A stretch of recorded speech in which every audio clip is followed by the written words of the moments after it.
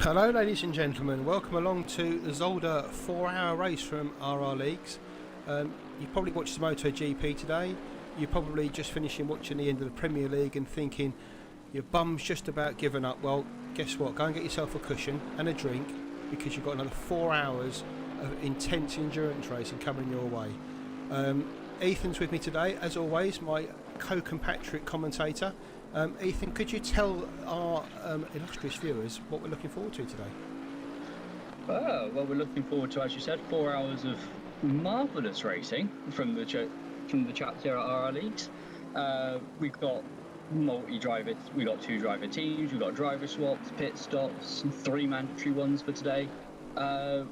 This is our first endurance event in ACC over at RRLeagues, so we've gone a bit simple, no weather for this one.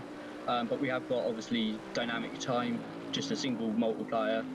The race session will start we'll start in game at 1600 hours, so we'll be running through to about 8 o'clock, so we should get some lovely dusk action if the PCs can cope with it. We've got driver stint time at 65 minutes, so you can do 65 minutes between pit stops, as we see Verstappen going off there, lovely. 130 minutes in the cars total for each team. All good fun. Did you see the drift he did round the corner turn 4 there? It was amazing. He literally was 4 wheels sideways all the way around the corner. It was like it was a drift competition. This is just practice, by the way, guys. We're not live at the moment. We're just this is just free practice prior to race. There is no qualifying today. Qualifying was over the last week. We've had 6 days of qualifying. Now that may seem excessive, but basically for the last 6 days. We've had a 1-hour qualifying session, and all drivers have been asked to come in as they see fit, as and when, and just post the best times they can. And then come the end of the week, we've taken the best times from each driver in the team, averaged them up, and that will determine their position on the starting grid. Yeah, absolutely, Martin. It's something that people might recognise from the WEC. Shamelessly borrowing that idea. We've had 2 teams, unfortunately, that haven't managed to have both drivers set a qualifying time. So our criteria for them is they will start in their order of their fastest lap from the driver that has completed qualifying, but they will start behind all the teams that have both posted a time. So that will be PP Motorsport and then TSR Alliance actually heading up the back of the grid on this one, having only set 1 time each for their qualifying. Super stuff. Should we do a rundown of the grid now for the early comers, and we'll do it again just before the race? Yeah, well, it says we've got 10 people in the stream, so I'm sure they'll love to hear the grid. 10 of you? Have 10 of you not got a life and you're here with us? Well, thank you very much. We do appreciate it. While you're here and you're watching, and you're just watching free practice, hit the like button for us. Absolutely. If we can get some likes on the stream, share it around. Let other people know that this is what you spend your Sunday nights doing. I'm sure your parents won't be disappointed in you. The chat's open as well, guys, so if you want to pop any messages in there, we've got a delay of about 10 seconds behind you, but we will see them and we will respond as we see them. We'll try and find the current pole sitter on the track, if he is on track. No, he's in the pits, there we go. David Dorr extraordinaire, driving today in the Audi R8. You may remember him from the Super Trofeo race. He had some great pace there, and he's got great pace here. Put it on pole with his teammate Vlastimir Lukáš. We must get this right. Don't worry, by the time 9:30, 10 o'clock rolls around tonight, I'll be getting my own name wrong, to be honest with you. Interestingly, David, the fastest of the 2 guys in that car, and one of only 4 drivers from my quick scan down the list to actually put it inside a 27, going sub 28. Joining that illustrious group is Dino Pereira and Matrix Racing. They put it on P2, joining them on the front row of the grid. Bergsman, the Paradigm Shift car, starting P3. And the other 27 is actually from TSR Team Sweden, down in 6th. Tom Korhonen won't be too happy with his time of 1:29.5. However, that 1:29 127.984 from Smedegard puts them in P6 on the grid.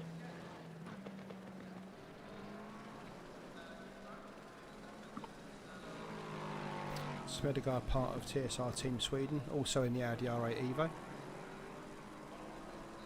A team that people are becoming familiar with. DTM 92, the crew chief series, they were competing in that together. They competed together as TSR Team Sweden in something else in the last set series that I've now promptly forgotten, because of course I have.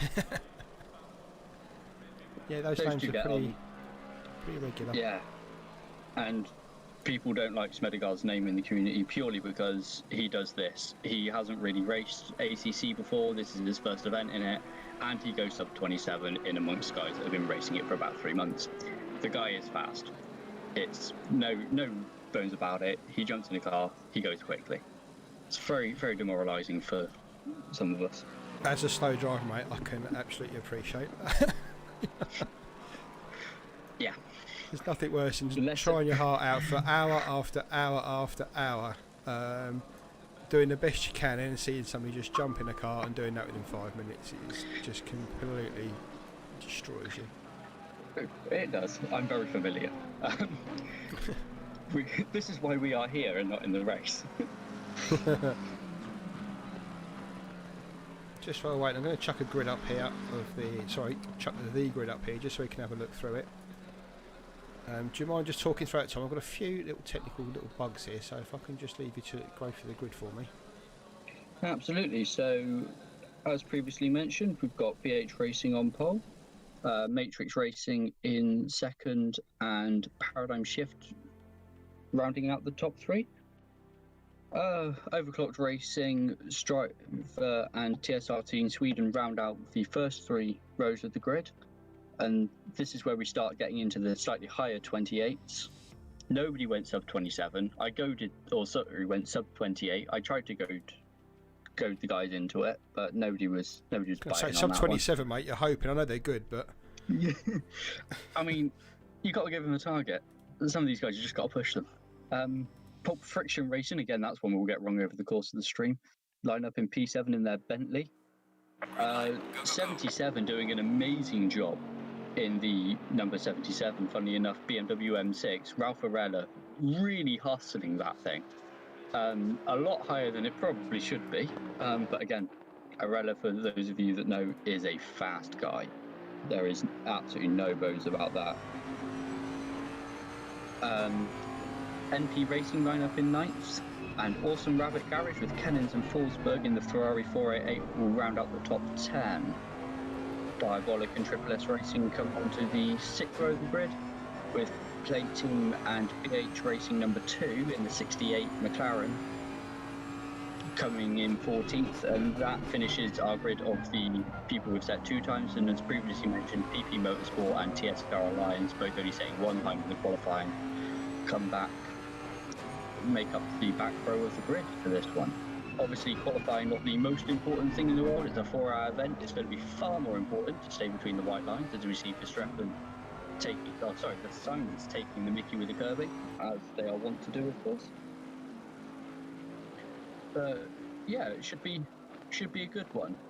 Strategy will be interesting, because obviously 4-hour event, we've got 3 stops.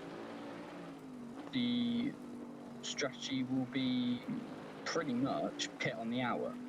That's the ideal. Fuel and tyres each time. There are rumours, I say rumours, I don't play ACC, so whether Martin can confirm this or not, I don't know. Oh, go on, I love a good tasty rumour. I've heard rumours that in ACC, in the GT3s, if you get it right, the tyres go 2 hours. Yeah, you can stretch them out. I mean, obviously we watched the Super Trofeo race a couple of weeks back. If you haven't watched that, it's on our channel as well. If you go back through that one, remember Bergsma went through the whole hour, was it an hour and 15 he went? On a full tank of fuel and a set of tyres, and we made a big deal of it then that he did that. But I think they can go a lot further than that if you actually do look after them. The game itself, or the simulation as we'd like to call it, is very realistic. That's why it's a simulation, so the tyres will grain up if you don't look after them. They can get through the graining phase, but if you do treat them with the amount of respect that you you do if you're on that sort of stint. You know, you can make them last. I mean, it's a especially in a 4-hour race, it's a risky strategy, especially when you're already got. I think you've got 3 mandatory pit stops today anyway for driver changes. Yes, no, you haven't. That's the thing. The interesting thing about this particular race, and I double-checked it before mentioning strategy, is that actually the only mandatory thing for a pit stop to count here is driving into the pit lane. So yes, in theory, you could do 3 drive-throughs in the first 20 minutes and then go the rest of the race. You can't do it. The fuel tyres aren't enough. But it does mean that you can double stop. You can, if you can get those tyres to go 2 hours, obviously, this is still a hobby. People have lives-ish and stuff. So if people might have to single stint for the sake of, you know, going to dinner and whatever. But actually, if everything else is equal, then you could double stint the drivers. There's nothing wrong with that. There's nothing in the rule that says you can't, as long as you stick below that 65 minutes stint time in both stints and 130 minutes for the driver total. I think the only thing that will throw that off today, Ethan, is, and I get what you're saying about the tyres and being able to make them go, but the curbs here, because they run the curbs so much, I wouldn't be surprised to see a number of cars getting punctures today, or just slow punctures, which will enforce a pit stop, and that may well dictate when those driver changes occur, because once you start losing pressure, the car then becomes a bit of a handful to drive. You compensate for that loss of pressure with the rest of the car, and it just keeps getting worse and worse. So you may well find that although, you know, you can look after the tyres at most circuits, but I think if you tried to do that at Zolder, you'd lose so much time at those chicanes. And don't get me on those, we'll go into that later in the stream. The whole chicane thing really bugs me, but you'd lose so much time trying to drive around the curbs there that I just don't think it would be worth your while. So I think what they will do, I mean, you might find them going through more than 3 sets of tyres, and I think they do have unlimited sets to use today, don't they? Unlimited, no. As far as the simulation allows, unlimited, yeah. Well, no, we can actually set. What we found is actually setting up the server is that if you can put infinite tyres on. You can leave the tyre set requirement blank, and then it just turns wear off. But yeah, we've got 40 sets of tyres, so yeah, for the purposes of a 4-hour race, we're talking limitless. Imagine going into an F1 garage and say, "Shall we turn on infinite tyres this weekend?" Watch all the mechanics go. Watch all the mechanics go. Does the union allow that? Will I still get paid? Infinite tyres. That's great. I love that. That's the sort of thing. That's the sort of thing Bernie would have come up with, wouldn't it? Sprinklers on the track and infinite tyres. Yeah. I mean, it came with some arguably worse ideas, but you know, opinions on F1 should probably be held aside for RRLeagues Zolder racing, because that is more important. So it says we've got 9 minutes left. I know we plan to start this at 6 o'clock, so you may find this practice session finishing a little earlier than the time says on the clock. I've been having a snoop around, and we are letting the timer run. Okay. It's only fair. People were expecting an hour to practice. It's been decided, yes, we're 10 minutes late, but 10 minutes is 10 minutes is 10 minutes. So we're going to let the timer run. Allows us to get rid of all the technical gremlins before we actually start the race, which is good. Look at Jack Camaletto here in the red Ferrari, pumping round back up to the Villeneuve chicane. For those that don't know, sorry, go on. I really want to work on your long-range car spotting. That's quite clearly a Mercedes, mate. I think because it's red, Matt. I thought it was a Ferrari. It's not. You're right. It is an AMG, isn't it? Yes, oh my goodness! Sack me now. Sack me now. Well. No, that is definitely an AMG. That's definitely not Ferrari. Okay. I mean, just change my notes. I don't know what you can see, but I mean, in the bottom. It was red. Yeah. Okay. Who paints an AMG red? Honestly, well, I've never seen a red one. That's disgraceful. I mean, don't look a wrong one at the moment, which is bright pink, because they got the VWT sponsorship all over it. That's nearly red. Yeah, a Ferrari should be red and Mercedes should be silver. That's just how it should work in my head. If I see a red Mercedes, that obviously that was just a brain fart because I couldn't put the 2 and 2 together. I'm sure over the course of 4 hours we will learn the colours of all the cars. It would have been handy to have them beforehand, but you know, we like to make a difference for ourselves. We're a pro commentary duo, so I'm sure we'll manage. We'll manage somehow. We'll manage somehow. Muddle through. Camilleto, of course, in the team with it's Andre's again, Andre Bergsma. It is Andre Bergsma, yes. The famous Camilleto and Bergsma team of Paradigm Shift. It's a very strong team. And actually, I'm just having a little look through. Yes, our only Mercedes in the grid today. Okay, it'll be interesting to see how that baby gets on. 3 Audis I can see, they're already just in the sheet there, is that? I think it's just the 3 Audis today. Smedegard and Bone, we're talking 3 or 4. And Oliveira as well. Yeah, I've got 3. I've got 3 right now. 3 on there. 1, 2. No, I've got 4. PP Motorsport. Oh no, that's the pen. No, you're right, Diabolic have got one as well. Diabolic have got the Audi as well. Yeah, so 4 Audis on the grid today. Of course, BH Racing is the Audi, isn't it? 1P1. On pole for this race. Diabolic team of Matos and Oliveira. Let's see if we can pick them up since we've name dropped them. There we go. Red, white and black livery, FIA approved. So we're going to come to out. Interesting that, I mean, I know it's tradition, but pole on the inside here is interesting. Very much the outside will be, I would imagine, will be the preferred line, especially with the double file start. We'll be using the widget for that, so each driver will have a little thing on their screen that shows them where it'll be like a little radar that will and a little speed indicator that will show them how fast they should be going and where they could be in relation to the other cars around them to get that just right. I'm not sure about penalties if you don't follow it. I'm not entirely sure on that. However, you know, it's there as a guy. You don't believe. Let me explain to you about this, because unfortunately I was in a race the other day on ACC with the widget, with the full lap, and a number of cars on the grid did not follow the widget. So I was being very good, followed the widget to the T. And there comes a point, and the bigger the grid, this becomes more of an issue, is that you're asked to go in single file for most of the lap, and as you come to the end of the lap, you're asked to go into double file. And what tends to happen is the computer doesn't realise that it takes time. You can't just suddenly all cars go into double file and make up the amount of space if you build in single file.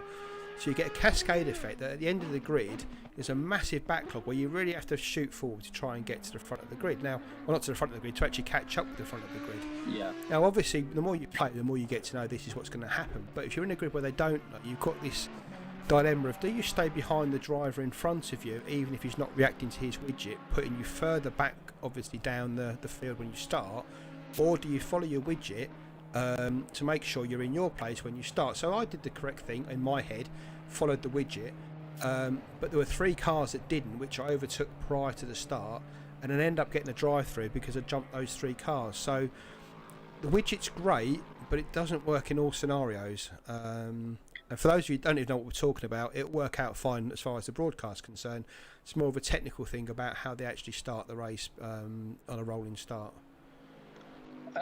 Yeah, and I mean, that's a very valid point, but I don't think we're going to be seeing many issues with it, if I'm honest with you. No, these guys are all pretty much experienced and I know what's going on, so I don't see that being too much of a problem. And even if they're not, you know, completely au fait with what goes on ACC, then, I mean, we do a double file start anyway as part of RRLeagues, and it's pretty much the same procedure from what I can gather. So it should be okay. I mean, they know what they're doing in that one. They don't mess that one up too often. I'm waiting for a massive crash into the pit lane. That's what I'm here for today. I'm foreseeing that. I've only got 2 cars out on track. I'm obviously so worn out with going around this track over and over and over again during qualifying and practice that they've just had enough now. They're off to get their drink, their pre-dinner drinks, and waiting for the main event. Yeah, 5 minutes. I mean, we've got 5 minutes to grid up anyway before the rolling start. But, you know, this will be the time to maybe cough a couple of laps. You know, sort out just go over the strategy, go for a once over. You know, bio breaks, that sort of thing. maybe grab a quick snack, because I mean it's 6 o'clock here in the UK at the moment. So, and most of these guys quite a few of these guys are European. So we're looking at 6, 7 o'clock RRL, obviously. Very much dinner time. I've got a Labrador here, so if I get a bit peckish, it might be at risk. I'm joking, it's a lurcher. Yeah, absolutely. So, you know, some of the guys here might be having a little nibble. Like you say, grabbing a glass of water, doing what they need to do. A few people doing installation laps, that's a good idea. That's always the first thing I do when I jump in a server, to be honest with you. Jump in a server, do an installation lap. Means you learn where you pit boxes. That's what I find. See, really I said about a red Ferrari. I do like a white Ferrari. That does look pretty sexy, to be fair. It is pretty good. Sexy. I mean, the only problem that I've got with the white Ferraris is then I think of Chris Evans, and then, you know, that's not good. Just watching Connor Snape go around here in the McLaren 720S. This is my weapon of choice normally when I'm driving. The worst car I could ever possibly pick. It's whoa, okay. Goes better on 4 wheels, Connor. I think we'll call that hustle. Yeah. I think that's what we call that one. Yeah, I just find it very difficult to get any sort of speed out of this car, but I find it very difficult to drive any of the others, so I don't know where to go with that. That's absolutely fine. Normally safe is, as somebody that doesn't really participate in endurance events because technical issues don't really allow it, as somebody that has watched in on many and been a strategist for a few, I know I would much rather my drivers take the safe, easy car to drive and make sure what they can do for 8, 12, whatever many hours it is, than take something that's risky and going to destroy itself every 3 laps, which is what we might see from the Audi. Apparently that gets a bit skittish over the curbs. Is that so right? Maybe it's traditionally a feature of GT3 Audis, put it that way. So we could see that, well, if that's the case, we could end up seeing the things that are we were talking about with the tyres getting punctured and the like, so that might be a case with the Audi if that's the way. I suppose a lot of it's got to do with the ride height of the car as well, if they're running it very low. Yeah, you can, GT3 cars are nice and compliant. Generally, you can set them up to do what you want. I know it's a, you know, if you talk about styles of car, obviously the BMW being front-engined, very heavy for, you know, for a GT3 car. Same with the Bentley that's just appeared in the pit lane. You know, those sorts of cars generally a bit understeery, a bit safer over the curbing, whereas the Audi, it's generally the difference between the mid-engined and the front-engine cars, to be honest with you. The front-engine cars generally being a bit less nervous. Okay, so practice is finished by the looks of it, on time. 10 minutes to go. It's got 5 minutes to start the race. So we'll just take a short break, let you get your tea, your cushions, make your excuses, and then we'll see you back in a couple of minutes.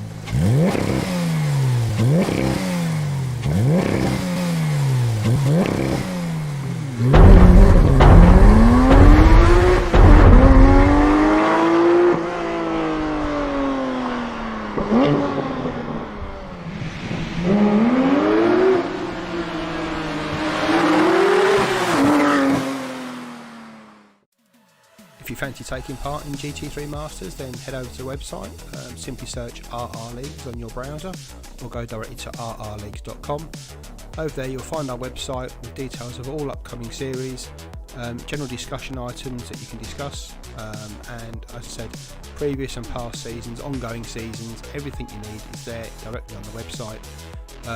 Also you can join our Discord from there. If you look up the top, there's a link to our Discord channel, just click on there, RRLeagues, and that'll take you through to our Discord. Well, it won't here, but on yours it will.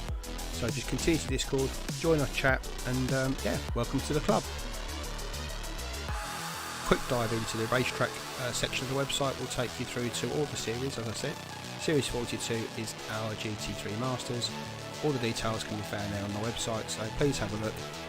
Like I said, if you want to apply, drop us a line in Discord or even on the forum.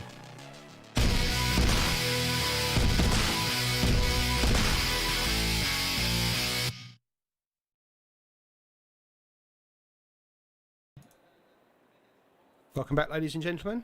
2 minutes to go till grid time. Hopefully the drivers have got all their cars sorted out, fuel set, everything ready.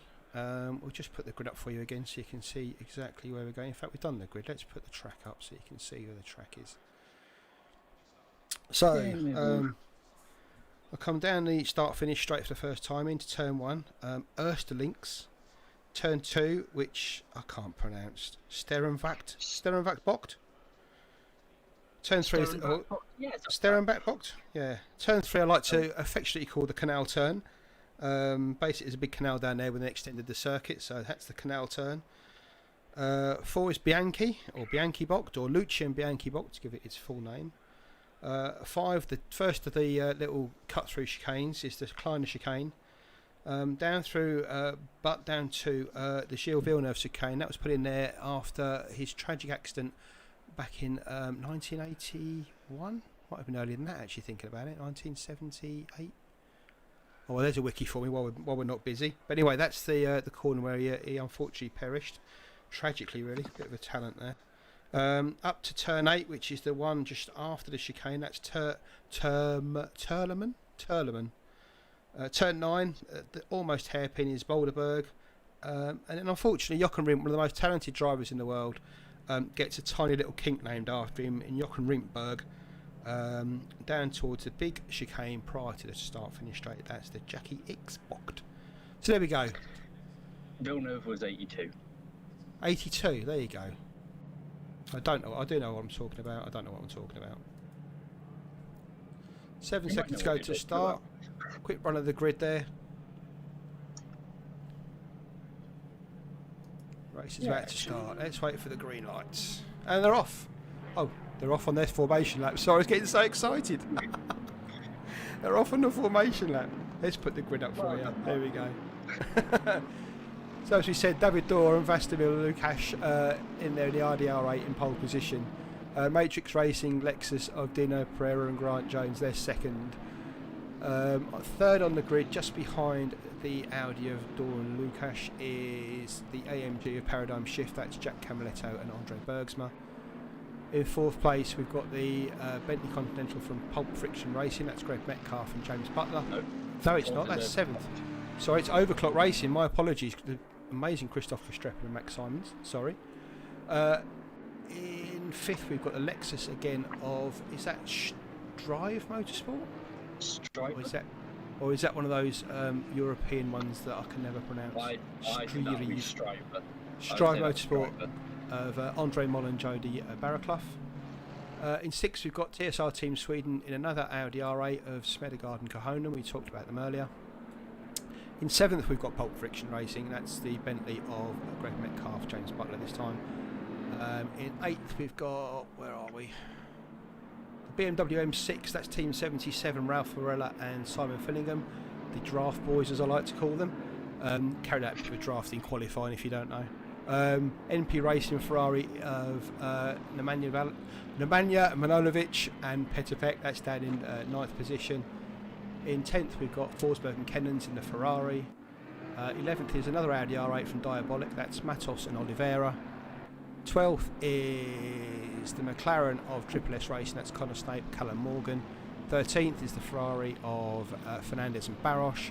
14th again is another McLaren of Pojol and Kokorek. 15th, another Audi R8, blimey, they're all over the place today, of Toro and Jake Moore. And finally, team bring up the rear, the TSR Alliance, another Audi R8 of De Barros and Lower. I'm actually hearing, or I've heard that TSR Alliance will not be turning up today. Something has gone wrong with that. So they will not be that's a shame. PP Motorsport will be the back of the grid today, as the drivers go into double file, about to go through Jackie Box. Really, really cool to make the drivers go double file through here. I love it. Okay, so here we come up to the start finish line for the first time of many today, as we start 4 hours of Zolder. Hopefully that Ferrari in P4 will get an amazing start. That could really trouble the leaders.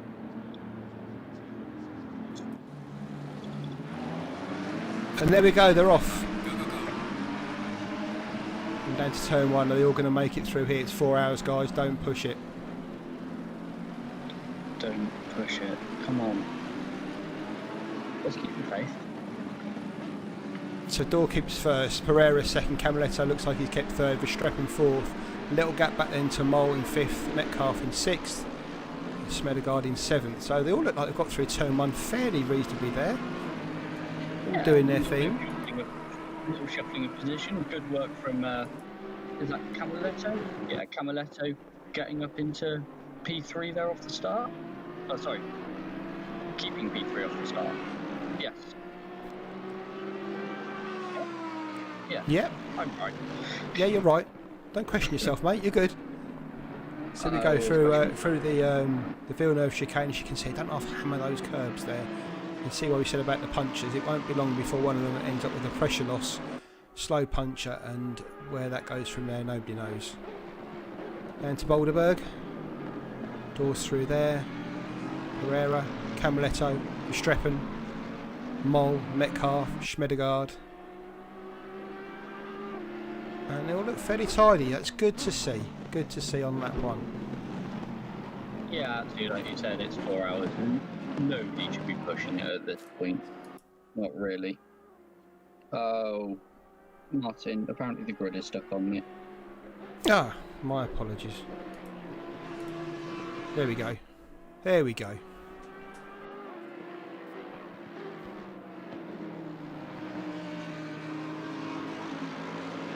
Thanks for putting that in the chat, guys.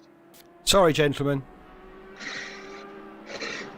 Hopefully you have to listen to our great voices rather than actually watch the action anyway, which is what you want, isn't it? So, let's go again.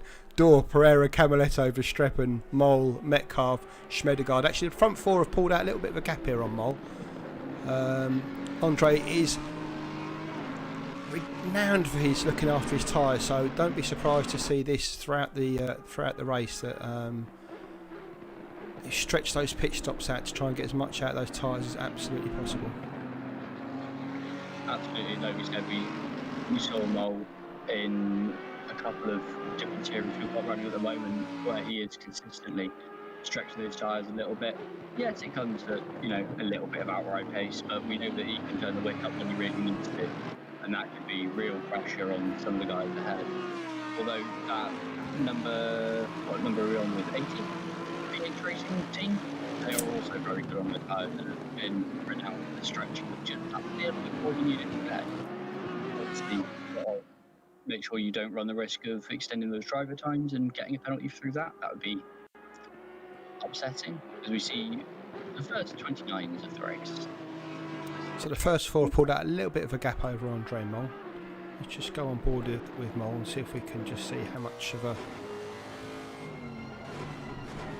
gap we're talking about. It's quite a big gap already after 2 laps. I mean, yep, you're already around that corner there. It's a good 3-second gap there, isn't it? And not massive pressure from behind. There's a big gap there behind the blue. Is that the... No, it's not the Ferrari. It's Nexus. I can't see anything in the way. I'm good at this. That'll be Arella, I think. Is Arella in the yes, is that the BMW of Arella? Yeah, that's the big BMW. Big gap behind Arella down to Forsberg in the second 4-hour race at the moment.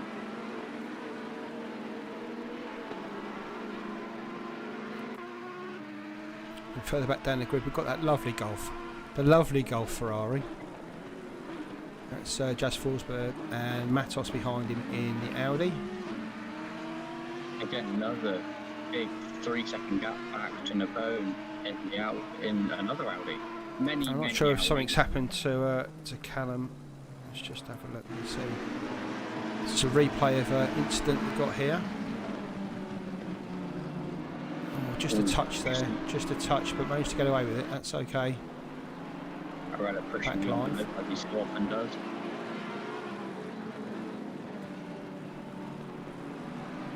Smedegaard might be feeling the pressure a little bit from Anapovic, but again, let me say Smedegaard very widely head on that shoulders and very quick guy. See what's happening at the front again. So these three, what's happened to the fourth car? Verstappen's just backed up Verstappen's lost a little bit of time. Oh, look at that. Airborne there. 5.5 for air there. Maybe taking the wings on the front of the Bentley a little bit literally for his teammates' liking. But, you know, this is the great thing about virtual racing is, you know, obviously it costs in terms of people got set up and rigs and internet feeds and content and all that rubbish. In comparison to a potentially multi-million-dollar bill that you just smack it into a wall, and definitely hundreds of thousands of pounds if you total one of these cars. Oh, apparently we're getting reports of Dino is just into P1. Can we see where that happened? Imagine that was down at the hairpin at turn 9. That'd be traditionally where a move like that gets done. So come across to we'll go on to lap number 4. New leader in Dino Pereira. Pereira, Door, Camaletto, Verstappen. Gap back then to, in fact the gap is now back to Verstappen and the gap back to Mol. Absolutely. I mean, it definitely looks like Verstappen has had an incident there. However, it might be a little bit just playing into that gap, you know, running into the gap and just setting his team up for a nice quiet run. 4 hours, we're going to get some sort of lapping going on, but the more you can run on your own, the easier it's going to be for you in the long run. So through the Vino chicane, out towards Boulderberg here. So Pereira's, it's not stretched the lead after he's got past Dor, but that's not a surprise. Dor's very quick, and as is Dino, so these two should. They were the stars of qualifying, to be fair, so I wouldn't be surprised if these two pulled a little bit of a gap out to Camaletto. Verstappen was quick in qualifying, but I've got to say, slightly inconsistent, so if we can just put that back together. I notice his ping's jumping about a bit there. I just wondered if he's got a problem with his Tinterweb connection. Absolutely, we mentioned it at the start. We will mention it in every race we do. There is no such thing as, you know, random suspension failures, random engine failures in sim racing, because, you know, that's unfair. However, the internet not being on your side and the internet gods deciding that they don't like you today is very much a possibility. So we might see the odd DNF from that. We have got server rejoins on, so if a team has a failure like that, their car will be reset to the pits, and they are very welcome to join back in. Again, just like you would do a repair on the car, had you taken some sort of critical but not terminal damage.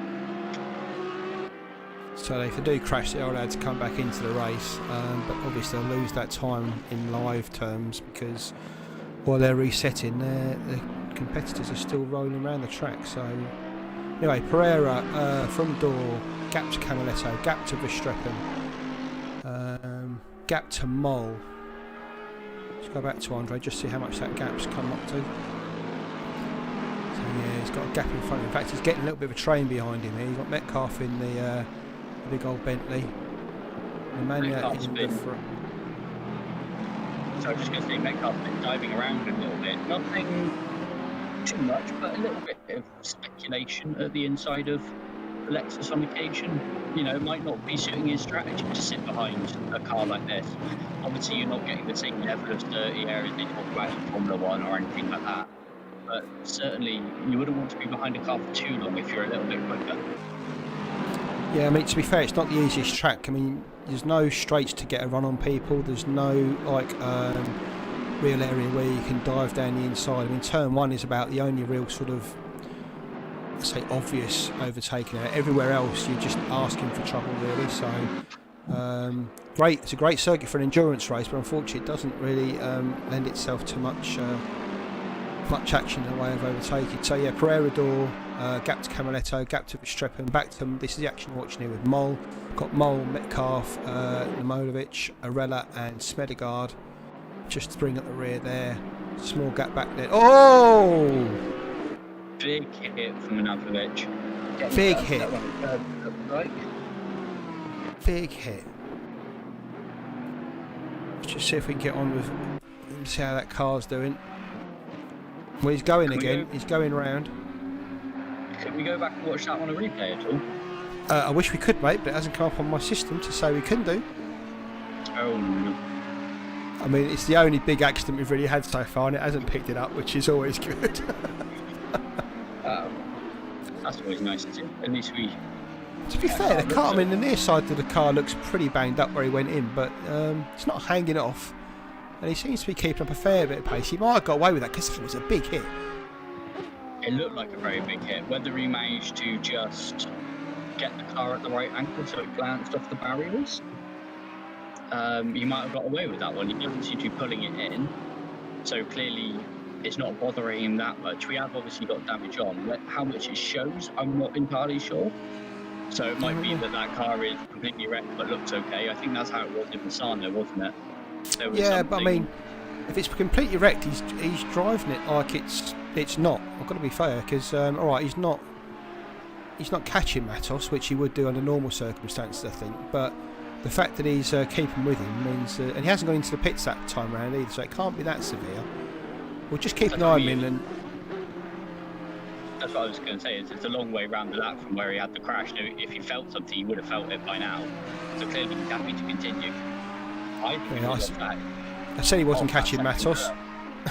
Yeah, I think he was off that second curve. He was very cautious through there that time. Maybe just a bit ginger. You know, just getting that confidence back, which you've always got to do after a big crash. Anyway, it looks like he's circulating okay now. Let's go back to front of the grid. Guys that pay the bills. There's Pereira and Dorr. Camaletto's actually keeping with him, and Verstappen's crept right up on the back of Camaletto already. That's good driving. That's very good driving. Something that we've missed is the number 11 is actually disconnected. That's the car of... I'm going to put it here somewhere. See if you've got it for me. Is that the diabolic car? Number 11? Verstappen up on the inside there. Camaletto, is he going to hold it?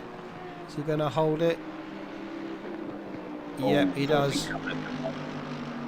Camaletto lets him through there, so good driving there from Verstappen. He was a while back there, I think, after what must have been a mistake. Here comes Jack. Thinks better of it. Good decision. Good decision.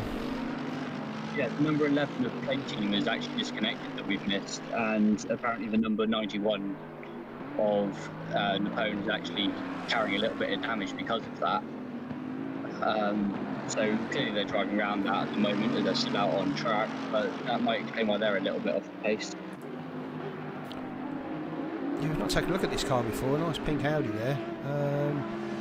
Again, showing little bits of damage, but it's obviously difficult up here to see from our commentary box in our bedrooms, just to see how bad the damage is in that car and what he's having to contend with. But that's a shame. If that's happened right from the start, that's a shame. He's got to struggle through with an hour and that to try and get through to the pit stop. So absolutely, you wouldn't want to put it in, of course. Just if you can drive around it, you'll drive around it. And I'm sure he's in Discord somewhere having a little chin wag with his teammate, letting him know what the car's going to feel like if it doesn't get fixed on the during the pit stop. Let's just go back to Verstappen and see if he's pulled out on Camaletto. Oh yeah, he has, hasn't he? Yeah, he has pulled out quite a gap. So the first two are running away with it slightly. Verstappen's trying to reel them in, but those two are kind of away. Verstappen here in third after passing Camaletto's pulling out a little bit of a gap. Camaletto's just saving tyres a little bit. Sorry? Maybe Camaletto's just saving tyres a little bit, trying to extend that strategy. Well, it's a 4-hour race, and he's probably seen that Verstappen's already made one mistake within the first 5 minutes, so there's no need to go wheel banging with him just to keep a position if that can be got back easy later in the race. So tyre saving, fuel saving is probably the way forward. So yeah, a little bit gap back to Camaletto, and there's a big gap back then to Metcalf, who's ahead of Arella, Schmedegaard, and obviously Milanovic, who's dropped back a little bit following that punt into the wall. If Metcalf's in fifth, that means who was holding up that train? Mole was, wasn't he? Where's Andre Yeah, Mole? where's gone to?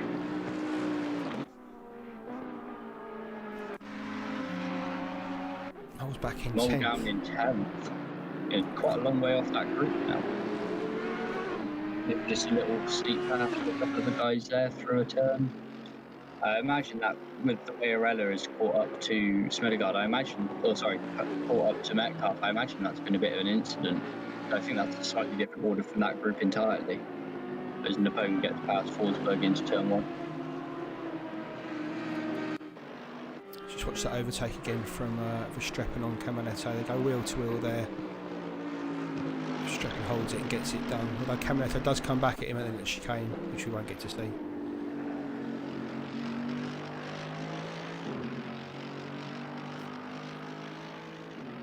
So let's have a look at Mole. Yeah, he's dropped back quite a bit there, hasn't he? I can't believe people have overtaken him. He must have had an incident, which is really, really unlike Andre Mole. If you ever wanted a guy for consistency, he'd be your cab driver, definitely. Car looks fairly fairly unscathed, so perhaps it's just a mistake at one of the chicanes. Yeah, little mistake. Just, I mean, he had a lot of guys behind him, so you know, if you get a bit of a poor run for one of those chicanes, you might decide just to let it off a little bit and just, you know, let the train pass, settle into your own rhythm again. So Verstappen stretching the lead out from Camaletto, but he's not really catching the front two, or away with the fairies with this one. First and second, Pereira and Dorr. 3.5 seconds back to Verstappen, another 3.5 seconds back to Camaletto. And then the real action on the track where it's happening, apart from the two at the front, got Metcalf, Arella, Schmedegaard and Napoleon. Napoleon on a bit of a charge at the moment. He was past Wolfgang on the last lap, and he's definitely trying to catch Magnus there. And going back to Schmedegaard, you can see there he is in 7th. Absolutely, taking it a bit easier in the race than he was in qualifying, which is good to see. Keeping the car clean. He's done a bit of endurance racing this time. He'll know that 4 hours is a long time and it's not worth. So you've got Metcalf, Arella, Schmedegaard there, Napoleon in the pink Audi, followed by Forsberg and Mole. But they're all pretty stretched out. Let's go back and have a look at the two at the front, because they're the two that are duking it out at the moment. Dino Pereira, David Dorr. Pereira in that funky looking Lexus. It looks like the number 11 car is back on our screen, so maybe he's just joined back in after a little bit of a disconnect. Yeah, Fernandez there in the white Ferrari. Looks like he's trying to warm his tyres up. Must come out the pits on a new set of tyres. Obviously, it's very difficult when you've been disconnected to reconnect and make sure you get all your settings right and get everything sorted like you want to. So, but he's back in the race. That's the main thing. Absolutely, well off a lap or two. But again, that could happen to anybody, couldn't it? It's part and parcel of endurance racing, part and parcel of sim racing. Although ironically, it's not come with his. He's made a pit stop. He's still got 3 stops to make, so that's not helped him at all. Even the disconnect, so it's a bit of a shame for him. No, I think the disconnect. It's not a.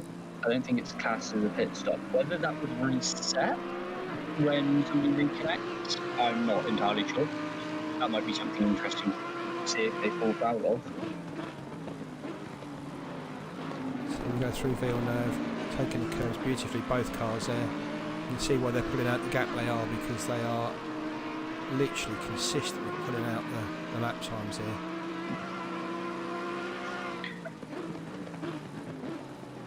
Best lap so far, however, is from Christopher Streppens with a 1:28.9. He must have been putting that in as he was catching up to... Yeah, I think when he got past Camaretto and he tried to make the gap up. I mean, to be fair, he's bringing it down slightly. I did see it drop into the 2 points something then. I know it depends on where the lap you are, but that was in the high 3.9s before, so he is making that gap up. But you know, with Christophe, I know when he pushes, but there's always some sort of slight mistake in there that's going to cost him all that time he's making up. So fingers crossed he keeps that pace up, manages to get onto the back of these two, because at the moment the two of them are running away with it. I know there's a long time to go, but with the pace these two guys have got, and they could be able to hammer and tongs for quite a while.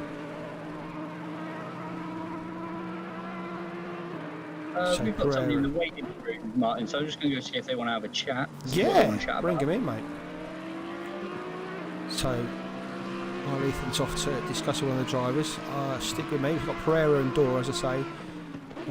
Pereira, Dor seems to catch up with him on the back part of the lap, and then through this winding set, I mean, I'd say pull out a gap. He manages to pull out a couple of tenths, to be fair. Dor's a lot quicker this time through here. Right. Hello, Andrew, how are you, mate? Hello, guys. Andre, how you doing, sir? Yeah, good. He's your guy up there in 4th position. Watch him go. He did well in the Pretty first. Did well at the first. He was very good off the start line. Lost that place to Verstappen, unfortunately, which I don't think he'd have done anything about, to be fair. Christophe was on a bit of a roll with that. Yeah, he's really quick. Looks like he's the quickest on track at the moment. Yeah, I mean, he's actually reading these two in, isn't he? Look at that, half a second quicker than the front two, and they were going some pelt, so that's great racing from Verstappen there. Yeah, he made a little mistake behind Jack. He outbraked himself, I think, and went wide, but lost some time there. But he's gaining now to the leaders, so he's doing good. What's the game plan then, Andre? Come on, let us have all your secrets.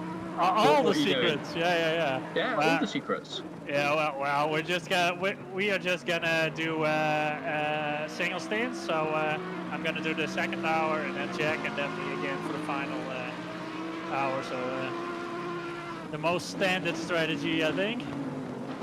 Yeah, it's what we're expecting most people to do over the course of this race.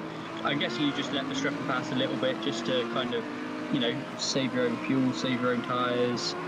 You know, you've seen him make one mistake so far, just better to have that kind of guy in front of you, isn't it? Yeah, exactly. Yeah, we don't want any accidents, so not too much racing with 4 hours left. So, but yeah. Andre, we mentioned tyres. We mentioned tyres earlier. Were you suffering much in qualifying with punches, with hitting these curbs the way you were, or was the car being okay with them? No, I have never had a puncture.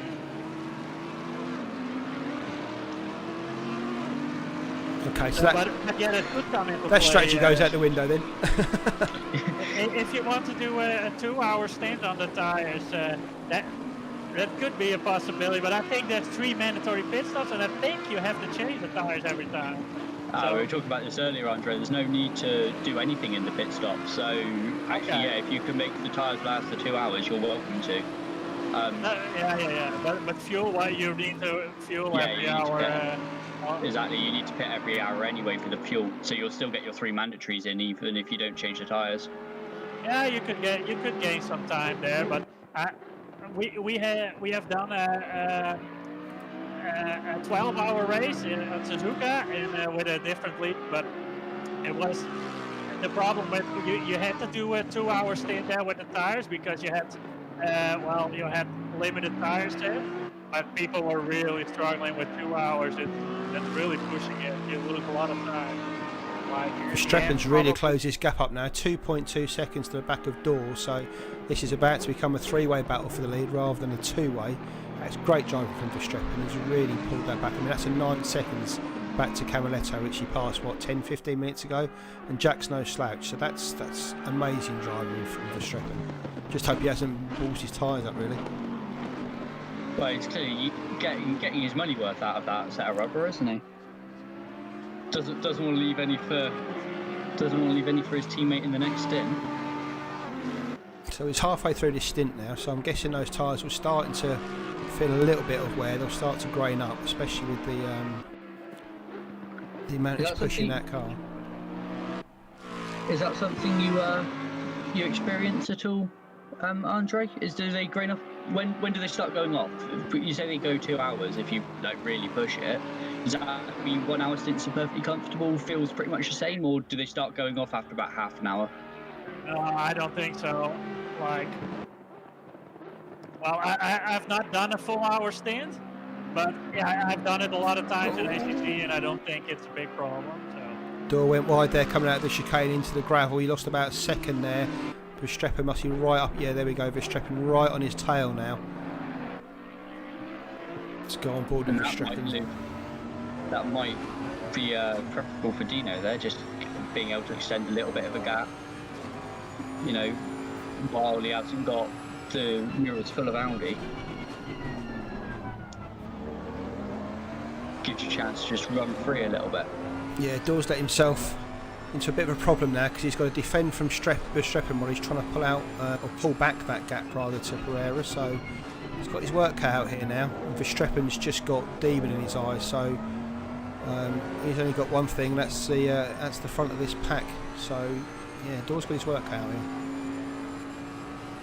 Well, it's been lovely to have you, Andre. We should probably let you get back to Jack. I'm sure he needs plenty of driver coaching right now, as our targeting screens go a bit haywire, so I can't really tell how far behind anybody is. Looks like about 10 seconds between him and Metcalf. Yeah, 1 second, correct.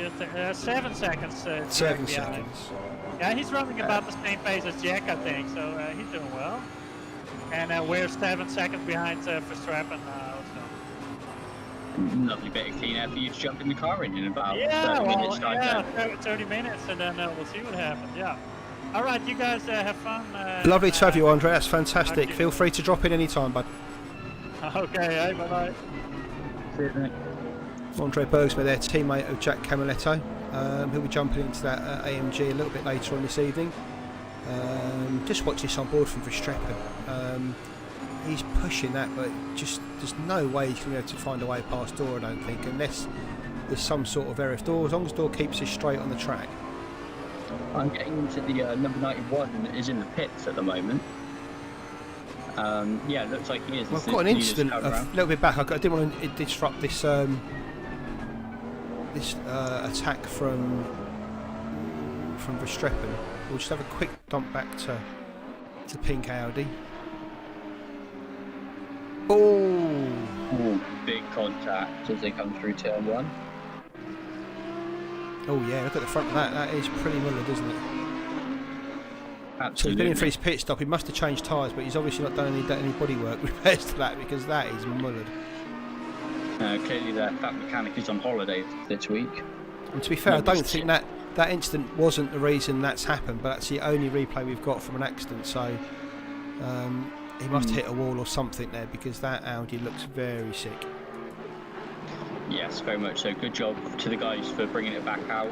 That's what we love to see in endurance racing, obviously, is, you know, you take a little knock every now and again, just bring the car back out, run the laps, and at the end of the day, we're taking this quite seriously. It's a fun event, and it's not for a series, and it's the first one we're doing in RRLeagues, so actually these guys just getting this seat time is really valuable to them, just in case we end up doing more like this in the future.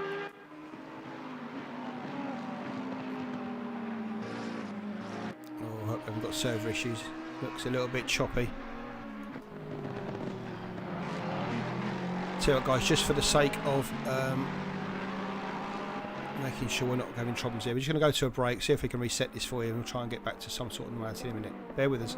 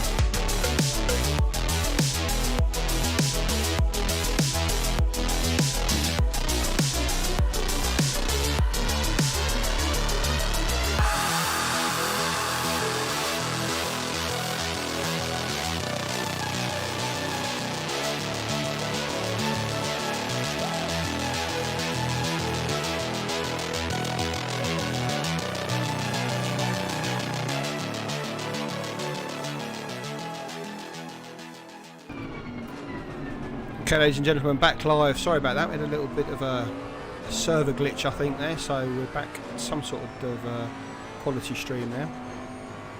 Let's go back up and look up at the lead, make sure nothing's changed up there. So Pereira's still got that gap back to Door. Verstappen's still up his backside, just a second behind. We'll go back to where we were before, on board with Verstappen. It looks like it's stretched out a bit now. We're back to a 1, 2, 3. Cavaletto's back in 4th. On his own, 6.5 seconds in front of Metcalf. Further 4 seconds back to Arella, who's got Smedegaard with him, so let's have a look at that battle there. There's Arella. Smedegaard 2 seconds behind him. And he's got a big gap then of like 20 or 22, 23 seconds back to Andre Mol, who must have that instant earlier. Mol's got Manojlovic right behind him. There we go, let's watch these two are at it.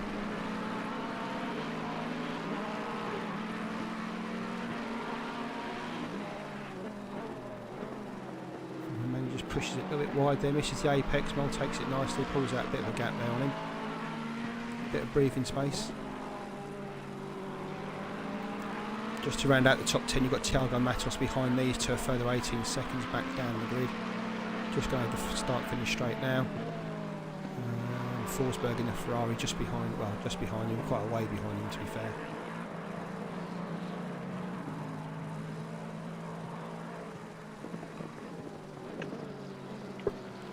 So Mol, Manojlovic hitting those curbs again. Remember, he went off in that fairly early on, that chicane, stuffed it into the wall. Still continuing with some pace to be fair, but we can only imagine what sort of damage that did to the car because it was a fairly big hit. Yeah, absolutely. That's something that we'd probably love to hear from the manager at the moment. Probably shouldn't jump in with him while he's driving. That's probably not the best idea. But you know, I'm sure we can. I'm sure he wouldn't say thank you. Put it that way. You be careful who you drag in. You don't want to do that. That would be the end of the stream, mate. We'll never be allowed to do this again. So back up front, Pereira from Door from Verstappen. These three quite way out now. The lead is from 1st to 4th, about 15 seconds. You heard from Bergsma earlier. Cavaletto just making sure that car is safe, secure and good for 4 hours, not just an hour, so I wouldn't be surprised to see that one pick up the pace a little bit later on. Oh, I think they'll go. Jack's been doing this a long time now. I mean, he hasn't been with RRLeagues very long, but he ran the community called Paradigm Shift that was mainly on consoles, but ran a lot of races with them before coming over to RRLeagues. Again, Wiley head. He'll be keeping that car clean, making sure it's going to run the fastest lap times it can throughout the race. No reason for him to push it. As David Dorr clearly didn't get the memo that this is a 4-hour race and that there's still 3.5 to go. Well, he's got in the back of Pereira again now, so after that mistake earlier that put Verstappen up his backside, he's now pulled 2 seconds out on Verstappen and he's now back on the tail of Pereira, so Dino had the chance there to try and make a gap, but he's not taking it, and now Door is going to put him back under pressure again, so that could be a blessing in disguise for Verstappen, because if Pereira is holding Door up, I say holding him up by a couple of tenths a lap, that will allow Verstappen to at least be in a position when the pit stops come round to be fighting to take that lead back. Take it back, or take it rather. He hasn't taken it yet, but well, we might see as well, the way these things go. It might, again, strategy game. Dino might just be running the times he's comfortable with and actually forcing these guys to use their tyres up a little bit, giving them a carrot to chase as they come up on. Got a couple of seconds to Callum Morgan in front of them. I believe it's going to be that for the first time, down in P13. The track temperature, to be fair, has pumped up a little bit. It was 26 at the start of the race, now up to 29 as we move into the late afternoon. The graphics on it, the shading on the car and the shadows, it's great. Fair play to the programmers of this, it looks awesome. Yeah, they've done a very good job, and obviously that's not something that everybody minds. Like, sim racers generally would much rather have proper FFB and all of that, but to they've done a good job on the FFV. They've done a good job on the graphics. This is a very complete sim. Just the immersion factor when you're playing it, and you know, even things like your windscreen getting dirty and all things like that, and when it rains, it's just a shame that you need a crate to run the bloody game. That's the only problem. It's so intensive. Yeah, well, that's one shame. The other shame for, I mean, that's we all Morgan love back GT. Mark there, by the way, just pulling out the way, the two leaders there. Absolutely. I mean, we don't run F1 style blue flags. There was no need for him to do that, but around a track like this is pretty much how you're going to get past back markers, is then being very compliant. Again, Callum ran 24 hours of Le Mans a few weeks ago. He ran, I believe he ran the 24 hours of Spa in a GT3 car a couple of weeks ago now over in iRacing. Done quite a number of endurance events, just knows how to keep the car clean. Not necessarily a spectacular place, but you can pretty much guarantee he is very unlikely to win that car, and just letting Verstappen through there into the hairpin as well, keeping that car alive, just doing what needs to be done. So you can see the gap there from Verstappen up to the front two, a couple of seconds or so. Door It's right on the definitely tail coming of out a Carrera. little bit. Just come out a little bit, so maybe the other two getting a bit of a better run through traffic on that lap.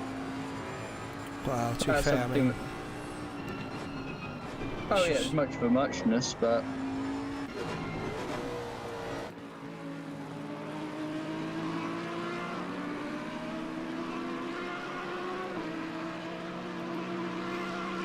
so there's your running order. Pereira from Door, those are the two you're looking at now. Verstappen catching them, but slowly, a couple of seconds behind him. As you just see him in the distance, there he is. Cavaletto's a few seconds further back than that, about 10 seconds back. Metcalf, Ferreira, Schmedegaard, Mole, they've been fighting out for some time with Manojlovic, who had that incident in the first couple of minutes. Then you've got Matos and Forsberg in a different group, with the Peugeot McLaren and Morgan in that McLaren you've just seen being lapped. So field's fairly spread out already after 3/4 of an hour, but these two certainly aren't spread out. They've been at it since the start. I don't think the gap's ever been more than 2 seconds when Door had that error earlier on. But they've been like this now for the last few laps, and I should imagine it'll be like this for the next 3.5 hours. oh, I can't imagine either of them are going to give each other much hope of escaping. It would be very unlike these guys. They race together consistently. I believe they're both in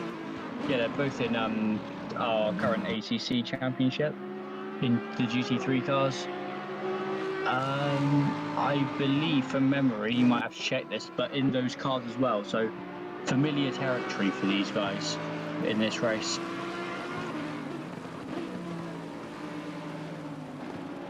Tom's having a look at Pereira here, but I don't know if he's going to make the actual.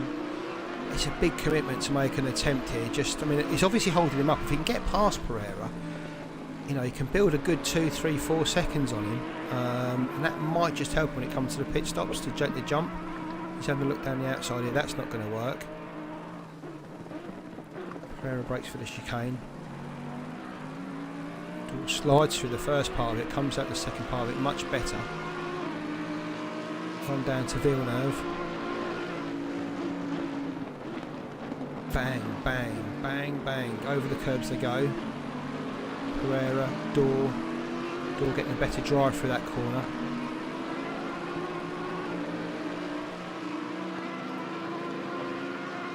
Up to Boulderberg. On the brakes. Tight turn. And they go for another hammer and tongue down the back straight through the chicane. Door having another look. Door having another look on the outside of here. Pereira. That's not a place, but he is letting him know he's there. Let's see if he can get a toe down to turn 1 here. We've got great drive there. Is this the one? Pereira on the inside, Door on the outside, Door around the outside. Is he going to do it? Oh, he's run wide on the marbles. Oh, holds it. Well, that was a chance.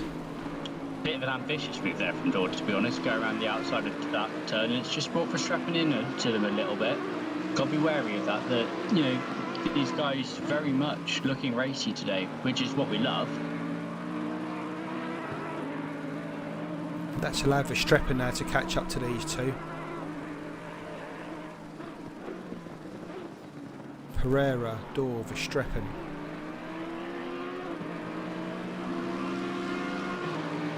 Pereira starting to feel the pressure. Verstappen right on their tails now. That big old Bentley taking those curbs fantastically well.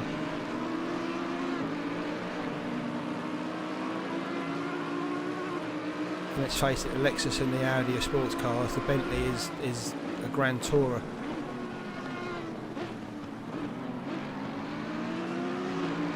And what was a two-way fight for the lead is now a three-way fight for the lead. Verstappen right on the tail of David Dorr. This could get spicy as we come into the pit stops. I mean, the window technically is open. They're about 12 minutes away from the first hour gone. So they could come in and change early. I mean, to be fair, I say Dorr could pop in and swap here, but is he actually going to lose that much time behind Pereira? I'm guessing so. I mean, he's quicker in so many different areas, but Pereira's quick where he needs to be. He just manages to pull out a gap as and when he needs to.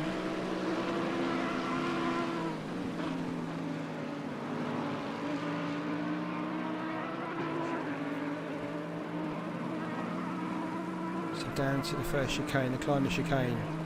Pereira, Dorr, Verstappen and the Bentley just behind him. You can see the line Verstappen takes so much more aggressive, and that puts him right at the tail of David Dorr as they come down to Villeneuve now.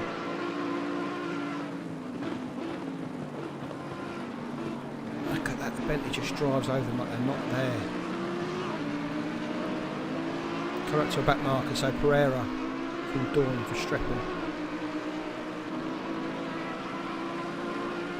If you're wondering why we're sticking with this battle, A, well, it's for the lead, but B, unfortunately we've had a director crash, so we're going to stick with this for a little while until it frees itself up a little.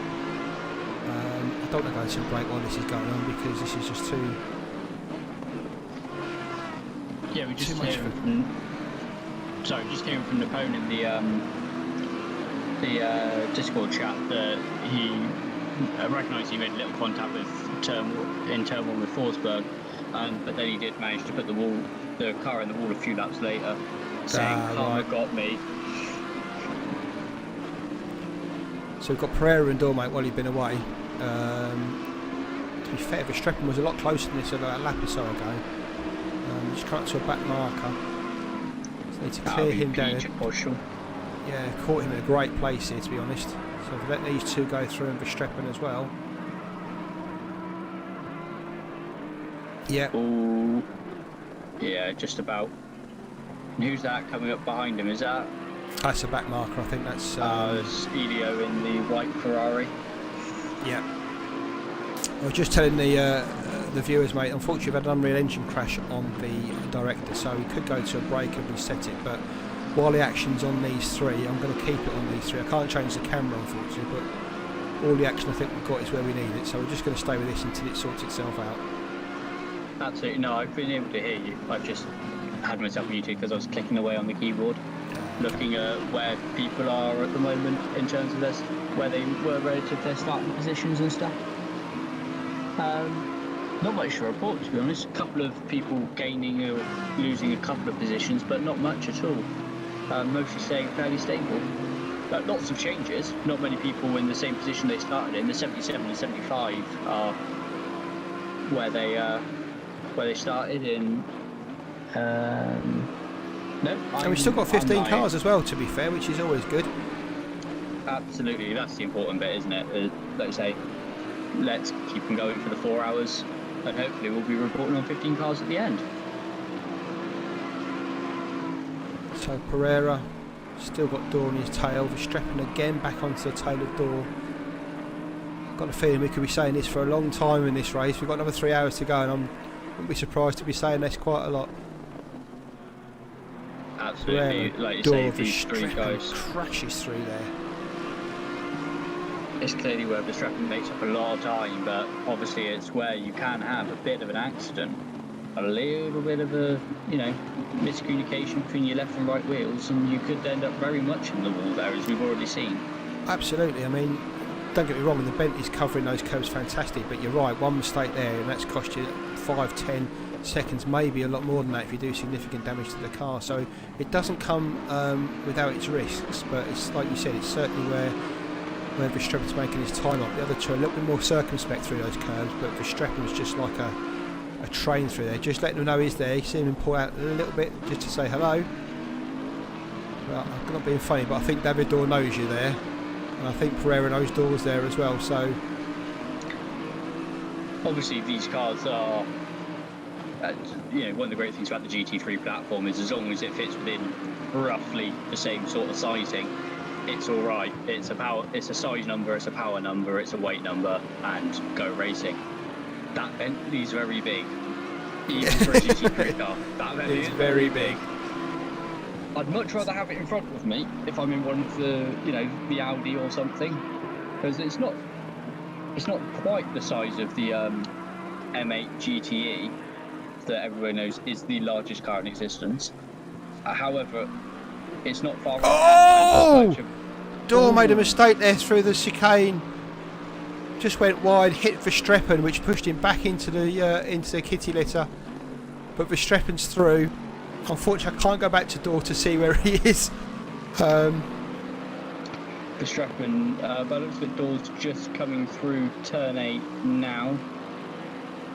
It looks like he's lost some time, but there was quite a big gap to Camaletto, to be fair. So, and it wasn't the greatest. It was just that second touch where he had with Verstappen that pushed him back into the dirt after he'd made the initial mistake. So.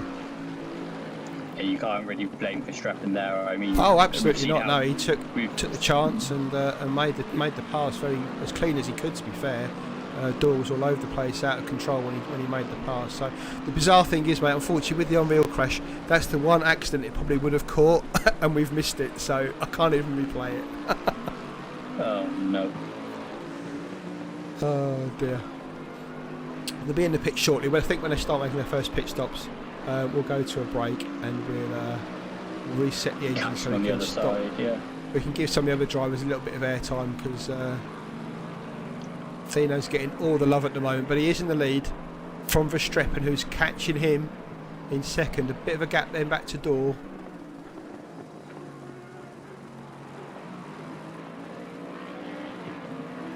I'm just trying to work out if that's Dorr in the background. I don't think it is. I think he must be a little bit further back than that. I thought it was. It'd be handy if we had some timing up, wouldn't it? But yep, like you say, it would. We can't really. Yes, you're right. Now shut up about it. I'm doing the best I can. So Pereira from Verstappen, Dorr, Camaletto, Metcalfe, Arella, Smedegaard, Mole. Not much has changed there. Manojlovic, Matos. In fact, to be fair, they're all fairly consistent as they are. I mean, that's in the. Apart from the front three, that's been the layout for the last 10-15 minutes or so. So very consistent driving from the guys. Verstappen now right up on the tail of Pereira. Absolutely. I mean, we saw Mole kind of. No, sorry.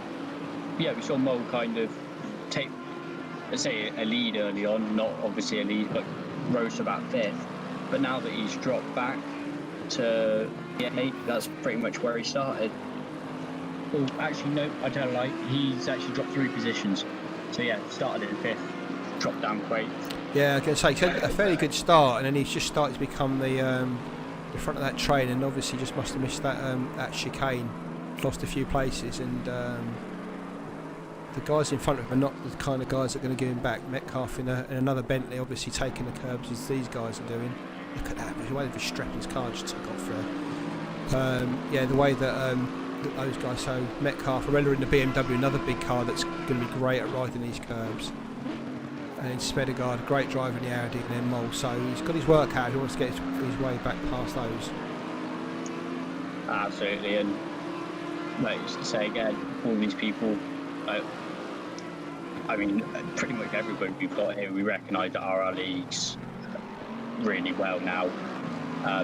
But yeah, it's kind of the top 10 dominated at the moment by very much the old guard of the league.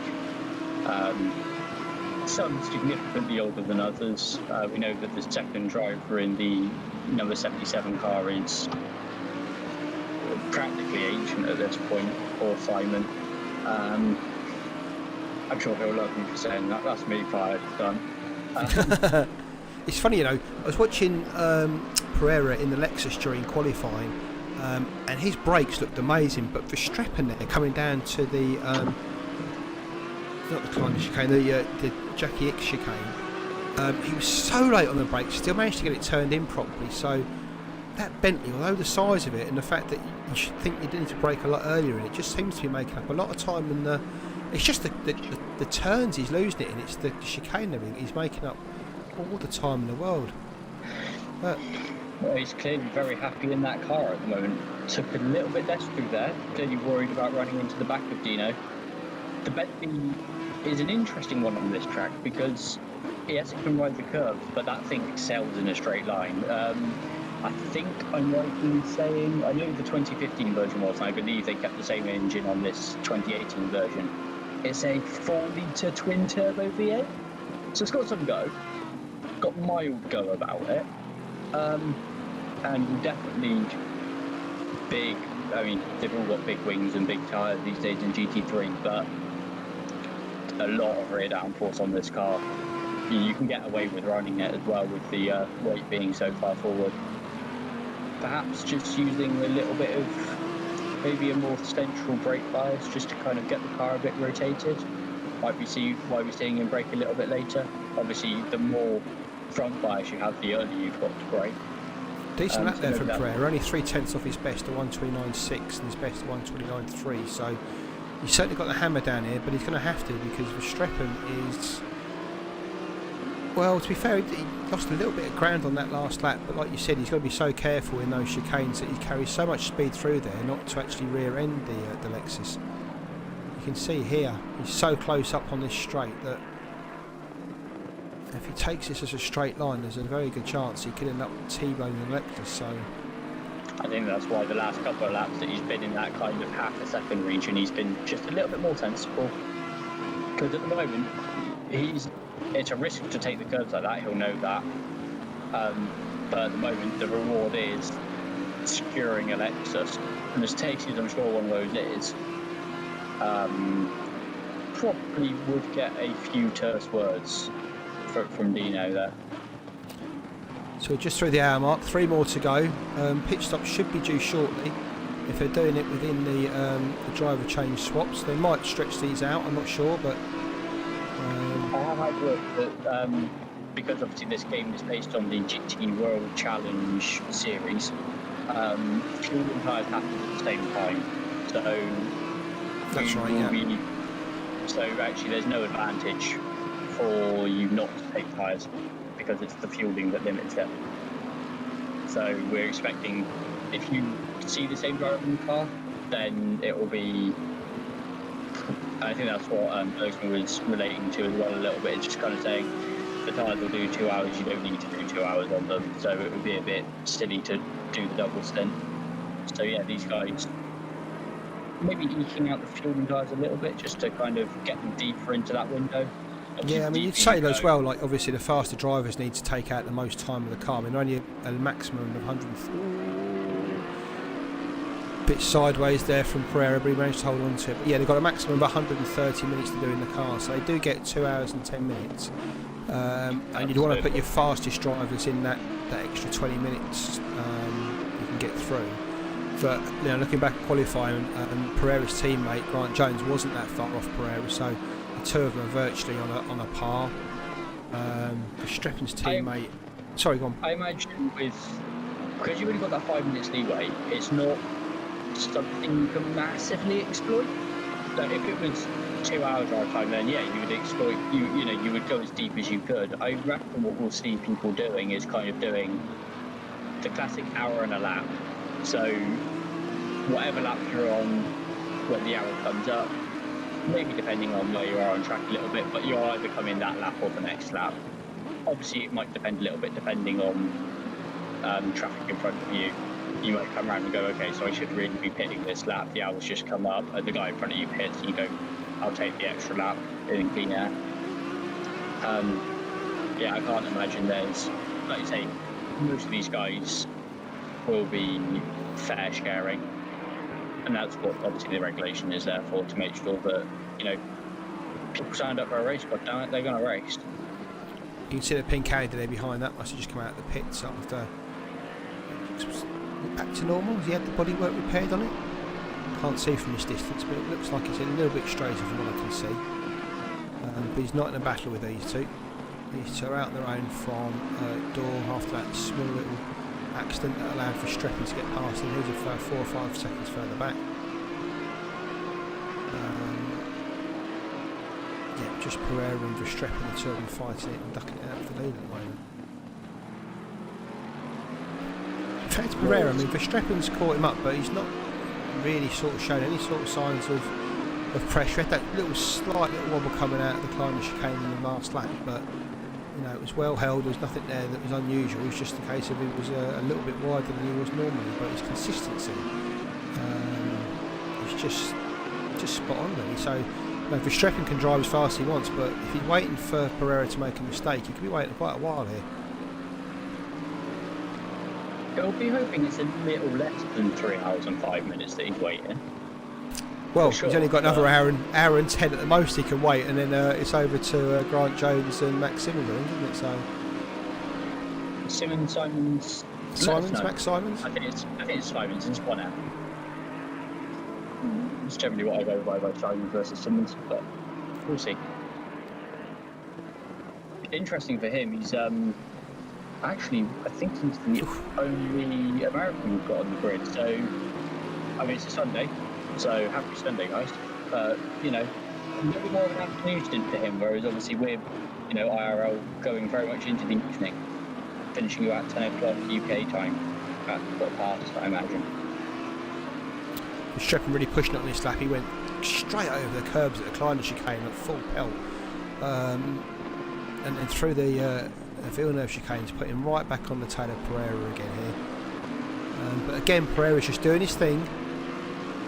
I'm saying nothing special. Some of the times he's putting out are special, but in the context of this battle between the two of them, just the consistency and the lack of any sort of significant error means that Verstappen, no matter how fast and how much he pushes that Bentley, he's always going to find that Lexus, I think, just half a second in front of him. And I don't know if that's the sort of time you want to come in and do your pit stop, because this is costing him time. We've seen Verstappen catch the front two up at a fair rate of knots when he passed Camaletto. I just think an old set of tyres, if Pereira's on his tyres and it's old and Verstappen can get in and get a new set of tyres, he could make up, I'm not saying a second lap, but half a second I would have thought is realistic. Maybe half a second. I think what's more critical generally in these sorts of races is Verstappen's got to make sure he gets past here. Ooh, miscommunication there from the two back markers. Doesn't put more ahead of the Ferrari, but putting another lap on him nonetheless. Verstappen in deep there. Verstappen in deep, that's allowed Pereira to get away. There's a bit of breathing space, Dino. That's a couple of seconds that Verstappen just went a little bit deep into Villeneuve, then couldn't get it stopped. Had to take the second one at an angle. We're looking to exploit that gap now a little bit, Dino. I imagine Verstappen. It'd be interesting to see just how quickly Verstappen puts this back on, because if he can put it back on quickly, that will show that that time that he's losing. Absolutely, and he's definitely reading it back in, isn't he? No, I think you're talking about 1 minute 30 lap times. You're talking, you know, I think that the fuel plays a bigger factor here. To be honest with you, I think if you can, you know, if you push 65 minutes near enough on all three of the first stints, that obviously takes maybe 15 minutes off that last stint. And then you've got 45 minutes of fuel there, which, okay, 15 minutes, 1.5 minute laps, what are you talking, divided by 5 laps? 5 laps less fuel, could be a good 10 litres or so. 10, maybe 15 litres, depending on how thirsty the cars are around here. That's going to save you quite a bit of time from the end of the stint. So probably overcutting is the better option here, is kind of give yourself a couple of seconds if you can and just wait for that Lexus to come in and then wait for the come in. I don't know, mate, if I'm Verstappen here, I think I'd have been in a couple of laps ago. I think Pereira's holding him up now.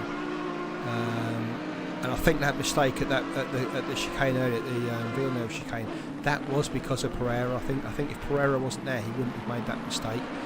I just think if I'm Verstappen, I'm coming in and I'm changing just to get the jump on Pereira. I can't believe that car will be much slower coming out of the pits. And Verstappen does go in. Verstappen in the pits. Clearly listening to you. It's almost like I know what I'm talking about. Almost. Almost. Right then, guys, while we've got a little bit of a break while we go into the pits, we're going to jump to a break and see if we can get our camera back working, because as much as this helicam's lovely, it's nice to get a few more different views. So we'll see you back in a couple of minutes.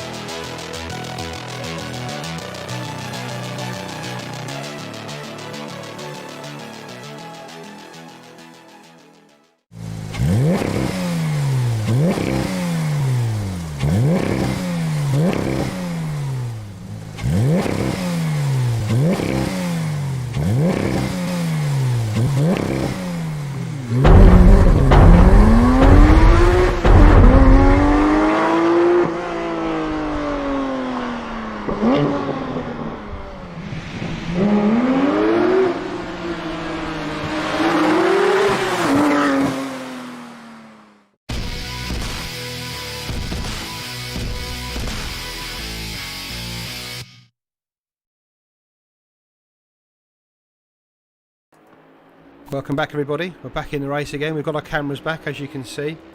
The three front runners, in fact everyone's been jumping into the pits while we've been away, so we've still got Pereira. You can see we've had a driver change. Verstappen out of the car, Max Simon's into the car, and also Lukáš is now in the car as well. Change over from David Dorr. So two of the cars had a break. Dino Pereira's still out there in the car at the front. In fact, he's still in the pits as we go in, so let's just watch where he comes out of here. I think it changed the pit exit if it's going to change. Maybe not. So that's Pereira in the front. Is that the Bentley there? Is that Max Simmons? Max, it is. Simons has jumped him in the pit stop. Wow, there we go. We've got to said that to her leader change. It wouldn't be through overtake on the track, and we were right. Simons is through, and he's probably got about a 2-3 second jump on Pereira here. Whether that was through a different strategy, maybe different fuel load, I'm not sure.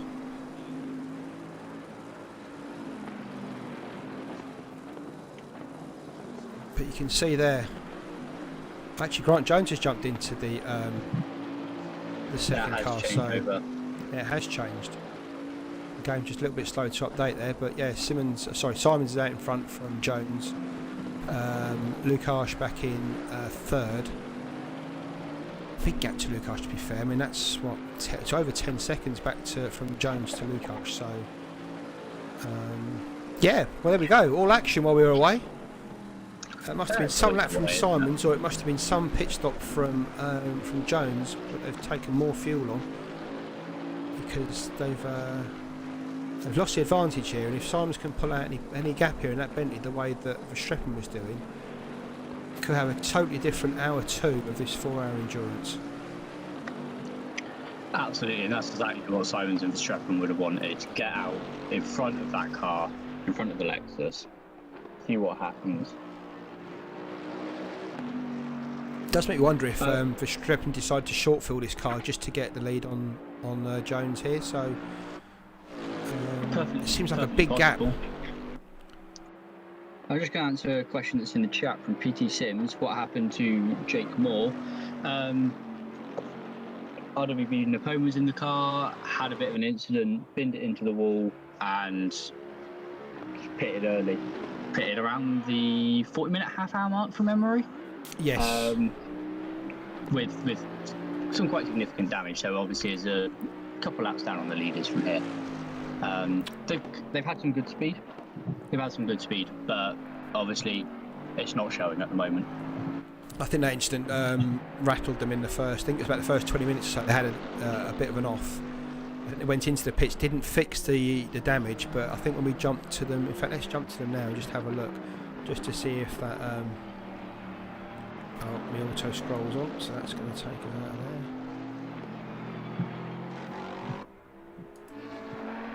No, wrong car, because it scrolled at the wrong time. There we go. So the front of that Audi was hanging off before. Let's see if it's been fixed. Yeah, they fixed that in the second pit stop, so that's now back straight and drivable again. Obviously struggling that first stint with the front end damage, so that's probably why they've dropped back the way they have.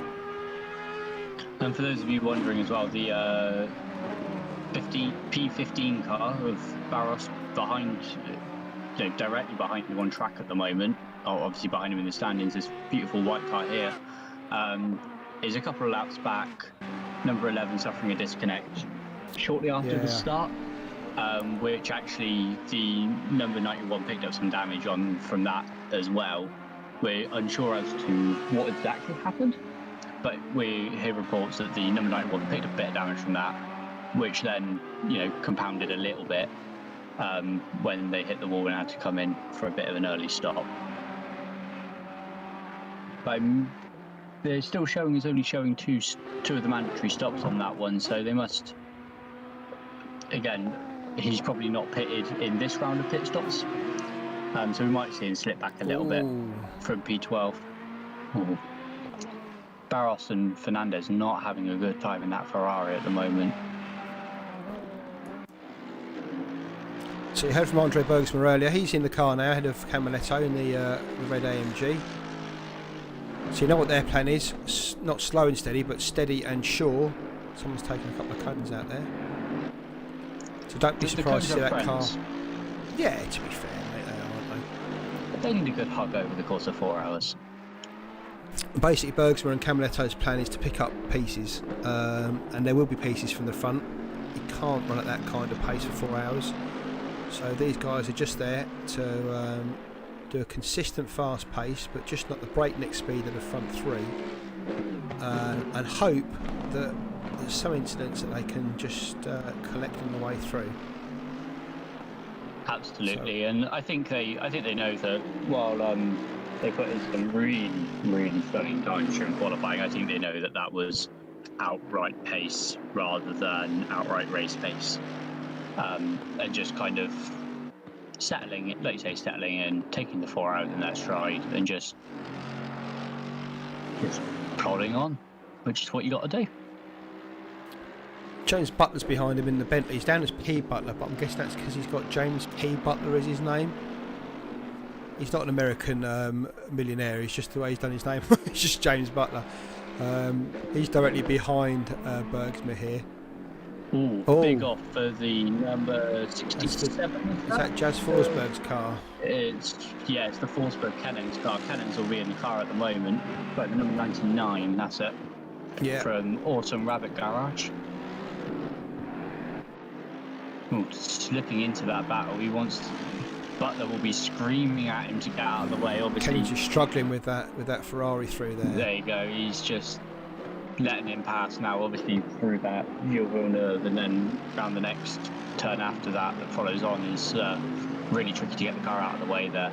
So Kennan's, waiting for a sensible opportunity to let the car past. Car looks straight though. Yeah, it does, to be fair. Just make sure it drives through that.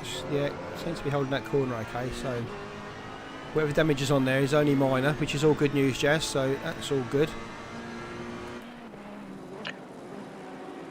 Let's just have a look back up front, see how Simon's just doing up the front there. Yep, still got 6 seconds now against Jones. Verstappen will be rubbing his hands here with this one. This is a great stint here from Simons already, putting out that time that Verstappen couldn't do in the first section just simply because he couldn't get past Pereira. Jumped him in the pits, and now they're putting out a sizable margin already. Absolutely, they've really got the bit between their teeth here. Simon's putting in some very decent lap times. Best is a 1:28.9. Is that for the car? I guess so. Yeah, it would be for the actual vehicle rather than the driver, I think. So. Still very impressive, nevertheless. 1:29.8 from Simon. So he's on about the same sort of pace that Pereira was in the first stint. So Jones is about second back at 1:30.8, 1:30.9 there. So yeah, Jones is going to need to pick up the pace here because he can't afford to lose a second a lap on this, because we've already seen that Verstappen's got, I'd say he's got the run on Pereira, but he's certainly got the pace of Pereira. So if Simons can pull out this gap, I must stop calling him Simmons. I'm sorry. I'm just got it in my head. You're Simmons. Oh, tank slapper through there, but he's managed to hold it. Clearly, both of them using that very aggressive line through that turn. Well, you heard Andre earlier saying obviously not getting punctures from that sort of abuse of the curb. So if that's the quickest way from point A to point B, then I'm guessing you would do. But it does, like you said earlier, Ethan, it does unsettle the car when you do that, because you run the risk of either making a second or losing 10. Absolutely, and I mean, the one good thing is obviously we've got traction control in these cars. So it's gonna, I'd rather do that in a GT3 car than a Group 5 car. No replacement for displacement in the Greenwood Corvettes that we have. Wouldn't want to do it in one of those, but in one of these it's a little bit safer.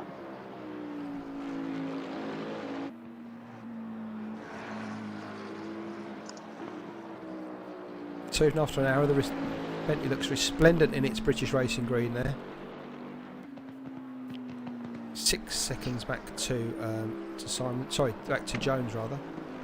Blue Cash isn't making any inroads on Jones. He's still got about 8 seconds to make up there. Bergsma in 4th. James Butler, you saw right up his backside in 5th. Simon Finningham now in the BMW, taking over from Ralph Arella. Tom Cahonan, Jody Barraclough. In fact, there's been quite a few driver changes. I don't think anybody has actually gone double stint in here. Callum Morgan, no. Maybe? Was Callum in the first one? No. Oh, yeah, I think Callum would have been, actually. Yeah, I believe Callum started the race. And I think David Kokorek's a new driver as well, so that's changed as well. Is. The only other one that has changed, but not in that round of pit stops, because they didn't partake in that round of pit stops, is P9 Jake Moore. Obviously he took over, of course, like we mentioned earlier, with the damage. So, bit of a weird strategy for them. What do we say? They about 20 minutes, half an hour. You might be able to make that back and only do 3 stops. 3 stops, but I would doubt it. I expect that's going to be a 4-stop strategy for them now. But they're doing this kind of sensible thing of running around and kind of seeing where they are, which is what you do at this point. Realistically, the racing's going to happen, and the real kicker doesn't really happen until that last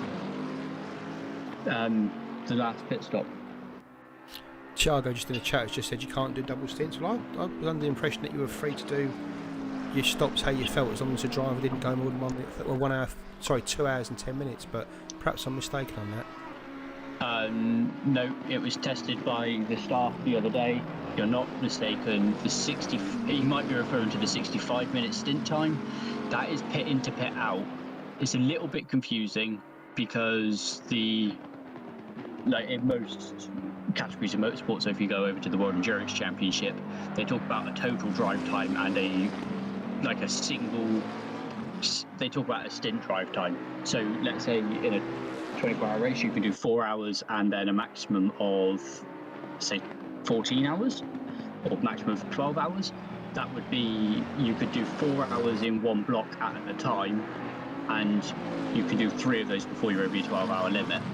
Obviously you would have to do a pit stop in those 4 hours. In this, as soon as you enter the pit lane, your time is reset, and you only have to comply to that 1:30 as long as both of your stints, even if they're together, are not over 65 minutes each. I believe that is how it works, and I believe that's what they tested.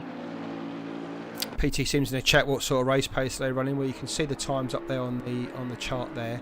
In qualifying, they were doing low 128s, just into the 127s. Race pace has been about I think Verstappen was putting in 129 4s, 3s at one point. That's where they are race pace. And the gap back, you'll see that, as we said earlier, car number 11 there running at 40 laps, with the leads running at 49. Unfortunately, they did suffer a disconnect at the start of the race, and it took a while to get back into the service. So that's not their true pace, but I think they'll struggle to be anywhere competitive for the rest of this particular race. So there is 3 hours to go, so stranger things have happened, but they'll need it to happen to 14 other cars as well as themselves. So, but fair play to them. They're continuing on. Elio Fernandez and Barosh doing what they need to do. Peter Postel in the chat remarking that stint was rather difficult. It's a little less diplomatically, but that's okay. Yeah, very difficult stint for the guys out here. I can imagine. I don't know what it's like over the rest of Europe, but sat in the bedroom in the UK, it is not chilly. It's not exactly warm, but it's a little bit humid. And yeah, I wouldn't like to be racing in it, quite frankly. Just hearing from David Dorr as well in the Discord chat that his incident at the first chicane was literally just too aggressive, half spin, clocked Verstappen's car by accident, obviously, and then just kind of looped it the other way. So not really any damage to note on that, particularly. Yeah, we saw him lose it, and then Verstappen just basically, after he straightened it up, just unfortunately nothing Christoph could do about it, just pushed him back into the litter, but there was nothing else he could have done there in that situation. Dorr must have lost 5 or 6 seconds there, which has pushed him back to where they are now, back in third. Hence that gap. So literally this race has been going now for an hour and a half, and we're talking about so fine margins. 1 or 2 mistakes at the moment is just making up these gaps, because they're all on such similar pace between them. You know, Simons is now 8 seconds ahead of Jones, but 4 of those were in the pit stop made. So even with half an hour through this stint, 25 minutes through this stint, it's only really pulled out 4 seconds on him. So it isn't a race of attrition, a race of unforced errors, because we've already, you know, talked about how lights flashing down the back marker. I think he knows you're there. I think he knows you're there. That would just be to let him know that he wants to come through. There you go, nice bit of driving there for the back marker there. You got Tom Cahonen in the Audi. Is that a TSR Audi? Yep, that's a TSR Audi. For those of you that don't know, I'm going to plug this because I'm shameless. We're just going to go to a break now. Yeah.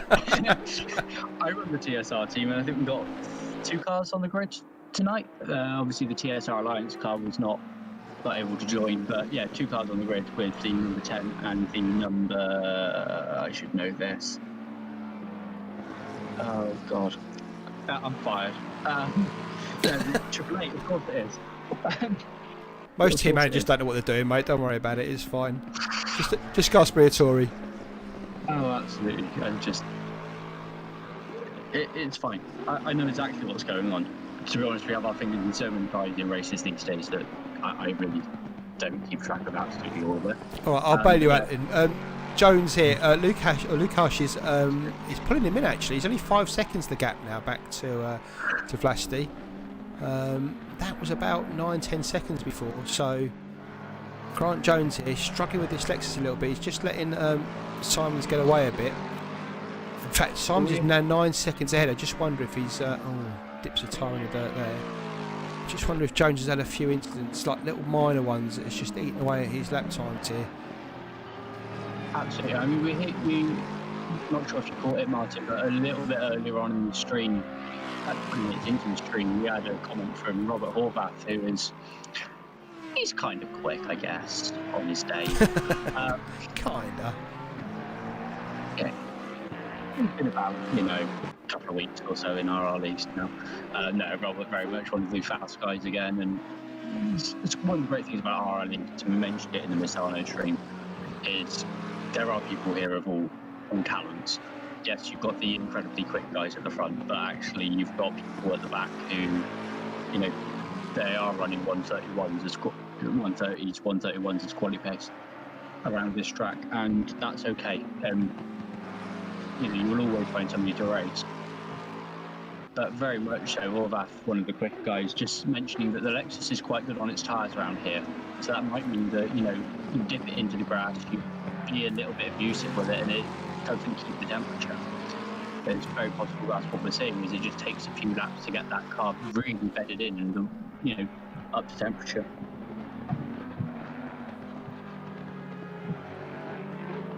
Just see there in the background, Lukáš catching Jones now. A few back markers to weave their way through. There's David Kokorek there in the McLaren. He won't be holding up Lucas. Those are both PH racing cars. I'm not saying team orders will come about, but I'm sure that Kokorek will see the other PH racing car in the mirrors and perhaps be a little bit kinder than most. So that's Jones. The car behind him, Kokorek, the back marker, but then behind that one you'll see him in the distance, the red Audi. That's the red Audi of Vlastislav Lukáš. There, and the gap now down to somewhere in the region of 3.5 seconds. So he's reeling Jones in at a steady pace. But as we've seen already, catching on this track is one thing, and I know it sounds really cliched, but passing is completely a different matter. And you are virtually relying on the other driver in front to make a mistake, which we have seen today. We have seen. So if Jones can keep up this pace and just try and protect this, protect the car for Verstappen on his second stint, that would really help their challenge for the lead here. You mean Dino? Dino, sorry. Verstappen, of course, in the lead car, the lead Bentley. Yeah, about 10 seconds ahead of this car at the moment. We are past 50 laps, so going strong here for the guys. You can understand why they say it's difficult. I mean, especially, it's funny, Zolder's one of those circuits, and I've got a terrific sense of direction, and I can tell you anywhere I'm going without any map at all. But the amount of times I drive around Zolder, and it still surprises me when you're back on the start-finish straight. To me, it just feels like you're driving in a straight line. And it's always a surprise when you come back and you've completed the lap, you think, I'm sure I haven't gone round the circle. Yeah, it's very much one of those tracks that I think the reason that is obviously if you look at the track map of it, the kind of the Kleiner chicane, the way that you go left on the first turn, and then you obviously keep going left around turn 6. It's almost got a figure 8 about it. It's the only circuit where I literally lose where I am on the track, because most that, and I guess what you're saying about the figure 8 is quite true, because Suzuka's kind of the same, that you never know. I mean, obviously the more you drive Suzuka, the more you get to know exactly where you are and what you're doing, but I never get that feeling at Zolder. I always feel like it's a surprise when I get to the start finish straight.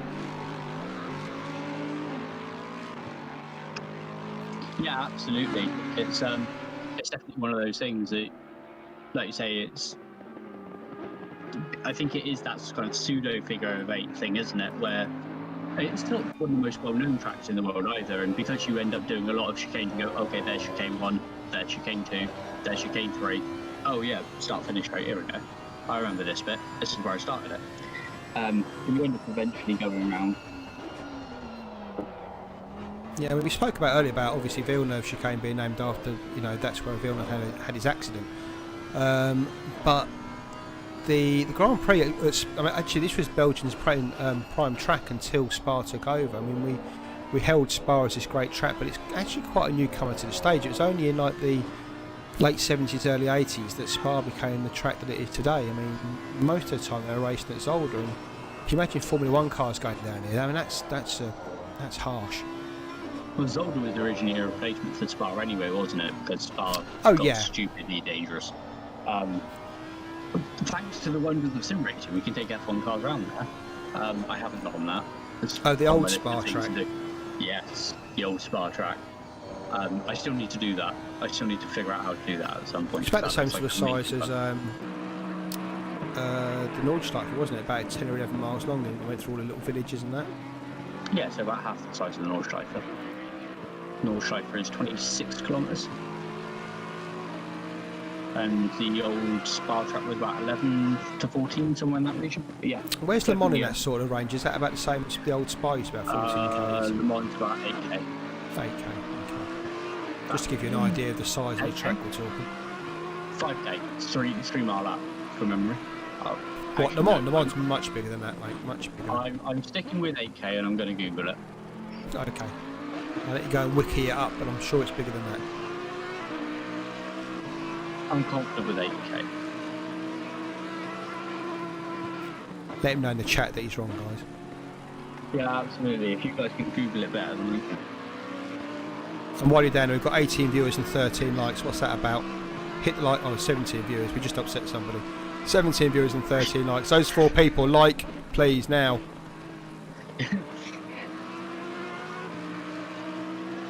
Yeah, my knowledge of the Circuit Zolder is clearly letting everybody down. 13 kilometres, 8 miles, that's what I was thinking. 8 miles. 8 miles, there we go. I knew it was 8. So there you go, Lukash now right up on the tail of Grant Jones. This is where the action's happening. This looks very familiar. For different positions, but it looks very familiar to what we've been seeing a lot of this race. Swap David Dorr and you've got yourself a... Yeah, it was from a little while ago now. But apparently Jake Moore was about a second faster than Grant Jones in second place. So trying to make a charge, getting through this field. Gordon will put out some resistance, I'm sure of that. And then there's a big old gap to Jody Barraclough, who will be being lapped for the first time. Shows you already, you know, we're an hour and a half in, not even halfway through the race, and the numbers coming around to lap up to 7th. Whereas Lukash going to get this done sooner rather than later. He's so much quicker than Jones through that sector at the back there. Onto the main straight, he's going to get a run on him. No, didn't get the grip out of that corner. Just dipped the wheel in the dirt. He's lost that drive now. So I think he was a bit close to the back of Jones through that chicane. Just didn't have the run on him. Got the run on turn 1. They have to back out there. Through 2. This is 3. Not really a corner. Well, it is a corner to be fair. 3. Take it flat out. Up to 4. Bit far away there. Probably setting up for a move into Gilles Villeneuve. Big tyre marks there from Lukash there. Give Jones a little bit of breathing space. Again, sorry guys, we're stuck on this camera. We've had another crash on the engine, but we always seem to crash when it gets exciting, so we'll leave it on this view until something happens. I mean, come on, Kunos, get your shit together. Sort your director stuff out. Rodden's Racing in the chat saying, you wish you knew about this race sooner, would have loved to join. Well, if you sign up to RRLeagues, you'll find all of this lovely stuff, and we are on Race App. That's how we manage obviously entry files and stuff like that into these sorts of servers. So if you have a look for us on there, we obviously post our events on there as and when they're ready to come up. Unfortunately, we're at the end of our Summer of Thunder seasons, little 6-round seasons we do in the summer. Shorter number of rounds than we normally do, just because we normally, obviously, the current situation has changed life a little bit. I normally run slightly shorter rounds in the summer, just because, you know, people go on holiday and that sort of thing, a little less commitment for people. But our almighty autumn will be starting as the kids go back to school in September. Obviously, we've seen it a couple of times now, the GT3 Masters promo, GT3 Masters 3. Oh god. That will be coming up in August.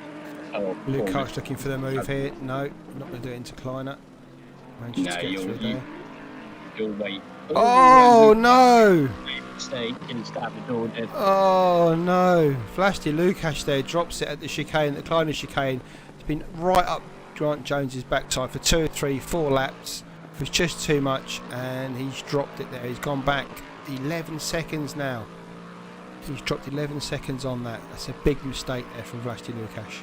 Having said that, it's a great chance for us to go to a break. Roland's Racing, watch the little cut through we're going to do now. For the advert, it'll have all the details of how to get onto our Discord. We'll be back in a few minutes.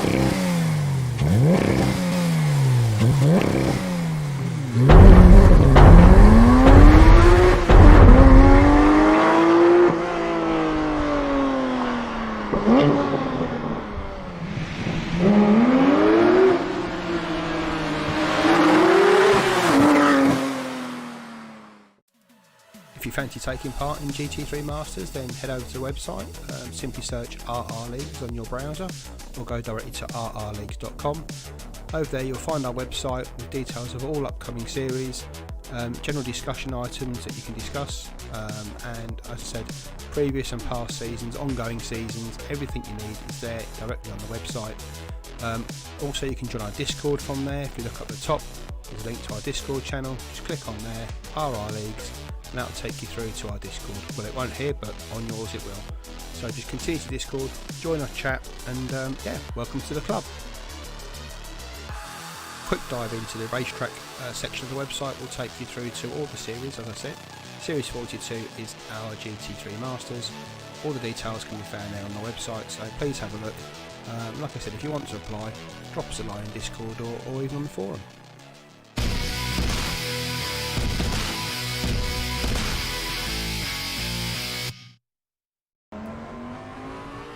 Okay, so we're back again. Hopefully we're all sorted out and we're back to normal now. So, no, we're not. That's great. Just as well, because we've got Dino Pereira here. You may remember him leading the race for an hour or so at the very start. I'm just going to let my colleague Ethan speak to him while I try and sort out this great stuff that is ACC. Yeah, cheers for that, Martin. That's about right. Part of the course for today. Hi, Dino. How are you, mate? Yeah, I'm good, thank you. How are you two doing? Probably not as warm as you are after that first hour. As we see the sun's going off, you'll appreciate the look of that, I'm sure. We saw, obviously, your pit stop took a little bit longer than the number 3 car. Any reason for that? A little bit more fuel, do you reckon, or just them pushing on the out for that? Yeah, I'm not sure. I couldn't find it to start with. I didn't realise it was right at the end. Yeah, I'm not sure whether we added a few extra liters because the Lexus is first. Ah, okay. Is it a bigger fuel tank, is it? Or is it just a little bit thirstier, so you need a little bit longer to go the hour? No, I know the guys behind it, the Bentley, that's quite a bigger tank. We've got 120 litres. I believe they've got around about 130. So, yeah, I have no idea why it took so long, to be honest. But we did lose out a little bit there because of it. Got to say, he had some fantastic pace in that first stint. I mean, is it right that, you know, when Verstappen's behind you, there's no way you can really pass unless you make a mistake? So if you keep doing the pace you're doing, unless he really wants to stuff it up the inside of you, there's not really much you can do there, is there?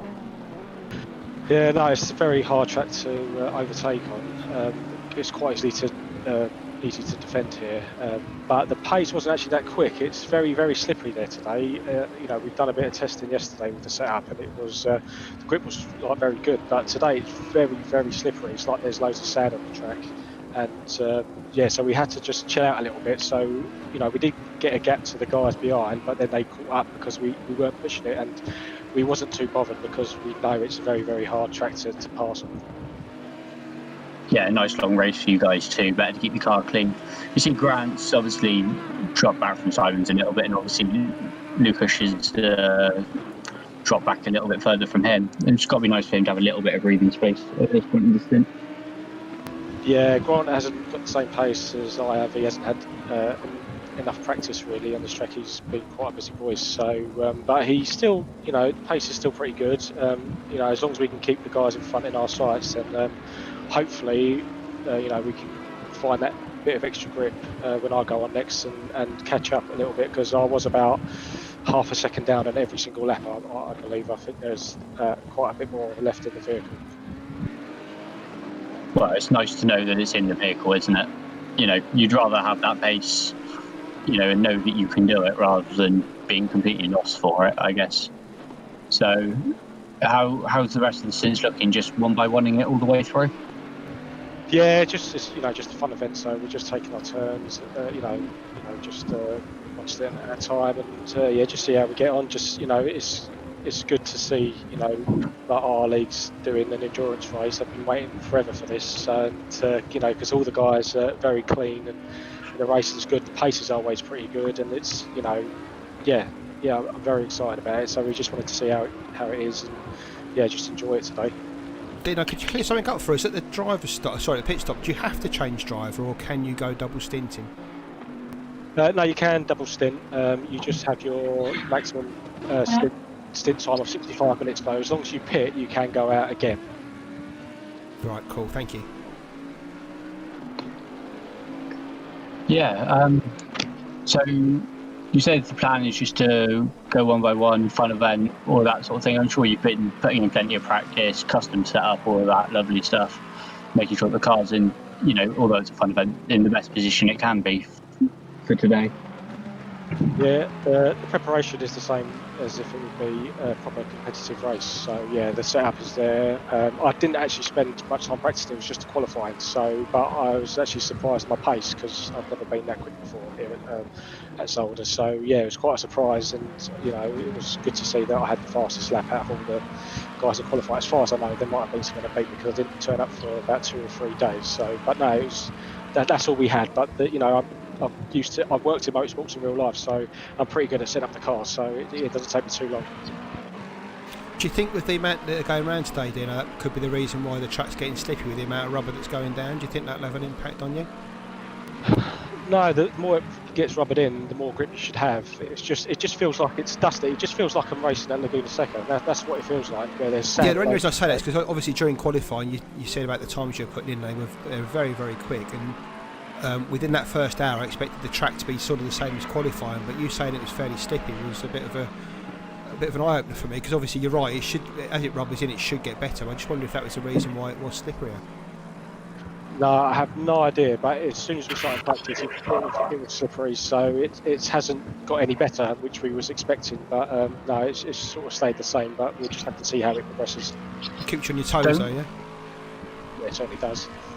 Don't quote me on this because I'm not 100% sure, but I vaguely remember a conversation in the week that I had with Mr. Camaletto, who has been the one that really pushed for this event and has done quite a lot of the legwork, testing stuff, making sure it's running okay. So big shout out to him as well as racing.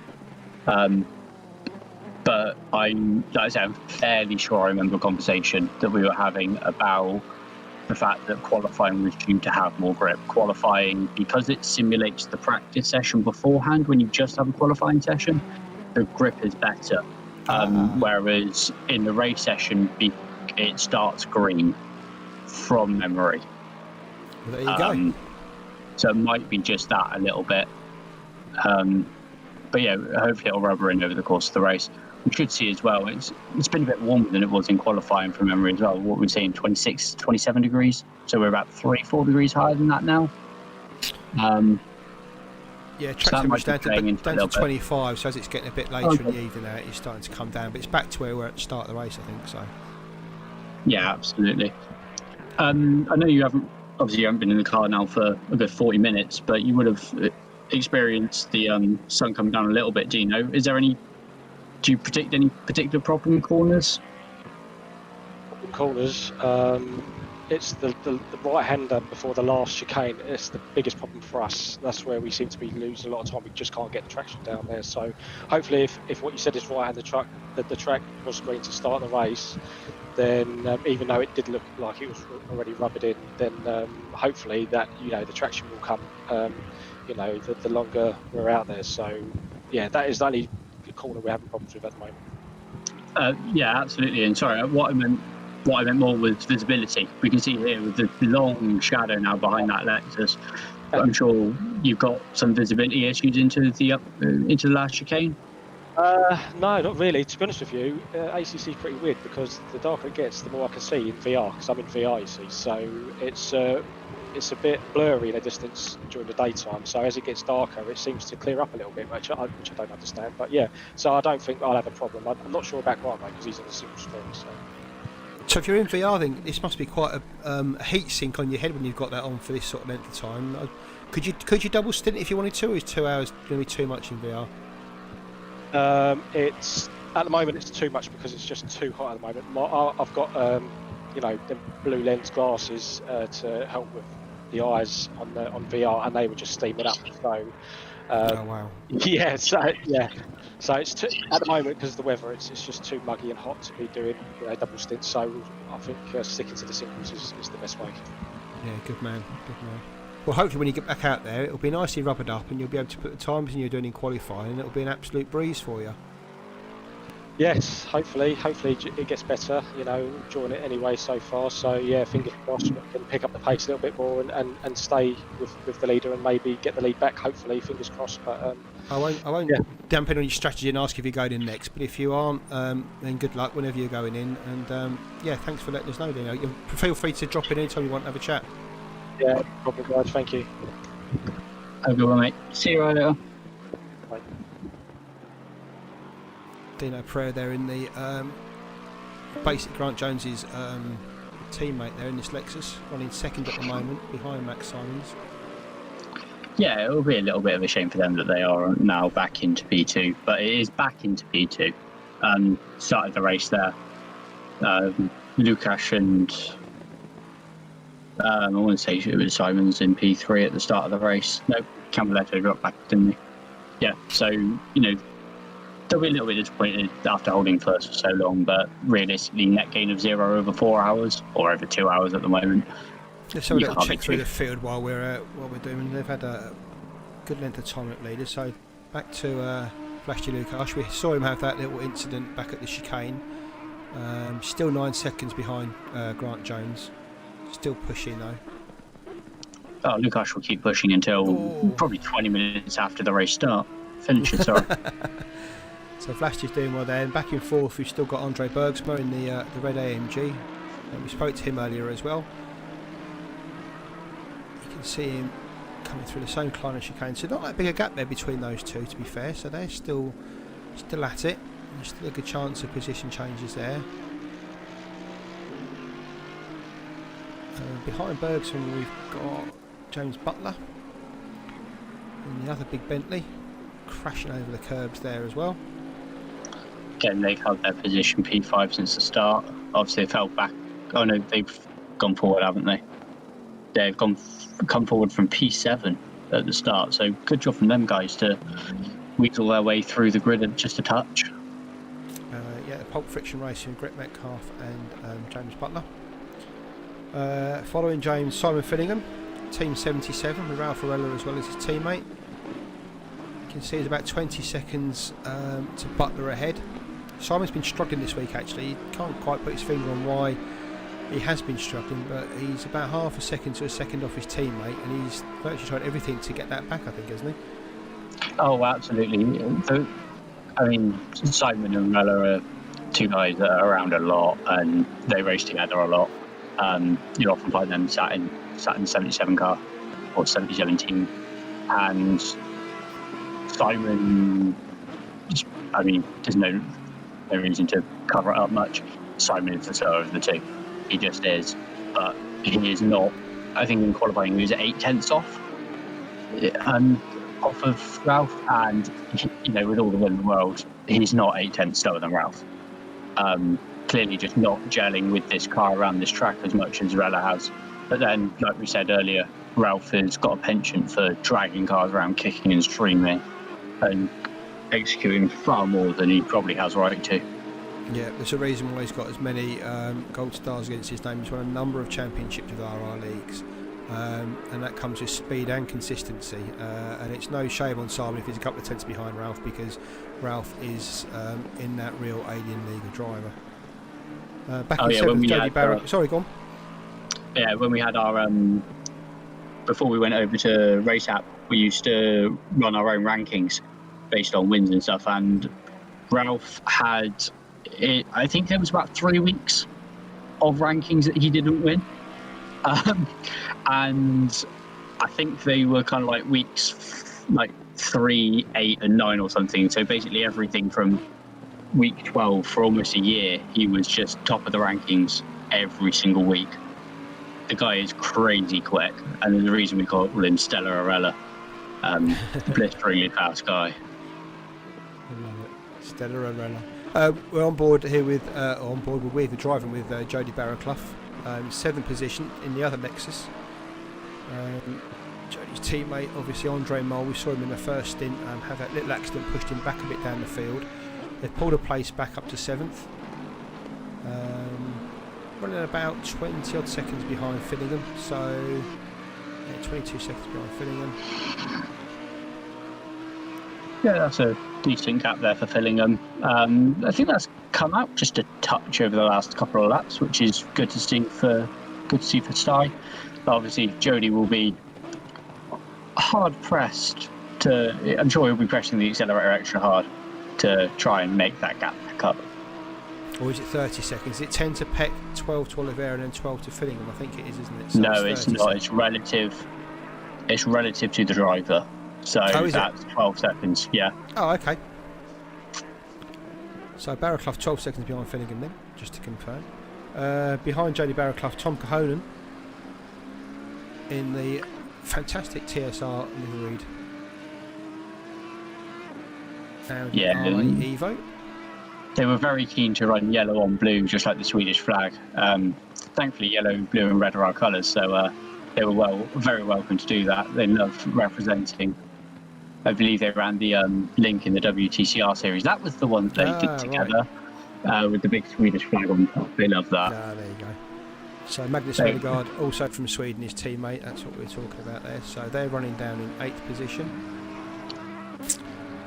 Can't see the gap there to Peck in 9th. Oh, to Barraclough. To Barraclough, yeah, I can't see that. But there's so at least 26 seconds. So you can see there Lukash is 27 seconds ahead of Cahonan. So the gap's bigger than that. Down in 9th place, Peter Peck. In number 75 car there. Again, about more 30 traditional seconds. Ferrari in red, that's what I like to see. Yeah, it's very confusing for you. We've got Audis in red, Ferraris in red, Mercedes in red. I'm going to take a red Bentley out in a bit and see if you get confused with that one as well. You can't paint a Mercedes red. What is that about? I need to have words. Yeah, we've got a number of teams here using half custom liveries, I'm going to call them. Basically, they are custom liveries, but they're the ones you can do inside the game. It was obviously we wanted custom liveries for this sort of thing if people wanted to. But with this being our first event, we weren't entirely sure about people using external liveries and bringing their own sponsors in and all that sort of stuff, just from a technical server side point of view. So if we do another event like this in the future, we're going to look at that. And if we do a series of this in the future, it's very much something that's on our radar, is letting pure custom liveries in. But yeah, restricting people to what they can do with the in-game creators for this game. You've got a couple of people out there running stock liveries. I know the 110 for James Butler and James Metcalf. That's they're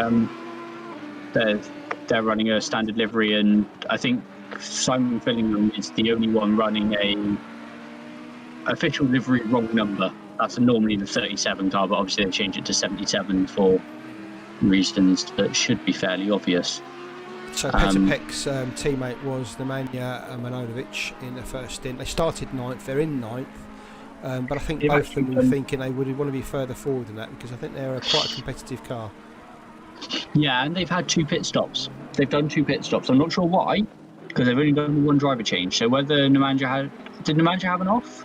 He did have an off, but I didn't think it was that serious, did he? So maybe Pekka's had one since. I'm just looking at the little number 1 next to the 75 there, which obviously means he's got 1 mandatory stop left. That's what that column means.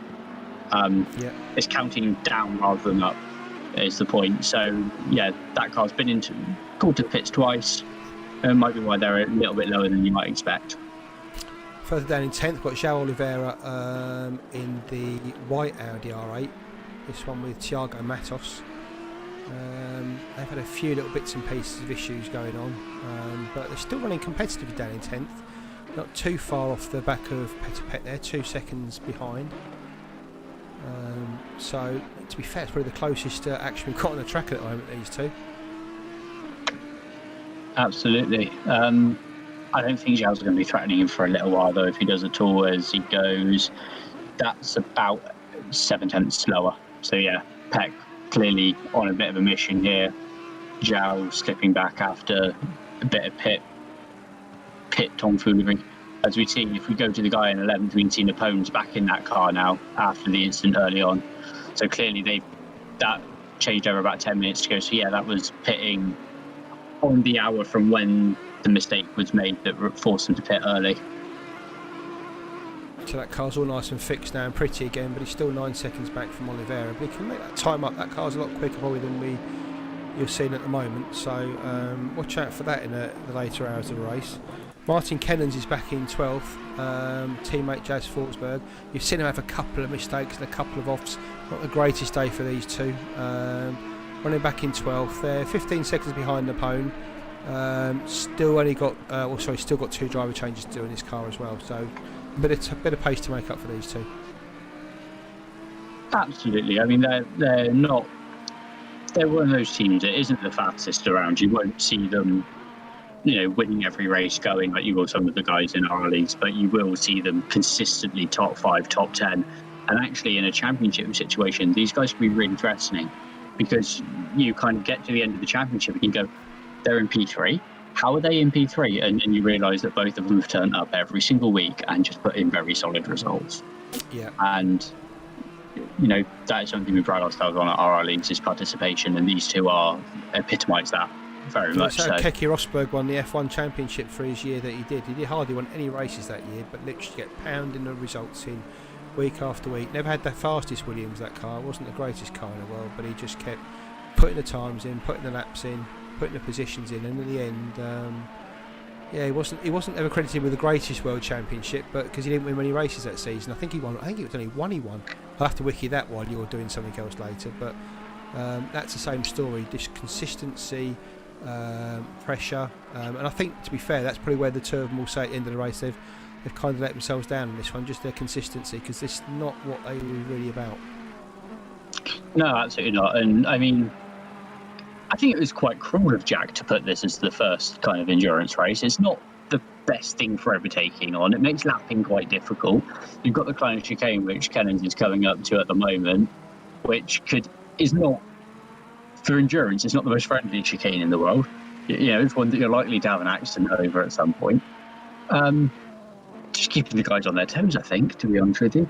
Or maybe that Jack's got some unlocked potential in this track and is getting a little bit of advantage. But, I wouldn't ever suggest that stab hack exists.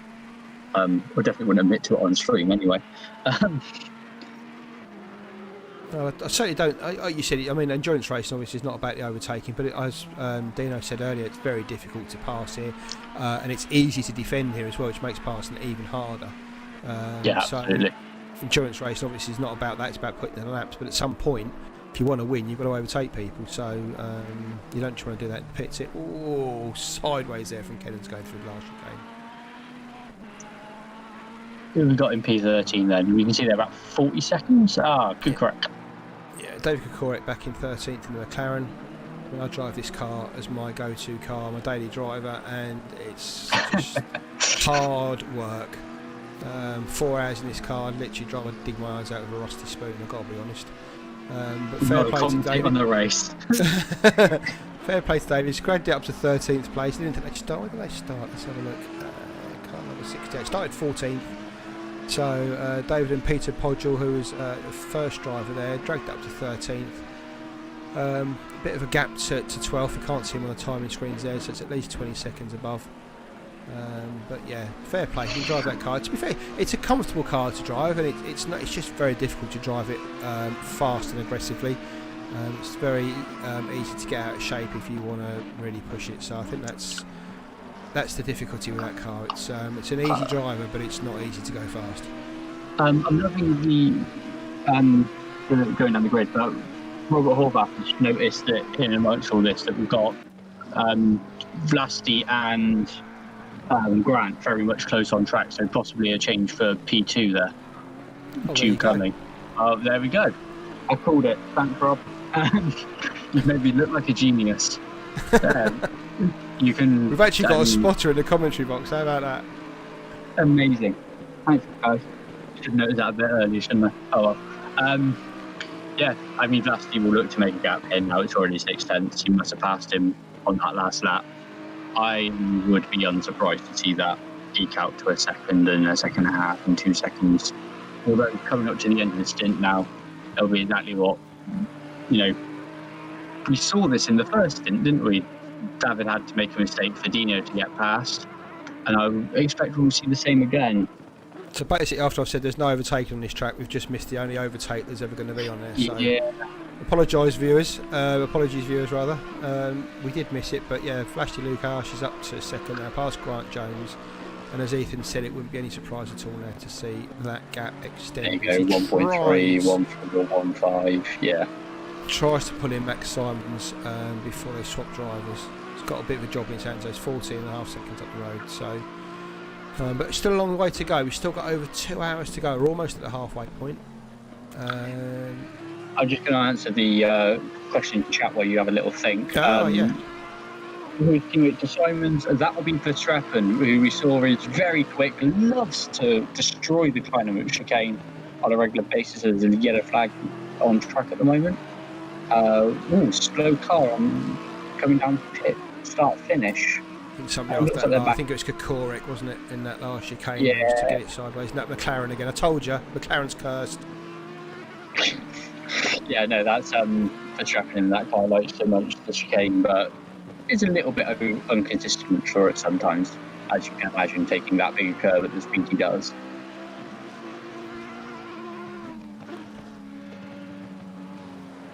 Being held up a little bit here, Lukash. Still not bad from Kukurak. Again, 2PH racing cars, unsurprising to see them being cooperative, and he lets Jones go as well, because RRLeagues all about fairness. So you got Lukash now putting a little bit of a gap on Jones. In third, trying to pull that gap back to Simons before we do the driver change. So I think they'll stay in this order now once they come out from the driver change, unless Lukash and Dor have a real mare.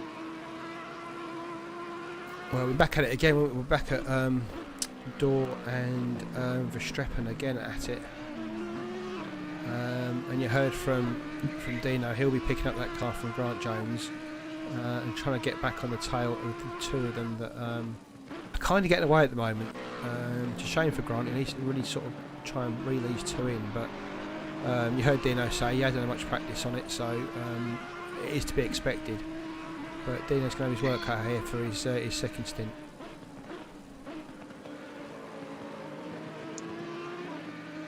Absolutely, and that Audi looking very composed at the moment. Clearly the couple of crunches they've had across the curves haven't done any damage to the car. Very stable through those fast turns. Audi's known to be a little bit of a downforce monster. Also got some decent straight line again. All these cars are not spec but spec, if you get what I mean.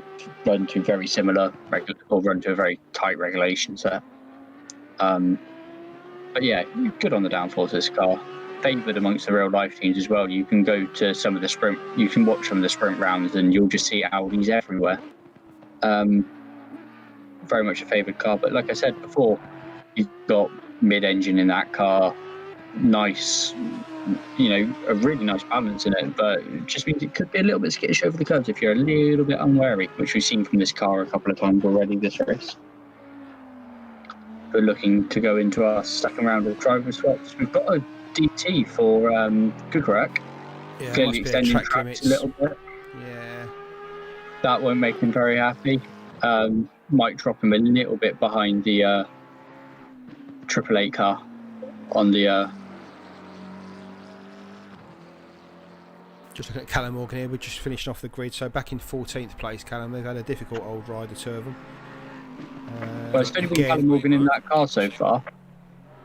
So Oh, of course, Callum didn't change, did he? You're right. it might be It is that a they. McLaren. It is a McLaren. So yeah, having a bit of a hard ride in the McLaren. It might be that they haven't changed tyres. I mean, why they wouldn't have done, I'm not sure. But No, it's a McLaren, mate. It's just because it's a McLaren. That's why they're back there. It kind of makes my heart feel a little bit hard because I've been struggling with that car for so long, and to see it running 14th and 15th, or 13th and 14th rather, I feel for those guys because I know exactly what they're going through. And I know it is a quick car. I've seen it run in various championships near the front. But you've got to have some skill level to do that, and I don't mean like just be very good. You've got to be very, very good. And Connor's I mean, he runs really well in F1 in the F1 sim, and he's very good over there. So Connor's no mug by any stretch of the imagination, but he's finding it difficult in that Macca today. yeah, absolutely. Just rounding it off. Callum- Sorry, mate. Yeah, go on. Crack I on. was just going to say, Barris in the pits there, just doing his second stop by the looks of it. So that'll be their second change. That will be the final mandatory stop for them. Final mandatory stop. I think they've still got to do a driver change. I think. Yeah, they've got to do a driver change for this stop over to Elio Fernandez, I imagine. And then they've got to do another one between now and the end of the race, so they'll be on a four-stop strategy. You just saw Forsberg and Camaletto go out there for their second stints as well, so those two have done their pit stops. Absolutely. See, Grant Jones is in the pit, so Dino will be in that car.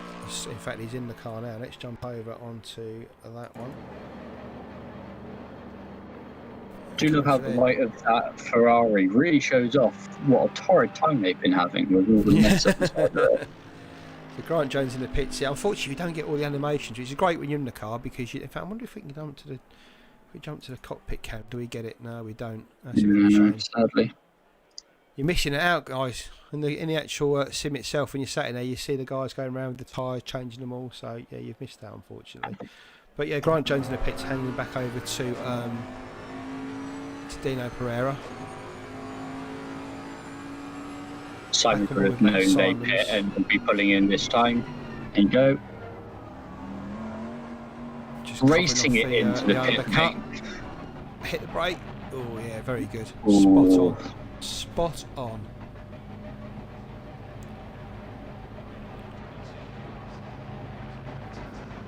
Very narrow pit lane there, isn't it? As you come through that bit. Yeah, it's a bit of a cruel one. I mean, I one of the grievances I have with Zolder is the pit lane, the pit entry, like being on the racing line like that, being super quick. It's a bit like Montreal.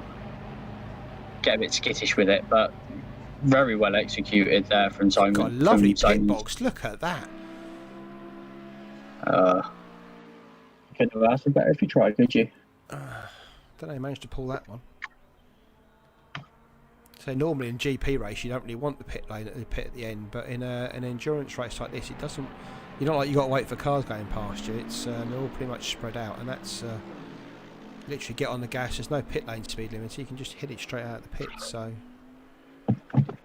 good news for them. So Simon's in the pits and going to swap over to Verstappen, presumably.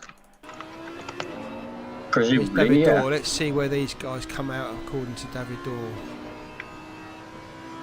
So we'll check on the helicam just so we can see the others will come out of the pits.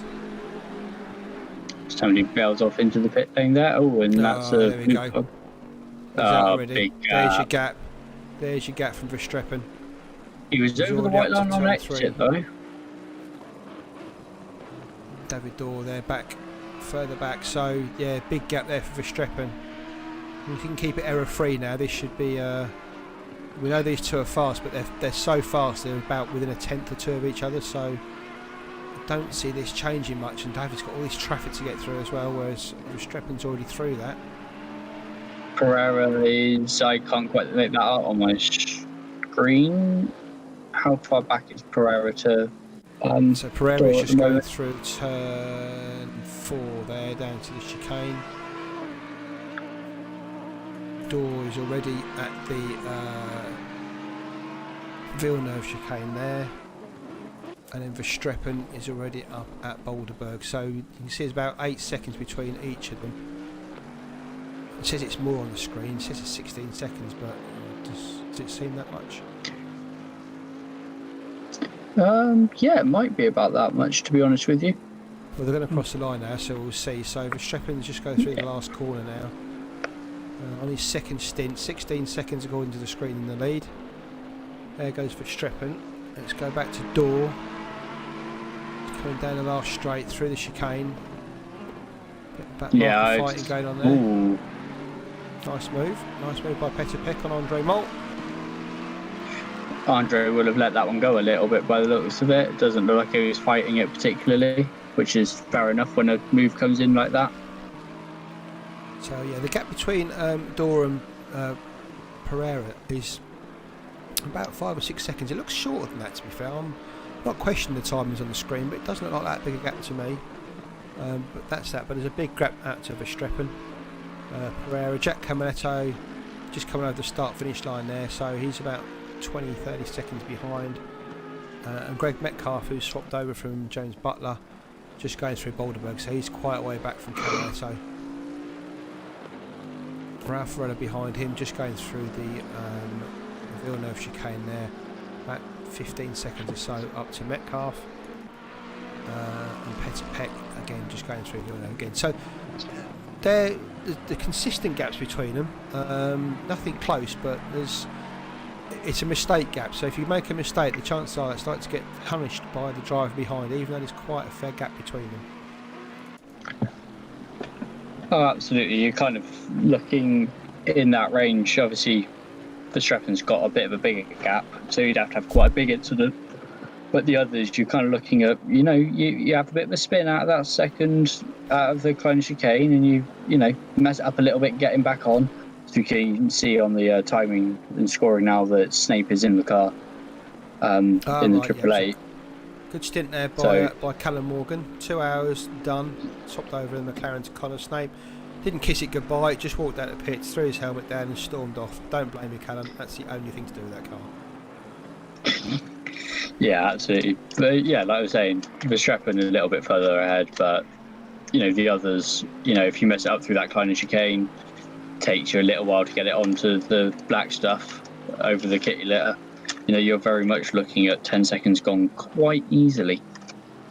Just to let our viewers in, you can see in the screen at the bottom there, number of cars there with a 1 and an orange. That means they've got 1 mandatory pit stop left to do. Elio Fernandez there in the last place Ferrari had a few issues at the start with disconnections and stuff. They've already completed all of their mandatory pit stops, but they do have to do a driver change, so they will have to come in again in about an hour's time just to swap over for that final driver change. But as they do those final driver changes, you'll see those ones disappear and the oranges turn to green to show that they've done all the mandatory requirements there to do in this race. I've got Callum in the waiting room if you want to hear him.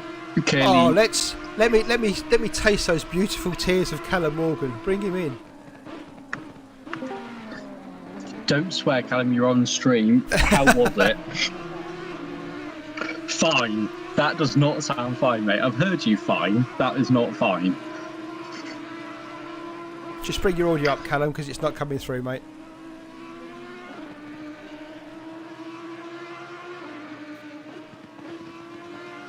We want to hear those dulcet Scouse tones of yours. Come on.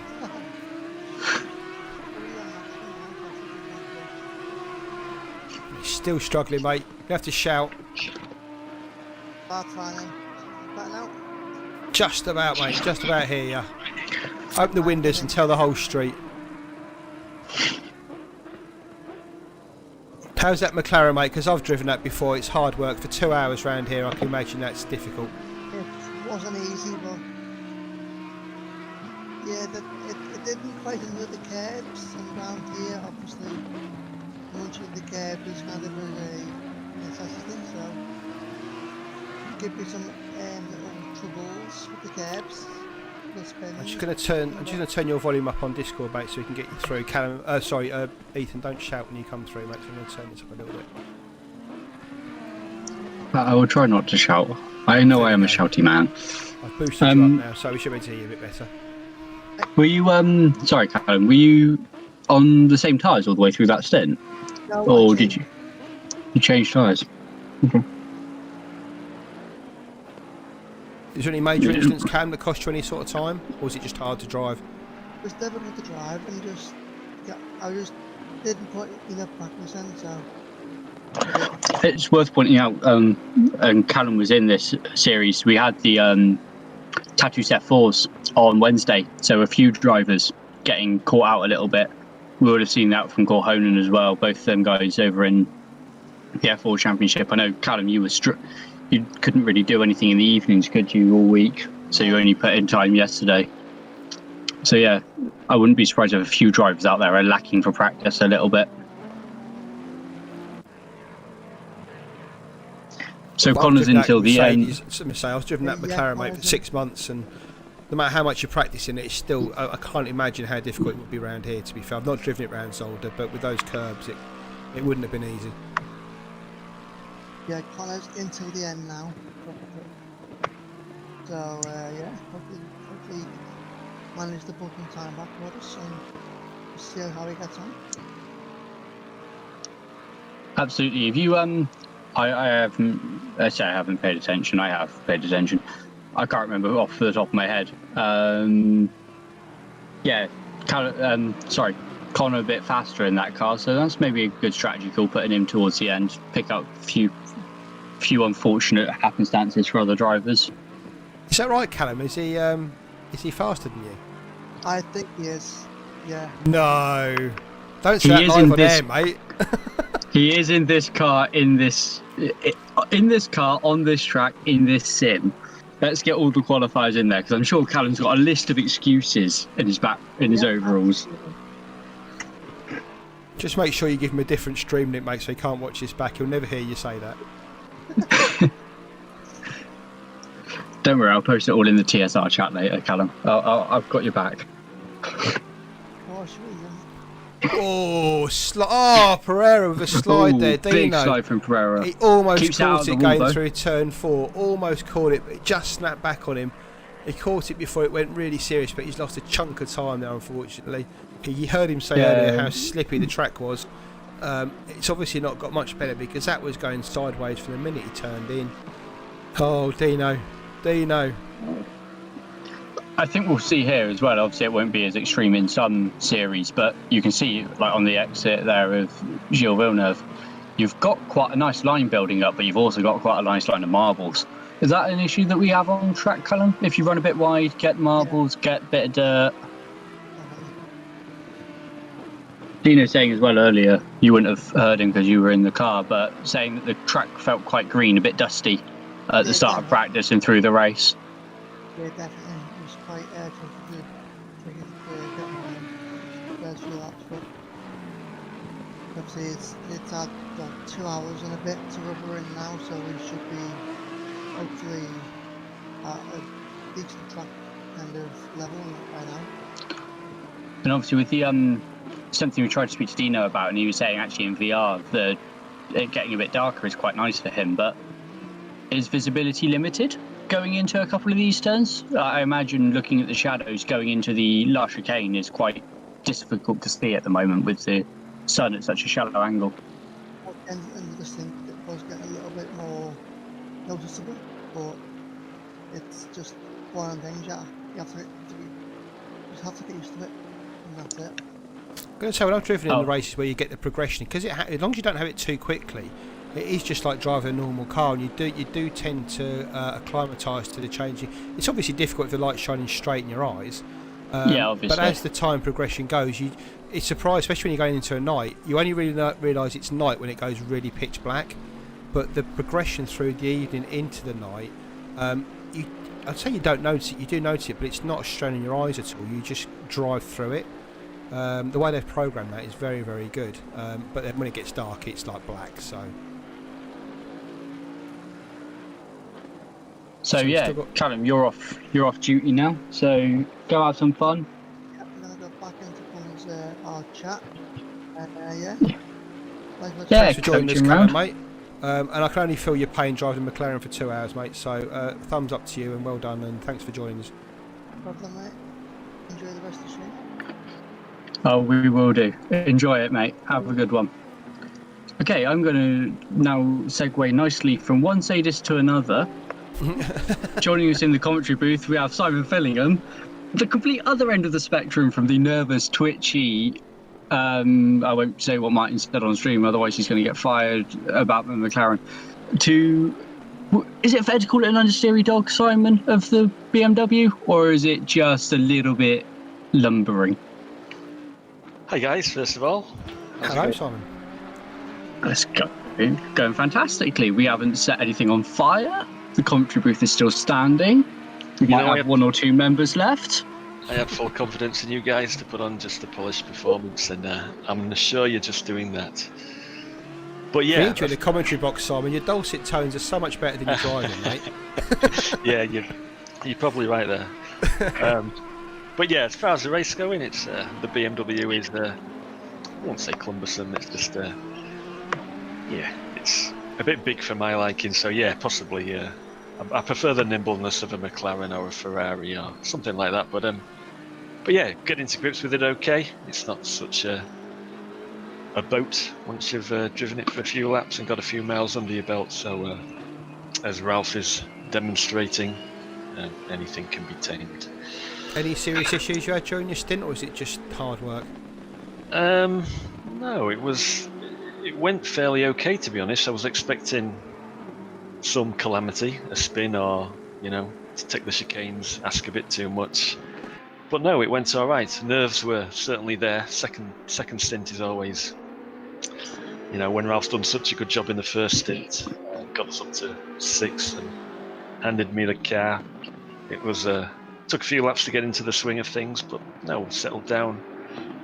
Made a few little mistakes here and there, but nothing that would cause a big time deficit. So yeah, happy that it went and got it out of the way. Well, you've done very well. You've got another hour to go. Well, there is that. Yeah, Are you back in the car for the last hour of the race, I assume? Are you trying to go as deep as possible, kind of cut that last stint a bit shorter, maybe 50, 45 minute stint, or are you just going to pit on the hour? Well, I certainly encourage Ralph to go as long as he can. As long as we've got enough fuel in there, he can go as deep as he possibly can and get us up the field as far as we can. I don't know if Greg and James Butler. Yeah, too far ahead, 20 odd seconds up the road at the minute. So, but 2 hours to go nearly, and anything can happen, and we're hoping that it does, but obviously not to us. That's asking for trouble, really, isn't it, Simon? Begging other people to make a mistake and not thinking that you're going to ring the curse on your own car. When you came in, Simon, you didn't expect to win this anyway, did you really? Certainly not. Sorry, I'm not being facetious. No. I just meant, with the drivers that are in this race. I mean, where realistically would you be happy with the finish? I mean, 4th, I'm guessing, would be the kind of way you want to be. There are some quick drivers in here, but I certainly wouldn't discount ourselves from fighting for that win. We've certainly given Dino and Grant a run for the money before. Vlast, Mill and David are very quick.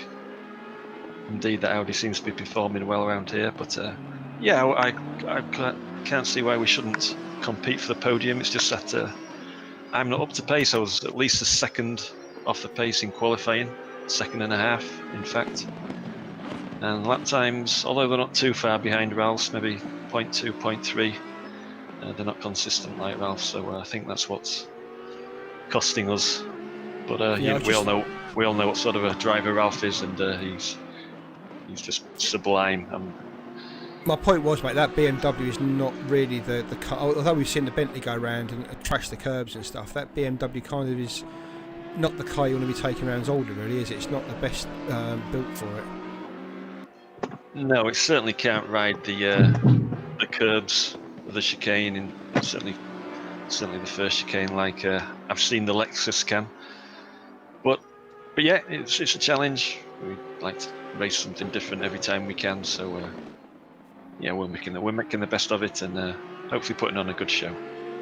Oh, definitely. Without obviously wanting to expose you too much, Simon, because I want a job. Is this a sign of what's to come for you guys in GT3 Masters 3?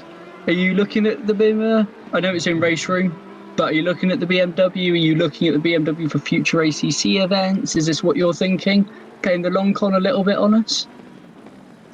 I haven't looked towards any of the autumn series yet. Got a bit going on at the minute, so whether my participation will be committed in them series, I'm not so sure. So Ralph is not traditionally my teammate in the GT3 Masters series anyway. He's done very well with Robert in the last 2 seasons, so I'm sure they will be forming a team together again, and I'll probably be left with like Ethan, yourself, or someone like that.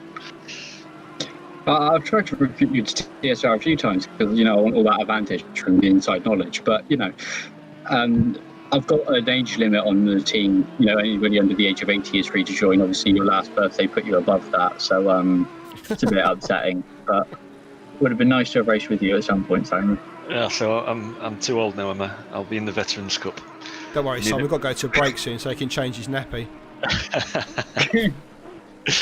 Yeah. So things are going all right in there then? The Unreal Engine's been an Unreal Engine like it normally is, so we've had to have a few little changes. It's been fairly touchwood, fairly solid for about 3/4 of an hour, so yeah, not too bad. But yeah, one thing that we have had is when we've had the Unreal Engine crashes, it's been on. We had one when all the top 3 were nice and close together, so that was good because we could just leave it on there and watch them go around. Not worry about it for a minute. It's like it was almost planned then. As most of our leagues is, almost planned. Always almost, but never not quite. Professionally unprofessional, I think, is the term, isn't it? So I see Christoph's winning. I thought. Yeah, well, I mean, he's leading, mate. I don't know if he's winning. Right, correct. Yes. Remember seeing this at Hungary 4 or 5 months ago now in WTCR. He was doing very well, got a puncture from abusing the curves. Oh, come on, there's no need for that. Bully the TSR car off the track. Connor, just forget you've got brakes. Oh, Connor's too polite. Yeah, we saw this. We saw Verstappen leading a number of times, and just little things befall him. So maybe that will come into a factor for you, and maybe elevate yourself a position from that. That would be good, wouldn't it? Yeah. So they've made the pass on track then, have they? Because when I first saw the stream, it was David leading, then Dino got the lead, and then that was the last I saw. But after my stint, Dino got the lead. It was in the David pits. It was about had 4 or 5 seconds jump in the pits, mate, for some reason. David Dorr had a spin at the Kleiner chicane, which put him behind Verstappen. Verstappen then just rocked up to the back of Dino. And then, it was in the pits, came out about 5 seconds ahead, and then just kind of extended the gap, or Simon's extended the gap on Grant Jones in the Lexus, and came out with the pits about 16, 20 seconds ahead. This second driver stop. Yeah, I mean, Grant was struggling with the car, so that there was either an incident on the in lap or there was a faster pit stop because the gap, they were literally right on each other's tail. Dino pitted first. Was it Verstappen? No, Verstappen pitted first. Dino pitted on the lap after. But when they both came out, they were about 5 seconds different, and we just don't know what happened. So. Yeah, these pit boxes can be difficult to hit if you just get it wrong by a few centimeters, then you've got to restart your car, reverse up. Of course. It's quite. Should we mention that, shall we, Simon, or are you okay? No. I was when we was testing the server on, I don't know, Thursday, Friday night. Oh, my Who knows? It was a day this week. my pitting was absolutely shocking. It took me about 4 attempts to get it right, but fortunately I nailed it first time tonight. So hopefully. I was thinking more of the season 41 ACC season we've got going on at the moment. Wasn't it the first one in that you made a little bit of a mistake and lost about 40 seconds in the pits? Or was that the RWB Suzuka event? That was the Suzuka event, yes. Yes. Similar story, yes. Ethan, be careful, right? We're trying to keep people in the commentary box, not get them out. So I'll never come back at this rate. Yeah, thanks for all the ridiculing, yeah. But yeah, that was another disaster, yeah. So pitting isn't always my strong point, but thankfully it's the only one I've got to make tonight, so yeah, got it right. Yeah, absolutely. I'm sure you can drive through the finish line safely. You seem to be pretty good at that one. You and Ralph both have a fantastic rate of actually making it to the pits. Making it to the pits, making it to the end of races. And you always do so with a little bit of a flair when you're together or indeed separately. Yeah, well, that's what it's all about, reaching the finish line. We don't like giving up, no matter what. But I'm sure we won't tonight either. We'll keep going, whatever's thrown at us. Yeah, you never know.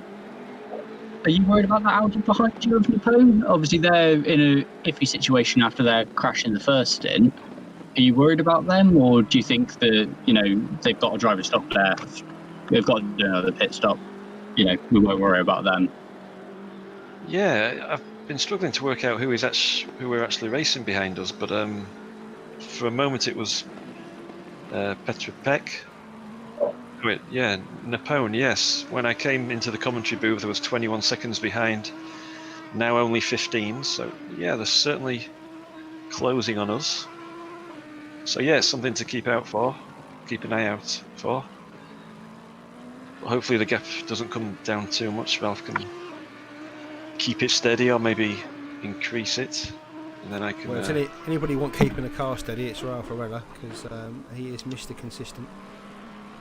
Yes. If you want a teammate, you want Ralph. It's just, as you say, Mr. Consistent doesn't usually, touch wood, do anything that he shouldn't. So yeah, pleasure to race with Ralph as always. I mentioned it earlier, Simon. I couldn't remember off the top of my head. I wonder if you do. How many weeks Arella was at the top of the standings when we used to do that at RRLeagues? How many consecutive weeks was it? Yes, it was a bloody long time, wasn't it? I reckon it was about 9 months to a year, as we see Snape go off again at that corner, maybe getting a little bit spooked by Ralph. Yes, I've just been watching that. Yes, it's on the forum. The forum thread will still be there, so we'll have to have a look and let you know. But yeah, well, we've that got was the boss of RRLeagues, Simon. What's planned for the future? What's upcoming for us? What's upcoming? Well, we like to just more the same, really. League racing, series racing. It's what we're good at. It's what the community love, and we seem to enjoy lots of close, fair racing, no matter what the class. So 3 more series coming in the autumn, starting mid-August. So that's to look forward to. The ongoing Green Hell series in Raceroom, that will come to a close in the autumn as well. And then yeah, winter break, and then 3 more series next year. But hopefully we can get some more one-off events like these going. And just for the guys listening, events like Green Hell that are ongoing, they're still free to join those even as guests if we've got the space. Yeah, sure. We welcome all guests of all abilities. So yeah, if anything that we're hosting takes your fancy, you're more than welcome to come and race with us. We'd love to have you on the grid. Great stuff. Well, I know you probably need to go and get some talc on your hands and put your gloves back on and stuff, so we'll let you get back to it, Simon. Thanks for dropping in and saying hello. You're welcome. Thanks for doing all you're doing in the commentary box, guys. I'm sure it's appreciated by everyone. I tell you what, mate, we've got the easiest job today. It's you guys that have got the hard job. So yeah, we just sit on our asses. It's not hard. Pretty much what I'm doing. I'm not going to say anything because I want to keep the job. I think I've already insulted him enough today. All right, guys. I'll love you. Cheers, Simon. Have a good one, mate. Cheers. Stay safe. Bye, guys. So siphoning them there. Andre, bloody hell, Ralph, which we talked about for half an hour. Ralph Arella's teammate. Ralph back in 6th. We said Napoleon was catching him, and you're right, he is catching him. I'm not saying a great rate of knots, but you just saw there. He's putting in steady lap times, though, is Napoleon? Yeah, I mean, Arella's just come off the start-finish straight there. Napoleon comes onto it, so that's your gap. And he's certainly pushing the boundaries here. He's passes. Is that a back marker or is that a? Yeah, that's the back marker. It's the is that the pink Audi? No, it's not. It's Dino. I didn't think it was. So you can see the pace he's got. Dino. Oh yeah, no, my bad. I'm looking at the wrong car. We are on board Dino with the obviously pink won't Audi. get the blue flags, but I'm guessing that Napoleon has got Pereira's pace here because he's climbed right up to the back of him. Just to show you just how much the gap is closing between Arella and Napoleon. Just to be sure, you know, Pereira's got no obligation to move out of the way here for Napoleon. Oh, who's that? That's Snake going across the gravel. He has not had a good time in this stint, has he? See, that's right. So when Connor said he was faster, I must admit I had to think then. I thought Connor's just being polite. I thought. No, Callum was sorry. Callum was being polite. You were thinking. Sorry, no, Connor. Callum, yes. Connor is faster. Callum, or at least was faster in qualifying. I say Callum's done a number of endurance events with TSR now. He knows the score. He knows that, you know, we're not the fastest guys in the world, and our expectations are that you get to the finish and that you do it relatively safely. Connor is fairly new to our ranks. Hasn't had that opportunity yet. Callum will have been taking it a little bit easy out there just across the weekend and today as well, just to make sure that the car gets round, because that's his prerogative. I've noticed as well, you've got a certain Andre Bergson waiting in the waiting room. He loves it. Andre, you can't stay away, mate. We really don't recommend that. How was it? Yeah, well, we're quite struggling actually, but it's I think we have a little bit of a problem with our tires in our setup. So our tire wear is a bit too much, but we're dealing with it. I'm not exactly running the pace we want. We heard earlier Dino Pereira came in and had a chat with us. He was just saying that the track's very slippery out there. It was in the first stint, at least, obviously for his stint. Have you found it to be getting better, or? But I'm guessing the way you're saying the tyres are wearing, it's not getting any better at all. No, not really. It was my first stint, and well, Jack was down on pace, so and then I jumped in, and yeah, I was down on pace as well from practice. So but still, we're keeping up. We have quite a big gap to the podium, but we're still aiming for that. There's still a long race to go, so let's see what happens. We just had Simon in here, and he's got your sight. He's got you in his sights because he thinks he's on for a podium today as well. So just be aware of that. It's quite a long distance. I think they have to get Greg Metcalf and.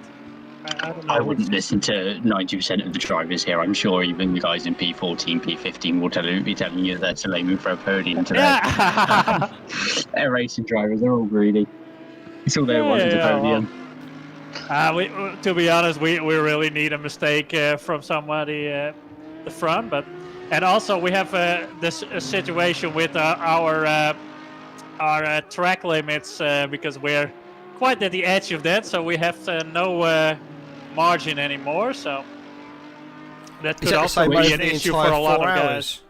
Is that over the 4 hours, Andre? So you don't get a break on that as soon as you've done the track limits? No, I don't think so. So we have done 3 times cut track, so we can do, if we can do one more, we get a drive through, I think so. We have seen one driver already get a drive-through, we presume, for track limit. Yeah, well, it might be a lot more of that in the final couple of stands, but Yeah, I suppose it's the same for everybody. It's not just one car, is it? So it just seems a bit harsh that over 4 hours you only get 3 misdemeanors before you get another drive-through. So yeah, so you can do 1 per hour and then you still get a drive-through. So yeah, it's quite a lot, quite harsh, especially on this track because they are pretty easy to pick up. Where are you picking them up? Is it through one of the chicanes, or is it just kind of here, there, and everywhere a little bit over the course of a stint? Or the second chicane, we got all of them, I think. But the first chicane, you can also pick them up if you cut that too much. Jack weaving a little bit there. Have you been struggling with tyre temps, or? Yeah, maybe he is. I'll hear from him what's going on. But his pace is also dropping again a bit, so he's now in the 31s. So he's probably also struggling again. 5 degrees since the start of the race. It's down to 22 now as we go into the evening, so that might have something to do with it. Might be that Mercedes, I mean, obviously Andre won't know particularly, but it might be that Mercedes is kind of, is it set up for a bit of tyre conservation at the moment? Well, yeah, not really. We're now running some more assists to try and keep the tires a bit better, but from what I'm seeing, Jack is still struggling, so I fear the worst. But let's see what happens.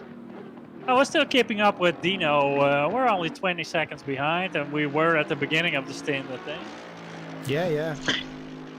Oh, absolutely. You've been keeping a watching brief over that podium for sure. You know, you've been very, very steady in keeping that gap.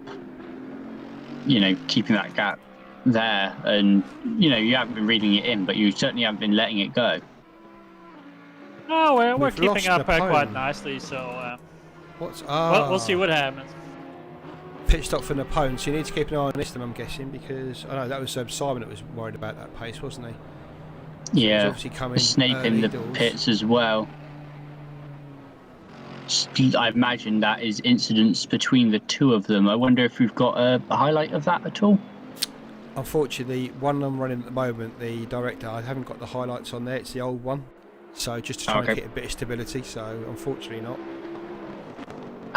Okay. Okay, I'm gonna join Jack again, guys. Good luck. Andre, thanks for dropping in, mate, and good luck with thanks your for last commentating, stint. man. It's I'm gonna watch it all back probably tomorrow. So thank you for doing this. No worries, bud. No worries. Good to watch. And I say good luck in your last stint, and try and keep those tyres warm, mate. Yeah, thank you. Bye bye. See ya. See you later. Okay, while it's quiet, let's jump off for a short break, and we'll be back after these short. I've always wanted to say this. We'll be back after these short messages.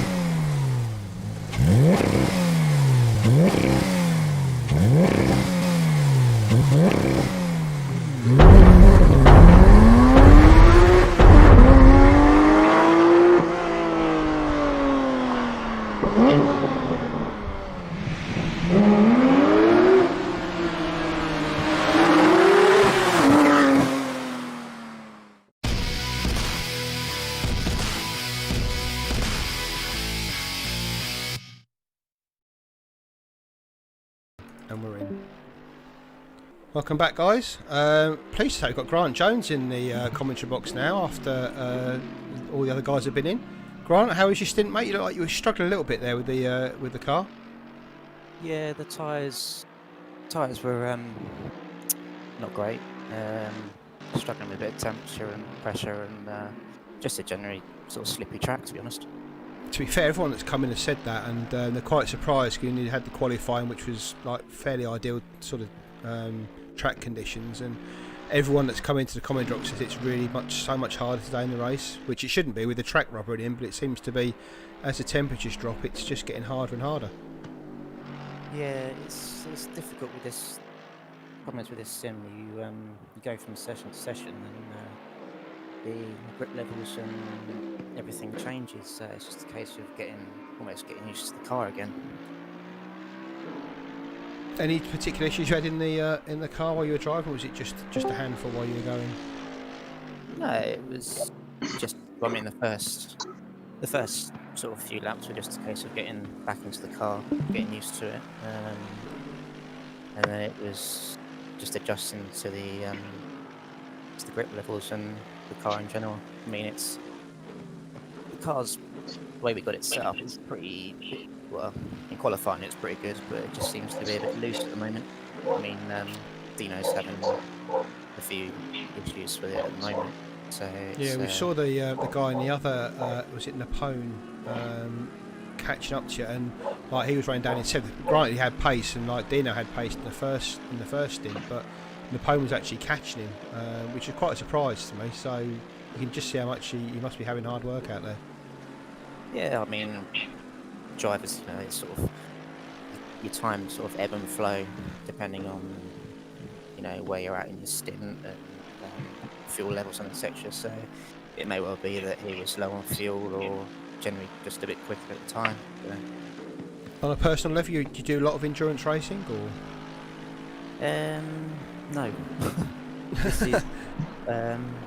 This is only our third event together. We've done earlier this year. We did 6 hours of Suzuka, and then a few weeks ago we did 9 hours at Bathurst.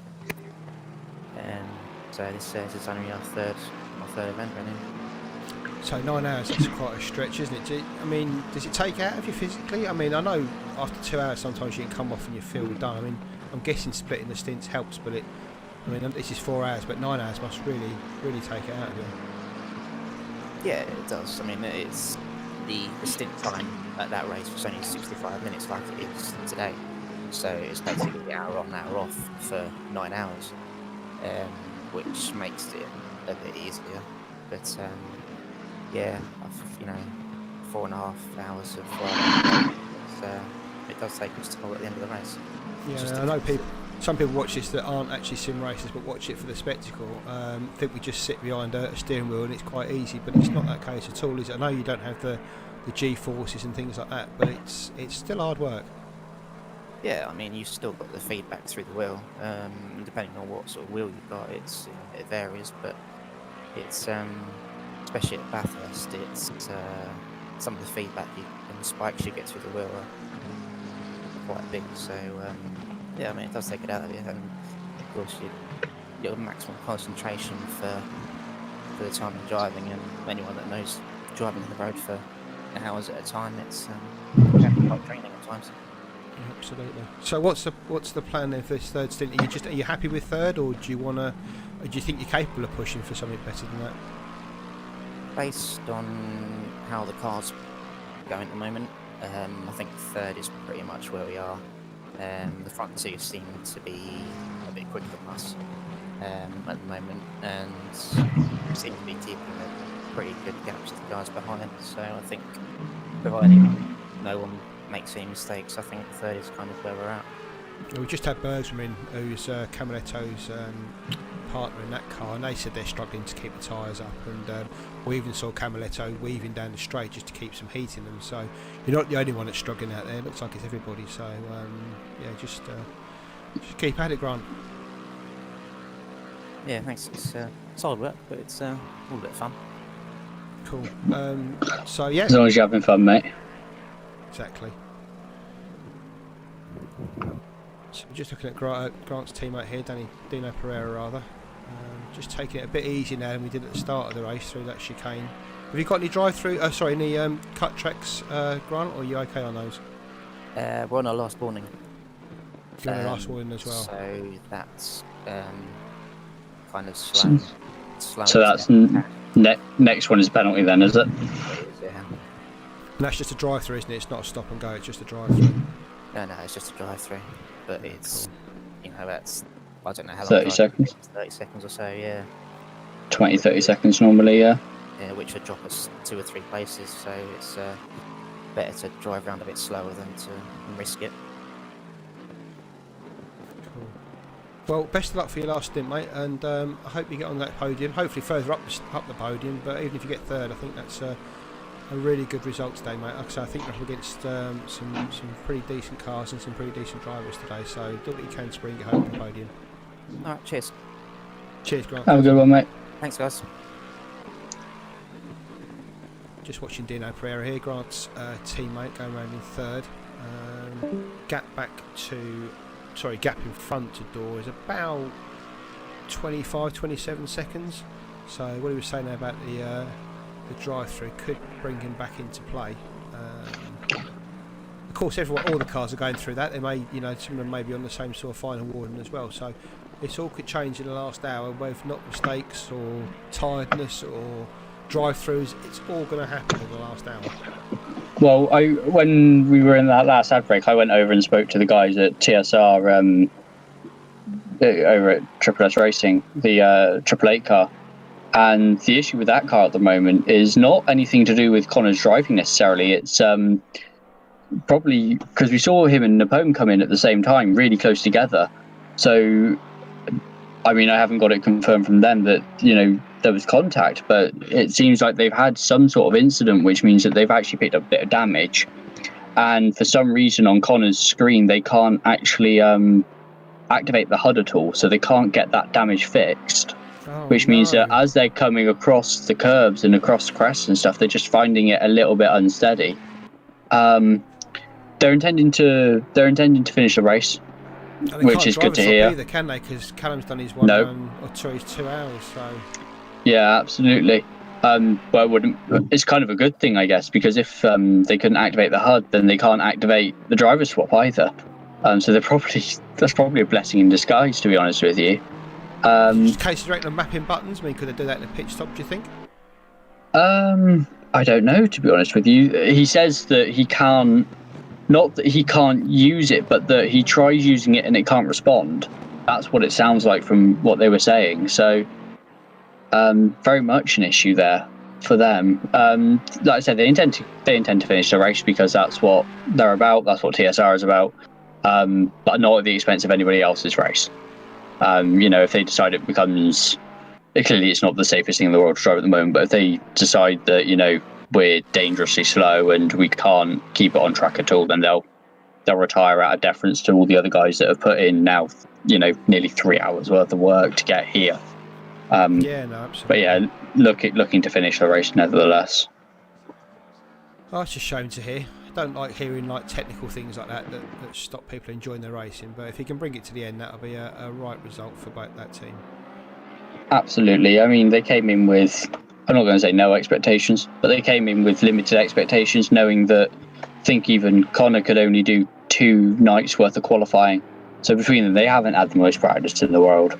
New to the sim, all of that sort of stuff. You know, any result, even getting to the end was always going to be a result for them. So I really hope that they can do that for, you know, for their own peace of mind. You see the other TS car there. Audi's looking a little bit muddy. That might have gone in the kitty litter at some point. She's put it on 30.3, which at this time of the race isn't particularly. It's not shabby. No. You can see there. Again, that's the best of that's 30 point. That's 30.3 at this point in the race, and at this point in the stint as well. Let's jump up to some of the leaders up front. I know Caminetto's just gone through. There you go. So Jack's last lap was a 1:30.3 as well. So he's got the kind of pace that those guys have got there. Let's just check on the others further up. What's Verstappen doing? probably 122s or something. No, 128.9. Yeah, so second lap faster. But you know, Verstappen has got that pace, to be fair, but not the pace they had early on. So 129. Good racing from Verstappen, to be fair. Good racing. Yeah, he's been doing really well to keep that on track.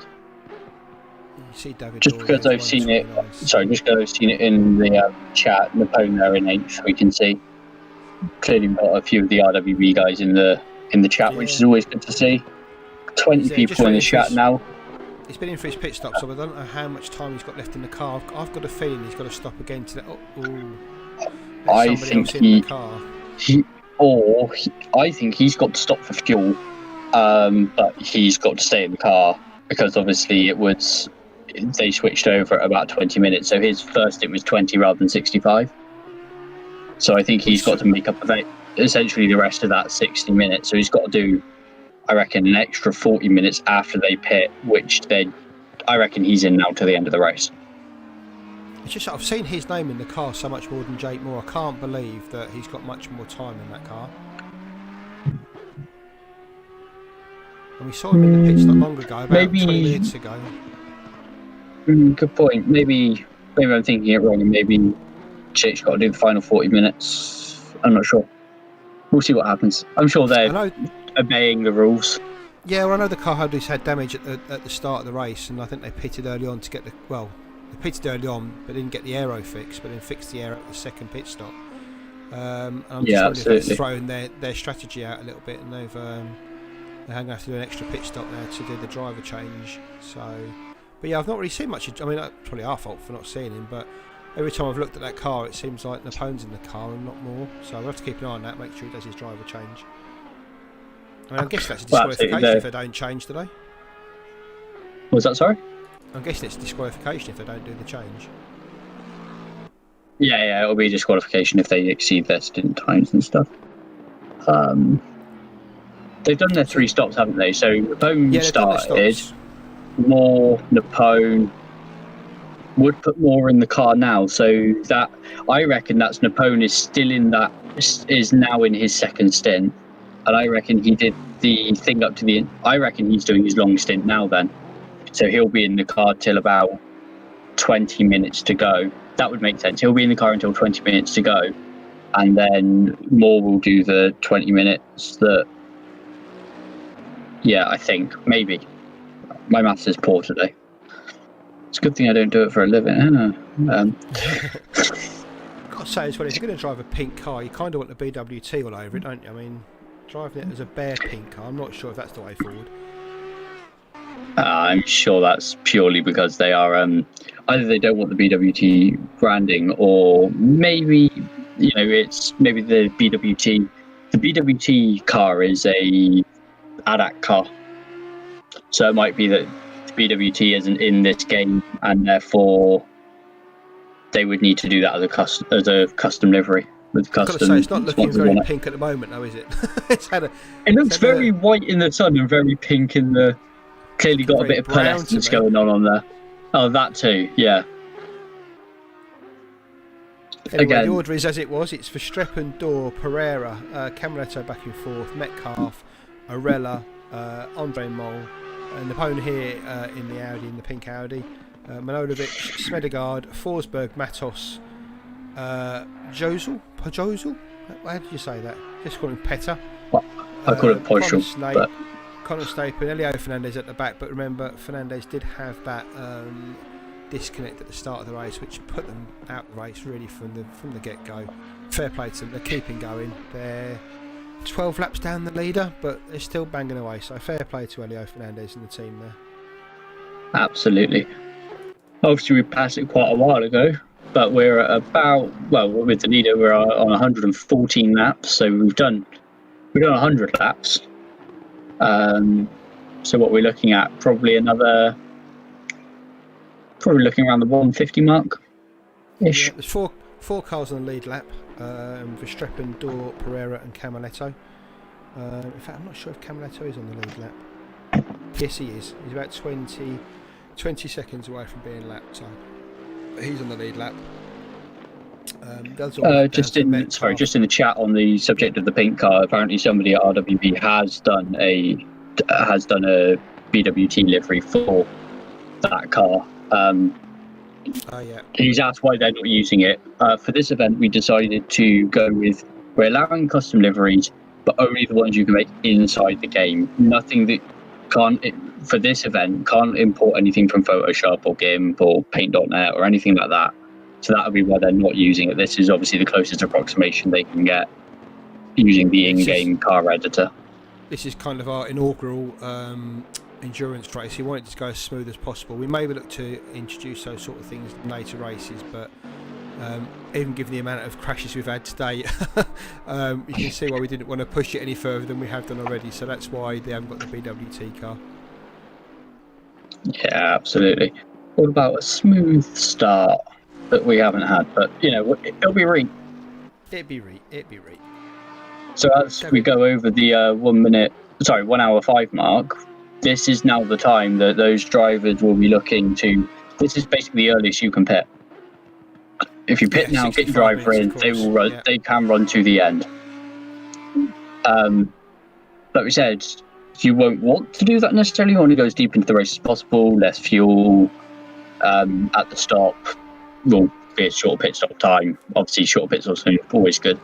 So that will be kind of, we will be looking people trying to knock on the door of as late into the game as possible.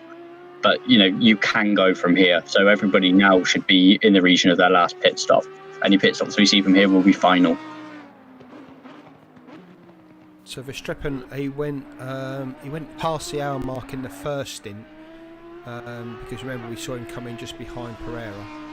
And he's gone probably about an hour in this stint, so he must be due a stop about now, because I'm guessing the extra 10 minutes or so will be made up, and then he'll have Simons to come in the car for the last hour or so. But if you really, really, really pushed the envelope, and each stint was 65 minutes, then you'd be looking at a stop around the 45-minute mark. So let's, people being sensible, give yourself a minute's leeway. I reckon you'll see the kind of pit window starting from probably 5 minutes to the hour, like we've just passed, through to about 50 minutes remaining. That's where we're expecting the majority of these pit stops to happen. Obviously, people like Depone, massively out of sync. Elio Fernandez will be massively out of sync because of that disconnect. So basically, all those kind of front runners, you kind of expect them to come in the next kind of 15 minutes or so. So I'm just catching the cars as they go over the start-finish line. So you've seen Pereira there in third, Camaletto here in fourth. Is he going to dive in? No. Carries on for another lap. Then you'll see Verstappen in the background there, just coming up to the end of the lap. So he's the lead car. Camaletto still on the lead lap, but being closed down by Verstappen. Greg Metcalf is just behind Verstappen. There he is. Cameraman having a bit of a wobble there. So Greg Metcalf just been lapped. He's a lap down. Just going through there in fifth. Ralph Varela's quite a way back from him, about 30 seconds or so back, just going through the back end of the track there. Between those two, though, we've got David Dorr literally just gone over the line. You'll probably catch him into turn one if you move to him now in P2. There you go, going into turn two.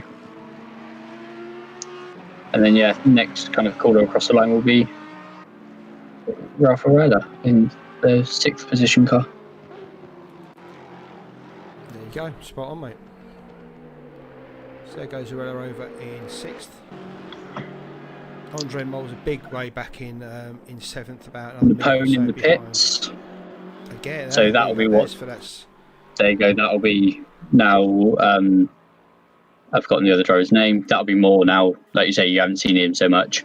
He would have done 2 hour stints, so he will be in now till the end of the race, and that's them finishing off their mandatory stops.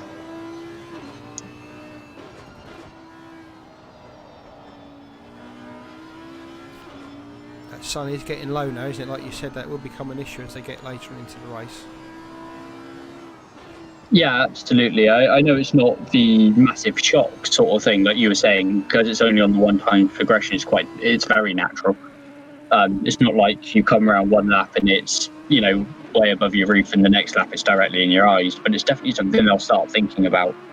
And I imagine it'll be a bigger... Even though it progresses, it still becomes, it's coming, and every Yeah. lap you go through, it's lower and lower, and it's getting worse and worse to see a turning point or a braking marker, because got to remember by this stage as well, if they've got it turned on, their windscreens are going to be filthy dirty as well.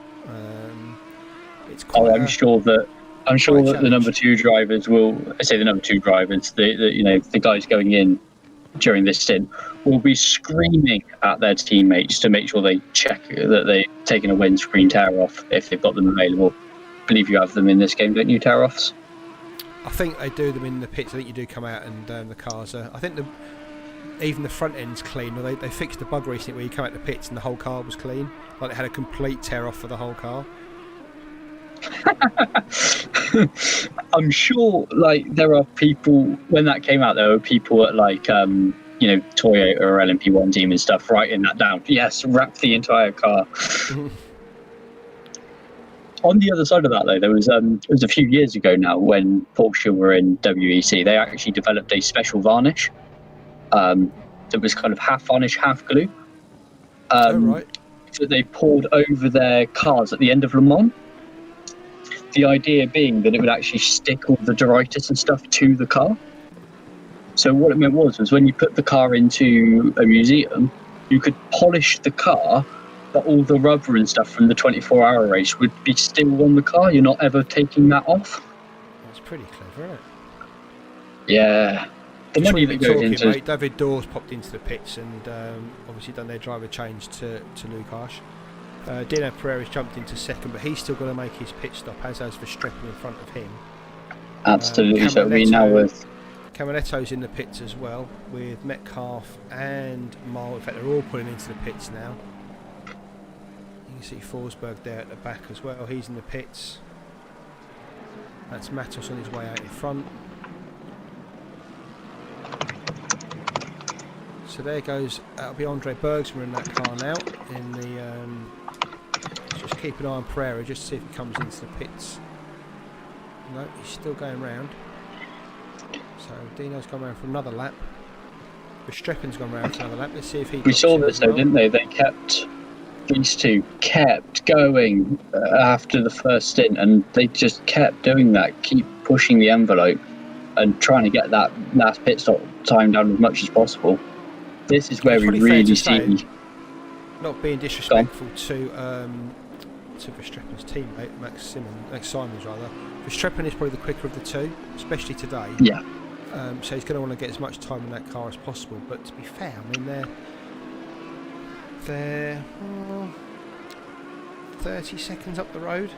They've got the time in their pocket here, and that's 30 seconds on Pereira, who's got to stop as well. So. Yeah, absolutely. I think Pereira is doing a great job here, because the nature of any sort of GT3 racing or anything is that the fuel burn gain is generally more than the lap time loss from tyres over the course of the stint. So actually Dino at the moment, unless Vlasti is putting in some crazy times and Dino is really struggling, this shorter pit stop should work wonders for them. I don't know what the gap is at the moment. It's quite hard. It's kind of hard to read. Is it like 20, 30 seconds maybe? Between who, sorry? Lucas and Dino. Well, Pereira's 23 seconds into his lap, and Lucas is going round. He's got about 8 seconds. So I'd say about, Verstappen's in, about 32 seconds between Pereira and Lucas at the moment. So if that goes out to about 35... Oh, big issues in the Discord chat. We're on about, Connor Snape's fueling issue. HUD issues. And, it's just completely packed up. Callum has been saying that they can't even set a fuel stop. So they're trying to do 2 hours on one tank of fuel. That's not going to happen, Lois. No, it's not going to happen, and they know that won't happen. But So maybe once it stops coughing and spluttering, pull it to the side and tow it back. I don't know if that's a thing in ACT, if you can tow it back to the pits and go out again with a little bit of a time penalty, or if you just retire the car as soon as you kind of escape back. So Pereira's going to take the lead here. Verstappen's still in the pits. Pereira's going to go through, but Pereira's still got to stop again for his driver change. You see on your right hand side as he goes through, there's Verstappen in the pits there. So Pereira goes through, takes the lead. Verstappen's still in the pits. Lukasz still back in third. He's still going through up through Boulderberg, so he's got that back straight to do and the main straight. Let's just go back to Verstappen. There he is, coming out the pits now. So he's got that'd be Simons. Sorry, Simons, you're right. Big gap back to Lukasz. But it's going to be interesting to see, and we'll go on board with Dino Pereira and just see when he pops it into the pits, because I'm guessing Verstappen, Max Simons is going to have a fairly good run on him in that pit stop. But Dino's really stretching this stint out as far as he can. Obviously, it's interesting that he's gone 3 or 4. He's gone 3 or 4 laps longer now than Lukasz, which means that he's looking at, like I say, maybe 2-3 litres roughly for a GT3 car around a lap. So he's talking somewhere between 8 and 15 litres, 8 and 12 litres. That but it makes they won't sense, have to put into the pit stop. Pereira's the fastest driver of the two of them, so it makes sense to have him do the Oh, time absolutely. that he can. Absolutely. Did he dive in this time? No, he hasn't gone in. He's still going around.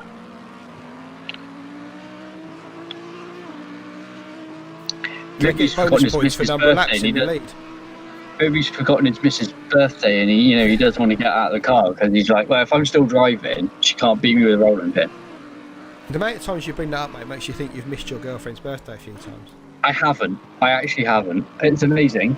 I didn't forget Valentine's Day, but I was at uni at the time and I had Wednesdays off. Valentine's Day was a Tuesday, and I was really tired at the time. I'd not been thinking right, and I was like, sod it, I'll just go in and get a Valentine's card and a couple of Valentine's presents and stuff on the Wednesday. Went into town on the Wednesday, was just like, oh yeah, nobody's got anything. That's disgraceful. You should be planning Valentine's Days weeks in advance, mate. Just like they plan steak and day, you've got to plan these things. Absolutely. It was fine. I got her a card and I wrote her a nice poem. And did all that soppy stuff, made up for it. We got Jack Camiletto in the interview, ready to save my ass. He's come off his stream to do our stream. How about that? I'm sure he's doing both. I'm sure we're being broadcast to thousands of people. This could be next level stuff. Yeah, we're just going to pilfer Jack's millions of followers. I'm sure he hasn't left his stream to talk to us. So we're streaming the stream here, Jack. We're streaming the stream. Fantastic. How was that, mate? You looked like you were weaving. We caught you weaving down the straight at one point. Was it that bad? No, I was trying to get some pressure back in the tyres. The pressures have dropped. I don't know if Bergsman, my teammate, told you, but really struggling with pressures tonight. First stint for me, the tyre pressures are okay, but just the battling over the first 15-20 minutes defending against Verstappen, I was over-rotating the steering wheel and over-rotating the front tyres, so I feel like I had a lot of graining and perhaps some blistering on the front left, which was consistently hot. So I was really struggling in the second half of my first stint. To be fair, Verstappen had some pace on you in that first set. He was just so quick in that first session. Yeah, I mean, dynamite. I think he and his teammate Simmons, I believe, are leading the race now as well. So overall pace of those guys is just absolutely blinding. It's pretty amazing. We saw earlier as well, it's a long time back for you, I know, but was it first 10 laps of the race? Oh, Dino comes in. That'll be interesting to see where he comes out relative to Lukasz. Oh, Lukasz has already gone through, never mind. Yeah. We saw you going wheel to wheel with Verstappen. Looked like you just gave him the position a little bit, just thought, you know what, I'm going to let him have that one and keep my car clean. Was that the mindset, or is it just, I've shagged the tyres, I can't defend? No, it was, to be honest, I think it was 1 or 2 corners before his attacking manoeuvre where I think I'd ran wide and set the tyres on off the track. So I didn't have particularly good grip. I was offline, so I was on the defensive line, and I knew that I wouldn't have the grip for the coming corners. So it was an easy pass for him. I maybe could have made it more difficult for him to pass, but I knew he ultimately had far greater pace than I did. But yeah, a deserved overtake, and that's part of racing. It's like he waited for the right moment to strike. He saw that he forced me into a mistake, and when he did, he seized the moment, and he took the opportunity and made the pass. How are you feeling coming into this race? Obviously, you got P3, P2. I can't remember. P3, yeah, P3. P3 on the grid. Obviously, dropped the position since then. Long race, these things happen. But were you happy with P3, or were you kind of like, we don't really deserve to be here, or? Oh, we deserved it. Oh, we deserved it. Of course you did. No, I was obviously very happy with our qualifying position, and I would be lying if I didn't say that Bergsma's 127 definitely dragged us further up the grid. I think if Bergsma hadn't gotten to the 27s, then we probably still would have ended up with P4. I think the top 4 in terms of qualifying pace were very, very close, and it was the 5th position car that was about half a second back. So I think we would have definitely made it comfortably into the top 4 regardless. So we would have got ourselves onto the second row of the grid. To be totally honest, when it comes to qualifying, Bergsman and I had a little chat. We would have actually preferred to have been in P4 because we would have started on the clean side of the grid. Yeah, absolutely. Starting on the outside would have been probably much nicer. Yeah. Still a good start though, Jack, wasn't it? I was about to say, yeah. I mean, I pipped. I managed to. Was it Dino? I can't remember. I think it was, yeah. Yeah, I managed to pip him off the line around turn 1, and through turn 2, the car just wouldn't bite. So I was like, okay, well, I know I'm going to run the outside, but I had to take it a lot slower than I would have liked to. And then he was just up the inside. Obviously, could get on the power a lot more, so it was fair. But I thought I might have jumped him on the start. I do like a good start, but I couldn't make it stick, unfortunately. Yeah, held him into turn 1. I thought, well, this is a 4-hour race, but it's that first time. I've got him. And no, it was cool. I mean, I was really impressed by everybody actually. Opening the race, so like no one making any stupid maneuvers from what I've seen or from what I've heard.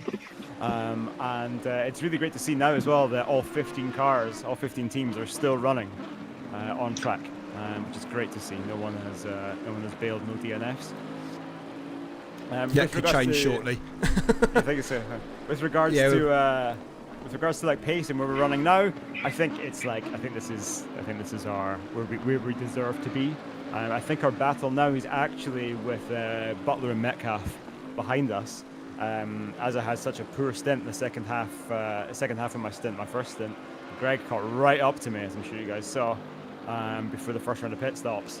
We knew the battle was on, but Bergsman managed to pull a little bit of a gap. I think it was a 14-second gap to Butler in his stint, and then I don't know if it was just a good pit stop and out lap, an in lap from us, the second round of stops, and a poor one from Pulp Friction Racing. But when I emerged from the pits and when Greg followed, he was some 30 seconds behind. So yeah, the gap's still 30 seconds as well, Jack. So I think you should be safe there, give or take.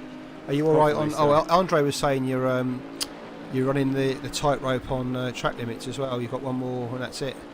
Yeah, that's right. I mean, we're definitely. Yeah, I got 2 in my first stint myself, and then Andre got 1 quite quickly in the beginning of his first stint.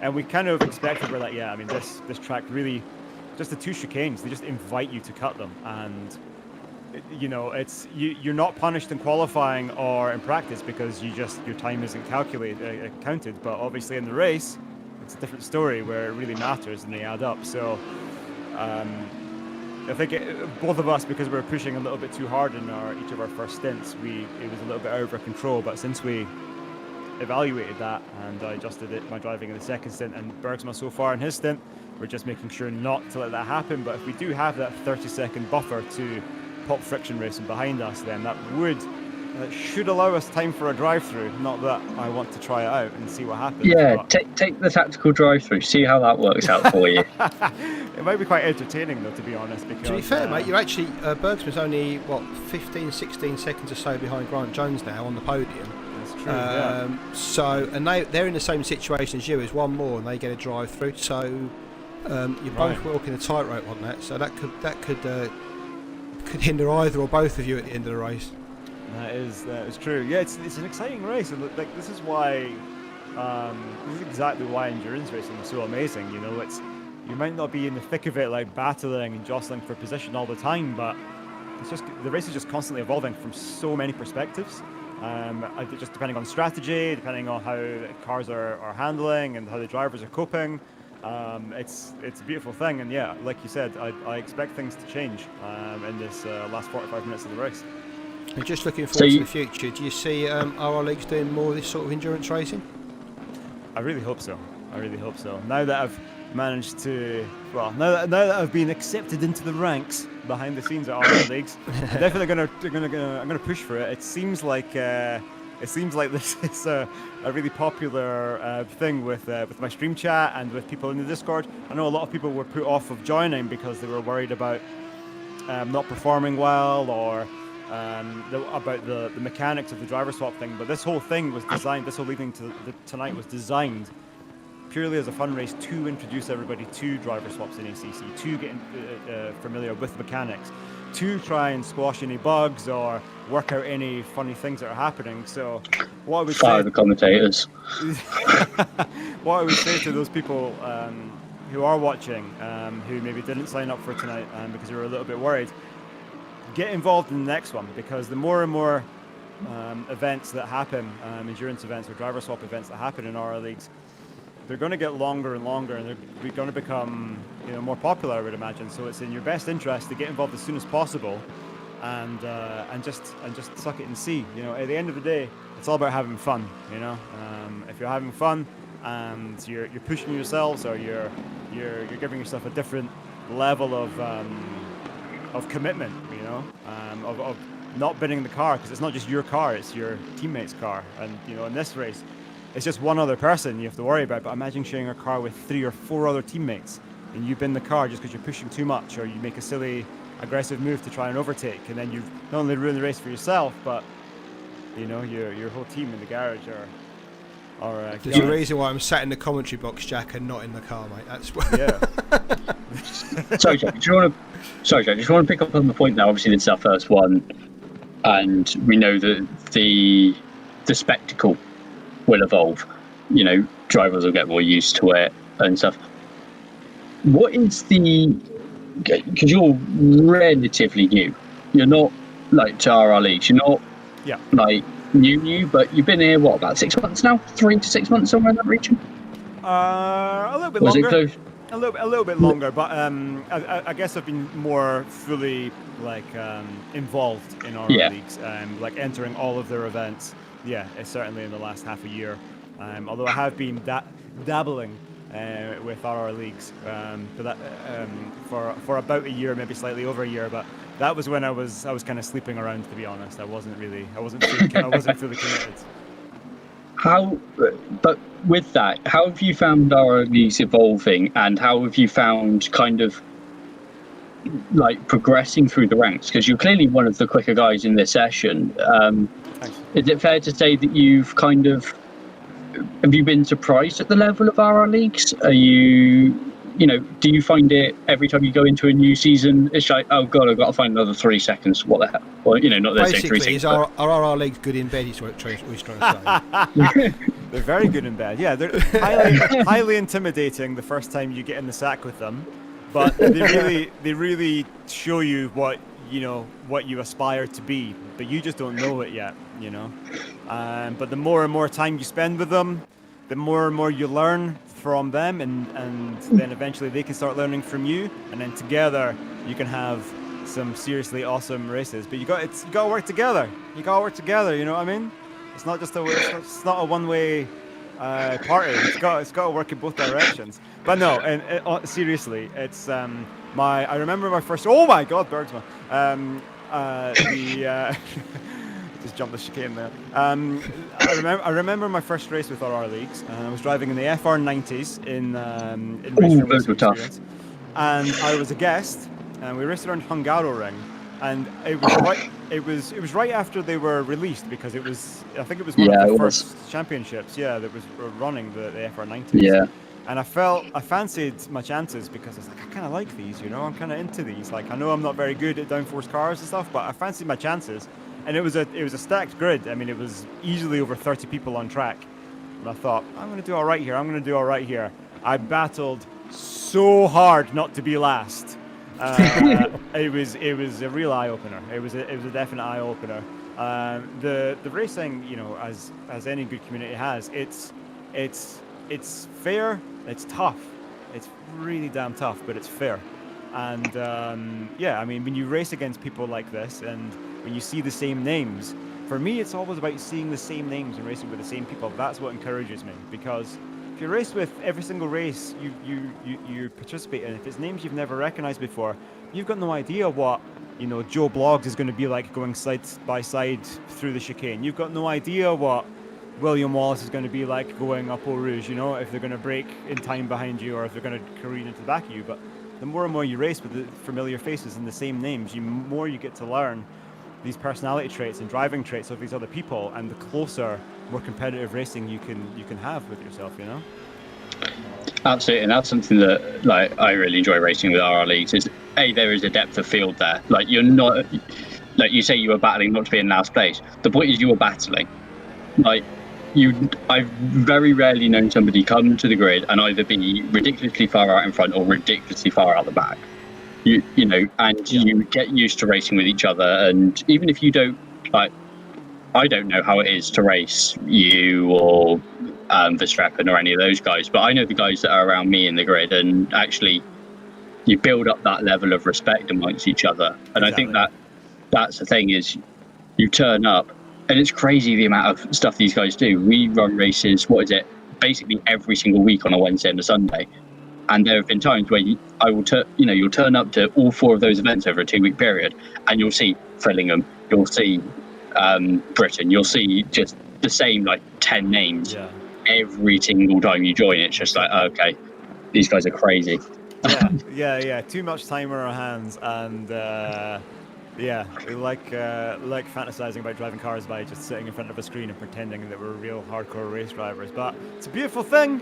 It's a wonderful thing, and I'm totally all right with being a sim racing nerd. That's totally fine by me. I'll take that. I'll tell you what, Jack, sorry, Ethan, I just got to say is, while we've got you, Jack, I know you've put a lot of effort and hard work and time into organising today. So, from all the people at RRLeagues, all the people that are watching, all the people that are participating, and all the people that wanted to participate, thank you for everything you've done to get this off the ground, mate. Well done.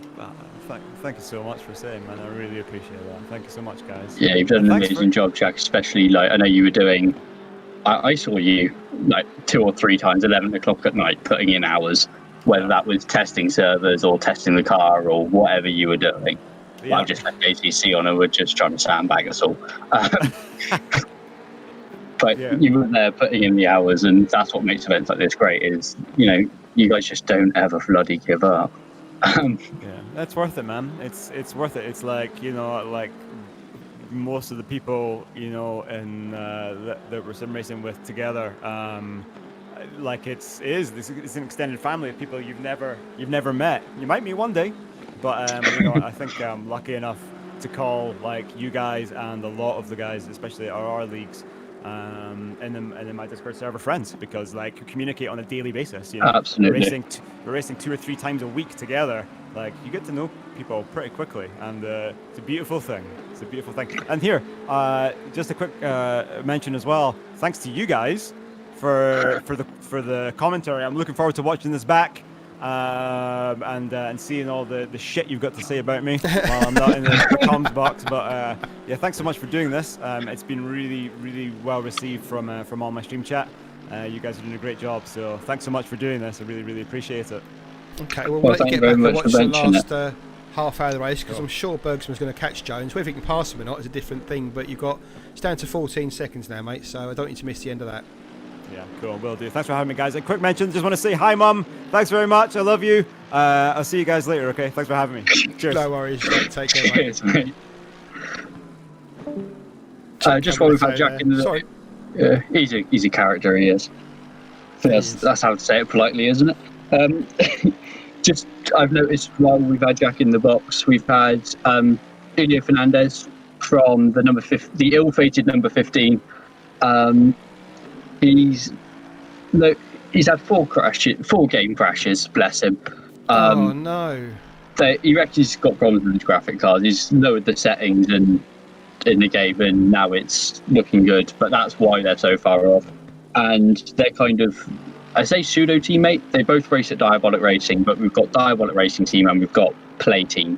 So Ilio's in the Play team, but in the actual Diabolic Racing car this time we've got Tiago Matos, who's been in the stream chat, saying that they got a DT and then drove 30 minutes with 2 slow punches, both on the right hand side. So well done, guys. Spirit of the race. Let's keep going. Everybody's done amazingly well to drag their cars around for better part of 3.5 hours. And like we said, we're at the death knells now. Everybody's done their pit stops. There's not a great deal of battling on track, which is, you come to expect after 3.5 hours. The gaps are a little bit bigger. Good to see Napoleon Moore dragging that car up. Only 6 seconds to Barrowclough, so that might be one to watch out for. To be fair, there's a few getting close. As I say, Bergsman's getting close to Jones. Enduro has a habit of doing this. You race for however many hours, and then you don't see anybody for like 90% of the race, and then all of a sudden you appear in a gap with like 2 seconds either way, and it's like, oh, this is kind of scary. I wasn't expecting this. Yeah, so Barrowclough's only 5 seconds ahead of Jake Moore here, and we saw. I mean, that car's been very quick today. He must have just had some. We obviously saw that first hour accident that they had. But absolutely. That's pace today. It's always been pushing and always seems to be clawing gaps back, but it never seems to be clawing up the ladder. It just be great to have one of those. I know we probably won't. Oh, just get out of the way there. Just letting it go, yeah. I know we won't catch probably one of them in the commentary box, but it'd be really interesting to know just how that race went, because that car seems really quick today. Yeah, clearly they're quick drivers. I mean, I've seen people, RWB guys in the chat, basically going, hang on, Moore's a backmarker, Moore's midfield. So clearly, I mean, I don't know much about the RWB guys and their crew, but clearly he's a high-level driver in his normal community, and clearly Napoleon isn't far off him at all. Clearly, they're both very high level, and it kind of goes to show how good some of our RRLeague guys are doing. So suck it. But also, it shows you how much that incident affected them early on. As they've been really quick all race. Yeah, we saw Napoleon earlier at the back end of Pereira, trying to unlap himself in the end, like he did it in the pits. But that just shows you how much pace they had. So yeah, they must have had some issues in that first hour, and it'd be really interesting to know what happened with that car, because it's obviously had pace today. Absolutely. Just looking at James Butler here, part of I must get this Pulp right. Friction Racing. With Greg Metcalf, pushing along in 5th. I think he's fairly safe in 5th, to be fair. I can't see. Bergsma. I know Simon earlier was a little bit worried about and pulling that gap back, but I think he's got that pretty much sewn up. That was Jack that was worried about that, wasn't it? Jack was worried about them going up. Simon was worried about Napoleon potentially, depending on right, yes, of course. The pit stops. Yeah. Sorry, Jack was talking for so long, mate. I just couldn't keep up. So. It's the accent. No, so I think it's just to die for listening to, can't you? So I think Bergsman's safe there. The person that probably isn't safe, as we said, Barrowclough with Jake Moore pushing him, and Bergsman's the other car pushing on Grant Jones. Although to be fair, that's kind of holding at about 15 seconds. So we've got half an hour to go. I'm pretty sure that can close down, but you kind of think with half an hour to go, you kind of get into a groove, and it's not, you can't suddenly pull out a second a lap on somebody unless they either fade or yeah, absolutely. That's something that very much can happen, is either fading or, as we see the Triple 8 car in the pit, changing over to Callum Morgan. Maybe that's the only way they can. Maybe they've got that the HUD system sorted now, or maybe they've managed to do that, and that's the only way they can get fuel in the car. Because obviously they were having issues with their HUD in that car at one point. He's at the Yeah, pits like you now, say, so I'm guessing he's got yeah. some fuel in there. Hopefully he's got some. It would be traditional to have some fuel. He's clearly not on limp homo, so he must have some in it. Kukurek coming around to lap him for a couple of times. Yeah, well, Morgan's I'm on, really impressed with everybody, to be honest with you. Everybody's done an amazing job to get this far, let alone the next half an hour to Touchwood. Couldn't agree more, mate, to be fair.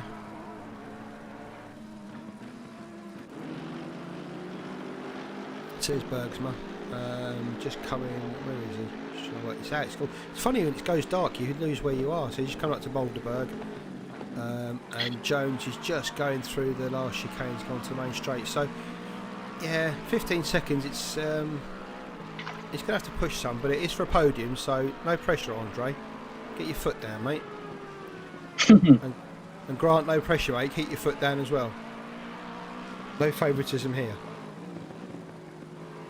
I mean, I like the sentiment. I would recommend lifting the foot at some point in applying the brake, because that's how corners work. But, you know, Brakes are for pussies, mate. brakes, what are those? Yeah. That's where you turn the steering wheel, mate. So when you get the tyres at 90 degrees, that's what slows you down. We don't use brakes. Well, you know, we know that braking ruins racing, so I'm sure Project Cars 3 will get rid of it for us.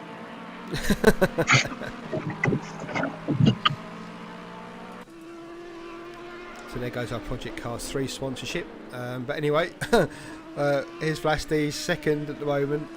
He's got a gap of 25 seconds to Simon's up front. Again, half an hour to go. They've been so consistent, the Bentley up here. Verstappen and Simons, it doesn't look like they're going to put, well, say put a foot wrong. Obviously Christoph put a foot wrong earlier, but since then it looks like they have been on the money with pace, and with, I've got to say, in a Bentley, a certain amount of panache as well. Nice GT3 car, big old boat.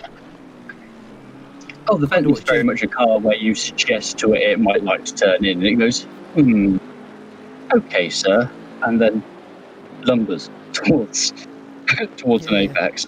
You kind of want to get into that as a race car, as a GT3 car, and still expect to see walnut and leather in there. I mean, I don't know, maybe that's just me. Absolutely. I think it comes to say something though, when it was an article I read a fair few years ago now, must be when the GT3 car first came out.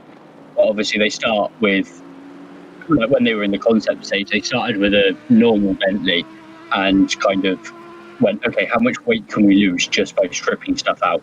And they stripped something like 50 kilos out of every door as a base. Like, yeah, I was going to say. How much crap in that car? Yeah, exactly. It's like how much, obviously it's not rubbish, it's things like electric windows and that sort of thing. But just by stripping out the doors, they gained like 50 kilo a door. It shows how heavy that car is, like, as a stock car. Yeah, Bergsman's really not bringing that gap down, is he? He's just, obviously, Ketterpeck in 9th. He's got a drive-through. I don't think he's at threat of losing position from that by the looks of that screen. 9th, he's a minute ahead of Cahonen in 10th, to be fair, so let's just have a look and see when he comes out. He should come out ahead of he should come out ahead of Cahonen, yeah. We mentioned it when we were, audio balancing and stuff yesterday in practice. I love the fact that when you're on board or watching a person in the pit lane, how the camera sweeps back to the track as somebody goes past to say, oh, can I watch this instead? This is more interesting. Yeah, Corhonen's all the way back at Gilles Villeneuve, so yeah, he will come out in plenty of time. It's just a drive-through. It's a long drive-through. It seems to be going on for ages. It must be such a relief to get to the end of the pit lane and put your foot down. Oh, it always is. Like, that's the problem with, I'd say that's the problem with drive-throughs, that's why they're there. But, you're going along at 50 miles an hour or whatever, 80 kilometres an hour, after you've just been doing 200 odd or 100 odd, and it's like, that's not comfortable. I don't like that. This is really So- boring. Peck's out there, great. It got plenty of time on Cajon in there. So Yeah, not really absolutely. a threat. And that'll clear his drive-throughs as well. So he'll struggle to get that drive-through for the rest of the race. So I imagine he's fairly safe. Come back up to Yeah, the lead. Max Simon's there. 24 seconds back to Vlasti Lucas. He's just coming down through the climbing chicane here. Grant Jones behind him, fair chunk behind him to be fair, about 45 seconds. Bergs was 15 seconds behind him. And then back to Butler, who's about 45 seconds behind. So it looks like for the next 25 minutes, barring drive-throughs and mistakes, it looks like it could finish in the way we've got it at the moment. Simmons, Lucas and Jones on the podium. Which, to be fair, I think as Jack said, and I think as Simon said, kind of where everybody is today. That, you know, the pace is shown out, and it's what endurance racing is good for. Is the people that are consistent and put the times in do tend to end up on the top step of the podium. Absolutely, and yes, there will be people out there that have felt hard done by a little bit. Like we said, the number 15 car that's actually come up now into P14. That car has moved ahead of the AAA after they've had their issues. It's not the P71 car, isn't it? It just was in P15. Number 11 car. Number 11 car, that's it. It was just in P15 for so long. I've associated with the 15.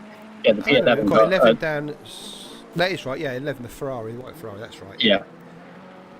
Yeah. Fernandez The number car 11 was car, Spanish. is actually leapfrogged for number AAA with the issues they've been having.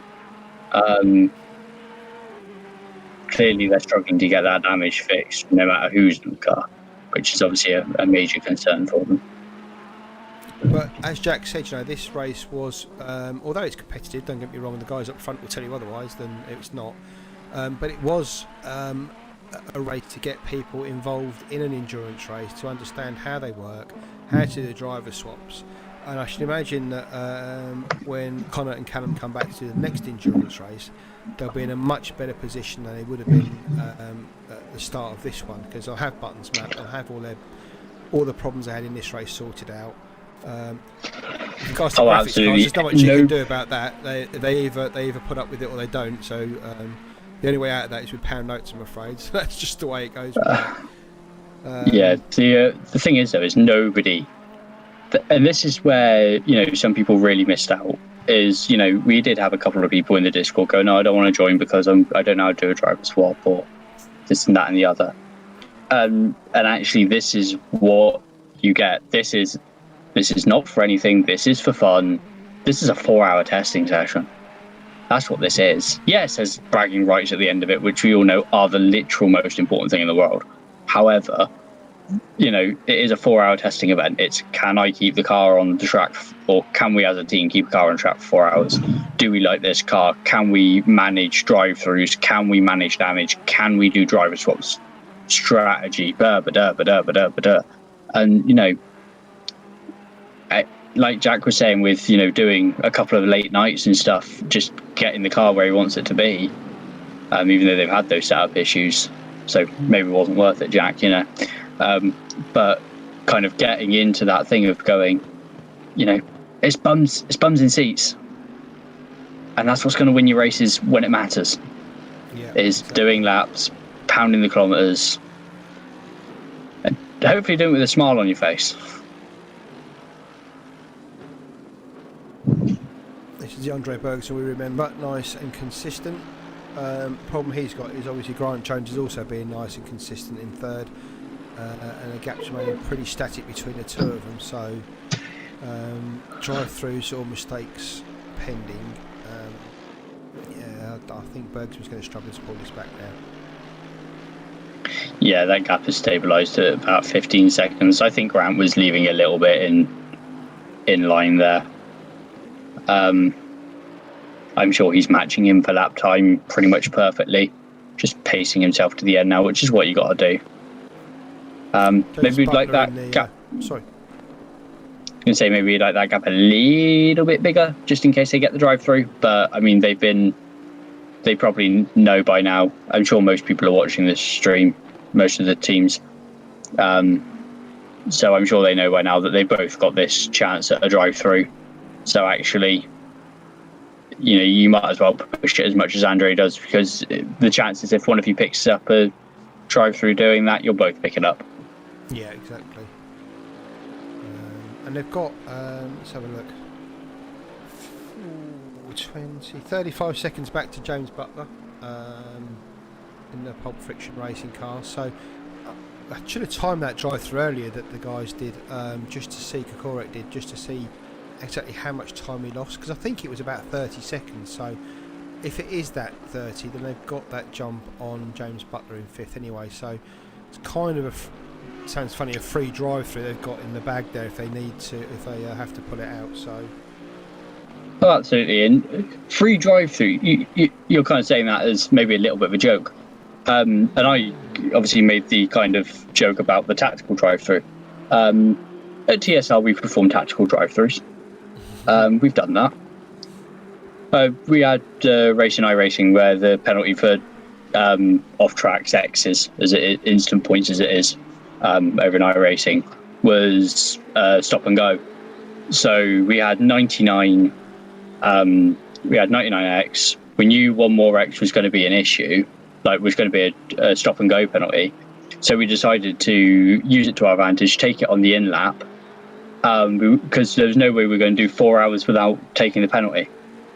So tactical drive-through, might as well take the stop and go on your in lap rather than doing the in lap, coming out and then having to do another stop and go. Obviously, these guys haven't quite got that luxury with it being a drive-through, but it's definitely something they will be thinking about. Is Bergsma, like you say, got that free drive-through essentially. Might as well push it a little bit. I'm sure he won't be thinking that though. I'm sure he'll be keeping it very sensible. Well, that's Bergsma all the way through, isn't it? So absolutely, and Jack is fairly level-headed about these things. I'm sure he will be, he will be perfectly happy for Andre to keep it sensible, rather than trying to go for glory. I think, as Jack said when he came in and spoke to us, that he's quite happy with 4th today. I think he knows that's where the car is. I think he knows that's where they are. And it's just, we had it with Simon earlier when we slightly said to him that they weren't being quick, but certain cars will suit certain circuits, and it's obvious that Ralph and Simon are not slow drivers by any stretch of the imagination. No, absolutely not. BMW is just not suited to Zolder the same way that Lexus is, and the Lexus will go somewhere else and not be. I mean, I think Lexus, perhaps it's just those twisty tracks that the Lexus likes. I know they rated it at Zolder, and it was very competitive. Sorry, not at Zolder. Oh my God, my brain's gone. Japanese track. Suzuka. Thank you. Raced at Suzuka, was very competitive there, but they take it somewhere like Spa and it's not quite as on the money as it might be. So certain cars will suit certain tracks, and like Simon said and Jack said, you like to come along and trial different cars and give them a go. So you're only going to know what suits what if you try it. Oh, absolutely, and we've as you've seen from the promo images, we've done, this will be our 3rd GT Masters. And it's worth pointing out that's our 3rd GT Masters in race room. That is not the 3rd GT3 Championship we've done. We've had at least 3 or 4 before that. So we like to think we know what we're doing with them, but you will find some guys who will turn up every single time in the same car. But you will find guys that just go, you know what, sod it, I'll take a Z4. Why not? Or sod it, I'll take. I think Jack has decided to be a complete sadist, and I think one of the ideas he's knocking around for GT Masters 3 is taking the MP 4-12C, the old McLaren. Because why not? He's got the option to, and sod it. Well, and like we Jack do said, find that. It's all about having fun. If you can get in a car, I mean, as much as Verstappen and Simons are having fun being out in front, you can have just as much fun fighting for 17th position if you're at it all race. Trust me, this absolutely.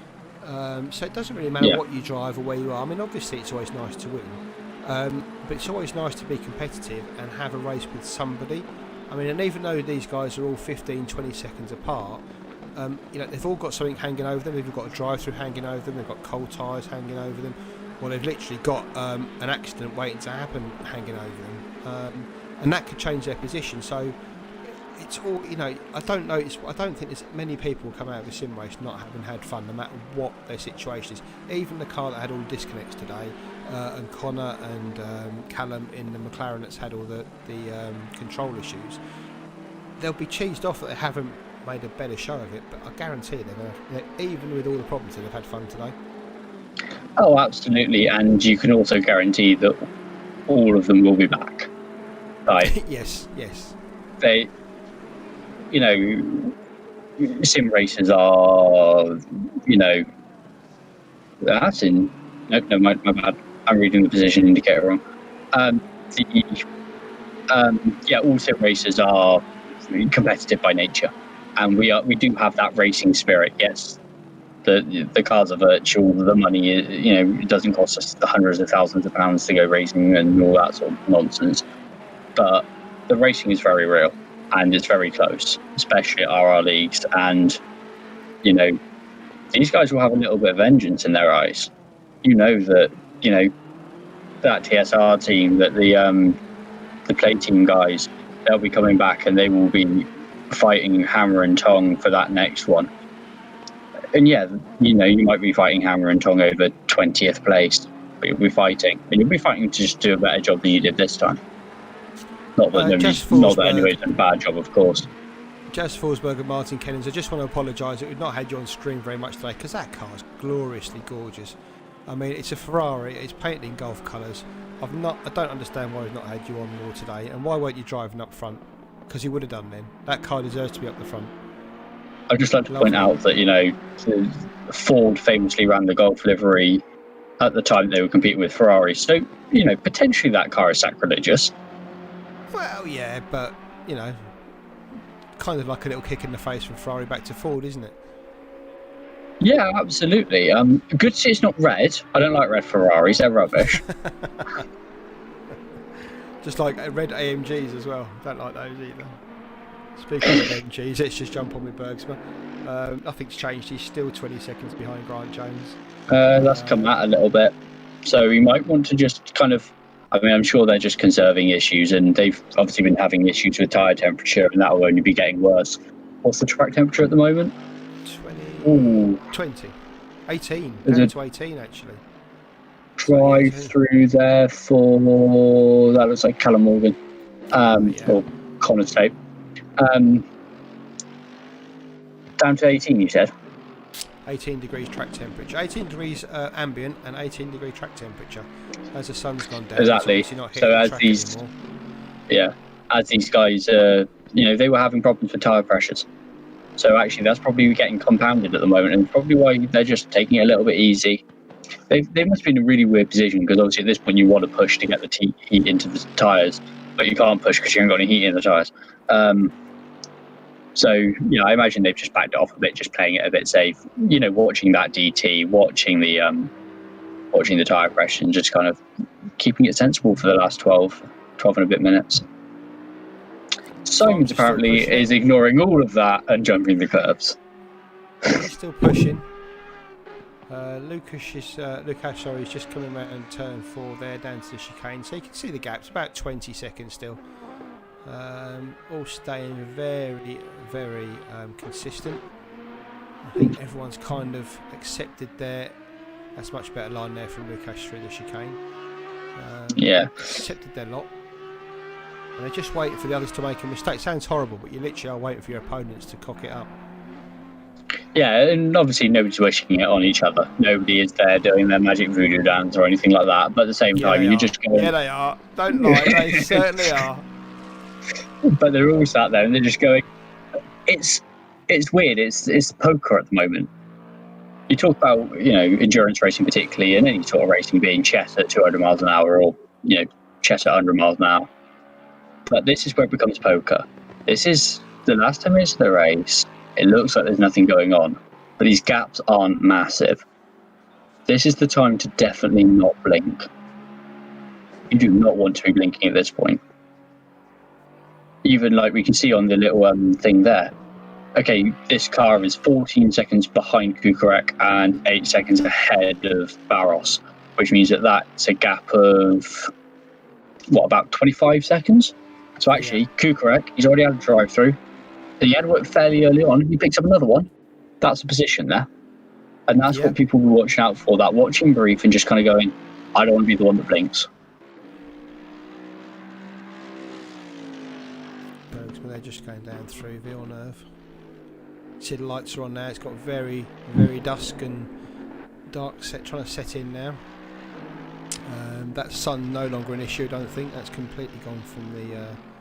well, it's completely gone. You can still see the tips of it, but it's not going to be an issue for the drivers anymore, for sure. I think it's a bit of an issue in turn 1, I think I saw, just because you've got such a long run sort of thing into it. And there's not a lot on the inside of the track to kind of obscure it. But I think the onboard cam just to see if it's going to affect Bergsman coming into turn 1. See what I mean? Just as you come around, is it here or is it going into turn 2? I was thinking might be going into turn 2, clearly making a little adjustment there. Maybe a little bit of brake bias, a little bit of TC. I'm going to be proven right. It's one of these turns somewhere, all right? I think I saw a little flash of it. There you go. Just come around here, just a little bit. As you come around that corner, it won't be the nastiest thing in the world, but it is mid-corner, and it could just catch you a little bit. Fortunately, but like you said, much flat through there, so it shouldn't really affect him too much.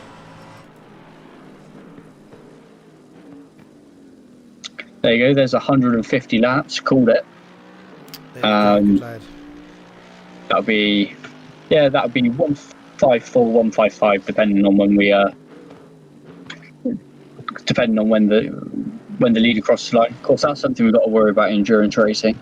Is if you're fueled for 40 minutes, or let's say you're fueled for the hour, and all of a sudden it goes 3 or 4 minutes, but like an extra couple of minutes because of the last lap of the leader, you don't want to be in that position.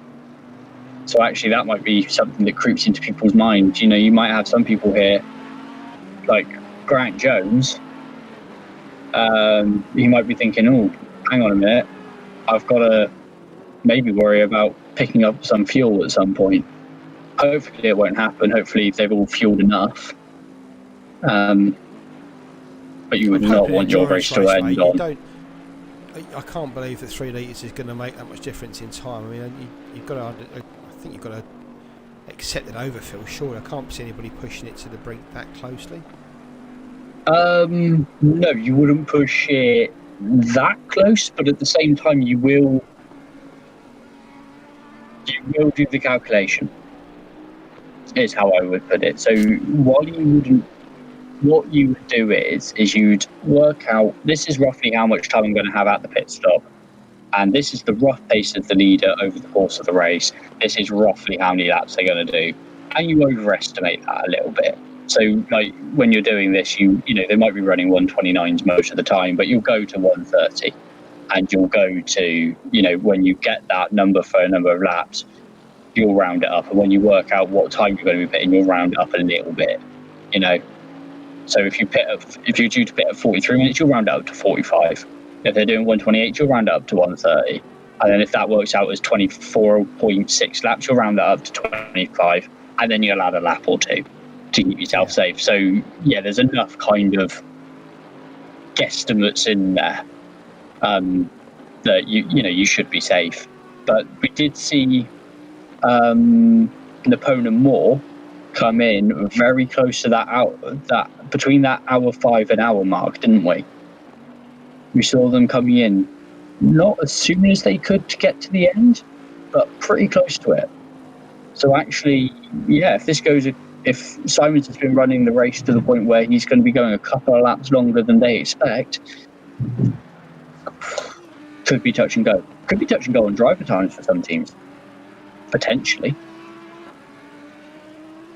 That would be bad if you got driver time wrong. That would be the the two cardinal sins in endurance racing: driver time infraction, running out of fuel. You don't do it. You don't do it. Oh no. Report from the number 11 car. Game crashed again. Are we making that 5 or 6? Oh dear. Oh dear. I'm going to ask him. We'll feel your pain, Leo. We feel your pain. While Ethan's doing that, just give you a quick rundown. As we have been doing. In fact, let's just put it on the screen. A bit easy for everybody.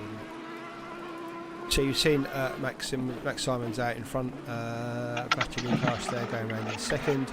The gap is around 20 seconds. Fairly constant. 20 seconds. Gap back to Grant Jones then is fairly sizable, to be fair. That's not really going to change even with any sort of accident, I don't think. So I think the first two are fairly straight. Grant Jones has pulled about 5 seconds more out on Andre Bergsma. The gap now there is around 24-25 seconds, so Jones is actually pulling away from Bergsma. James Butler, the car behind Bergsma, you heard that Jack Camaletto, Bergsma's partner, was a little bit worried about it. Well, the gap's still around 30 seconds, so that's fairly constant. I think Bergsma's safe there in fourth, Butler in fifth. Behind Butler is Simon Fillingham, partner of Ralph Varela in the 77 car.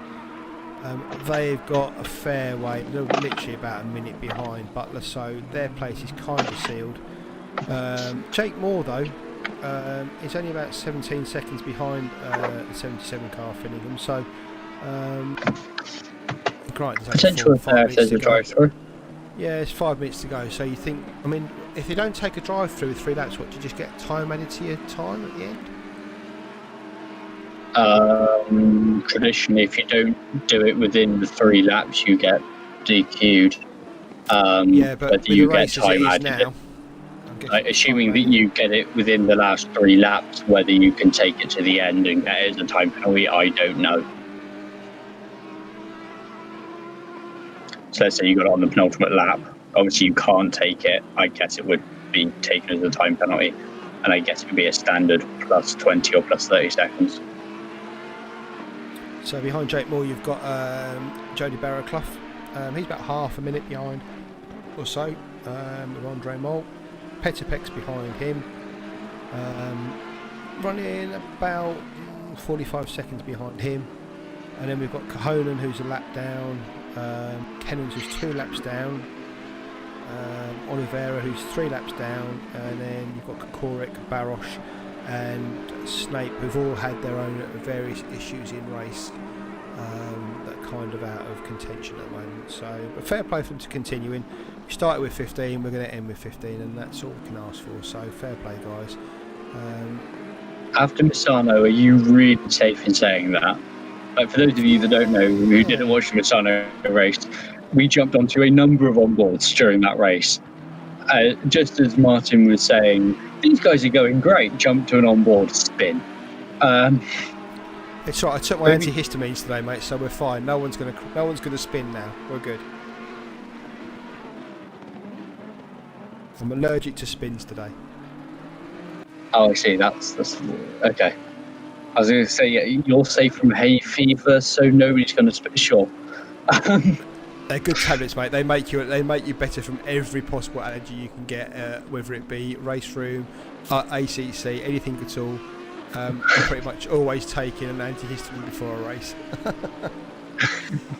So Simon's just coming through. He's got this lap and one more to do. This will be his penultimate lap. So Lucas 3 more. No, this won't be his penultimate lap. Yeah, no, this one and one more. This one more and then another, do you think? No, this one and one more, mate. As soon as you cross the line in ACC, that's it. It's not like race room where you've got to keep going. It's oh no, it'll be as soon as he crosses the line, but it will be whether it's... Well, at 130 laps and he's got 20 seconds to complete the lap. I don't think he's going to do that. Okay, yeah, so cool. It'll be this and one more. So, I don't know where to start with the superlatives, really. I mean, we've got, like, what, a minute 40 plus whatever he's got left of the lap. But the performance today of Simons and Verstappen, we saw it early on with Verstappen. Simons has carried that through the race as well. Never really looked in doubt once they got to the head of the field and they nicked it at the pit stop. And for the last 3 hours, they have been the absolute cream of the field, which is why they're where they are. Flashy Lucas in second there, tried his best to try and keep up the pressure on Simons and Verstappen. Didn't really, wasn't able to pull it out as much as he would have liked. I don't think they could have really done much more, to be honest. They've put everything they could into it. But they had that couple of issues, didn't they, with the spins? But I mean, yeah, they won't be. I mean, they'll be a little bit upset. They would have been within striking distance had they not had those issues, had they not got held up by Grant, you know. But that's endurance racing. That's why we love it. Yeah, and then behind them, Grant Jones and Dino Pereira. You heard Dino in the commentary box earlier just saying how difficult it was out there and how slippy it was. His first stint was amazing. Kept Verstappen behind for so long. You know, the first hour was fairly close, and then obviously once he got jumped in the pits, it was all kind of written on the wall then. But they've done well to hold on to third there in that Lexus. Bergsma and Camaletto behind them in fourth. I think, as Jack said when he came in, fairly happy with where they were today. And Butler, Fillingham, Moore, Barraclough all done a great job today. Peck, Cahonan, Kennans, all their teams have done well. But to be fair, no one at all has been close to Max Simons, can't even get his name right in the last corner, Max Simons, Christopher Streppen. They're coming home for the win. Well done, guys. That was absolutely Don't bend it on the straight. There you go. They could have reversed it back over the straight, mate. They'd have been fine. Well played, Max Simons. Well played, Christopher Streppen. That was awesome. Well, Flashy Lucas coming back home here in second. Gets it to the line. Well done, Vlasty. Great work. David as well. Great pace early on, mate. Done the best you possibly could there, I think. Second, should be proud of that. Grant Jones just going through the back end of the chicane. He's all the way back in the chicane. I don't think he's been lapped. I think he's the last person in the pits. Bergsma. I think he was lap, mate. He wasn't on the lead lap, so he'd already finished the race when he went through. He'd already finished and escaped to the pits. Because of course in ATT you can do the cool down lap or opt out, can't you? So Grant Jones is going to come home for his podium position. That's unthreatened now with Bergsma in the pits. Fair play to Grant and Dino. They did a great job today. Not much more to be said really. They did everything they could. Just couldn't get any more pace out of that car. So well done, Grant Jones, Dino Pereira there in third. A really strong performance from those guys. Like I said, the Lexus was kind of strong here, but yeah, they had their issues early on and just kind of kept going and did what they had to do to get P3. Really good job from them guys. Bergsman's there in the pits. Oh, there we go. It's all finished there. Sun's out again. So just to give you a rundown of the finishing positions, Christopher Streppen and the what's the team called? That's terrible. I don't know what his team's called. Overclock Racing. Overclock Racing. Thank you very much. Win the inaugural 4-hour endurance race from RRLeagues at Zolder. Congratulations, guys. Great performance, as I said. Second, David Dorr and Flashy Lucas in the Lexus. Again, I don't know what else to say, guys. After 4 hours around there and to keep that sort of pace up with minimal mistakes, they were minimal. I think you've done a cracking job. Pereira's team there in third. Elio Fernandez fourth. Nemanja Manojlovic in fifth there, his team. Split the time. I mean, timing's got all wrong and they split it all up. Because Manojlovic wasn't there. It went back into thingy as well. Ah, right, okay. Right, well, I know we tried to get some people back into, see if we can get the race winners into competition. Yeah, see if we can get some people into. Oh, wait, I'm just going to take a slurp of drink, give Ethan a break on his throat. We'll be back in a short while after this.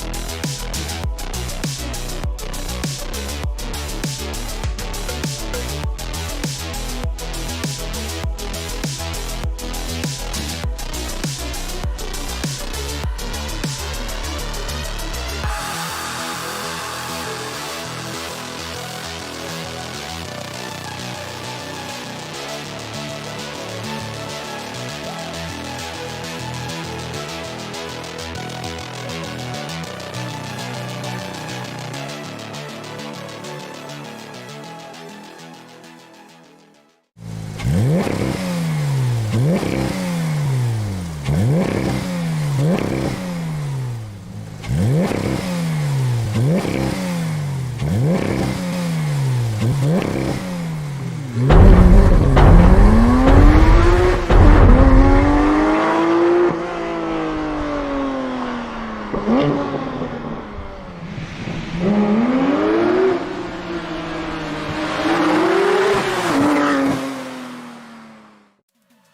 you fancy taking part in GT3 Masters, then head over to the website, simply search RRLeagues on your browser or go directly to RRLeagues.com. Over there you'll find our website with details of all upcoming series, general discussion items that you can discuss, and as I said, previous and past seasons, ongoing seasons, everything you need is there directly on the website. Also you can join our Discord from there. If you look up the top, there's a link to our Discord channel, just click on there, RRLeagues, and that'll take you through to our Discord. Well, it won't here, but on yours it will. So just continue to Discord, join our chat, and yeah, welcome to the club. Quick dive into the racetrack section of the website will take you through to all the series. As I said, Series 42 is our GT3 Masters. All the details can be found there on the website, so please have a look. Like I said, if you want to apply, drop us a line in Discord or even on the forum.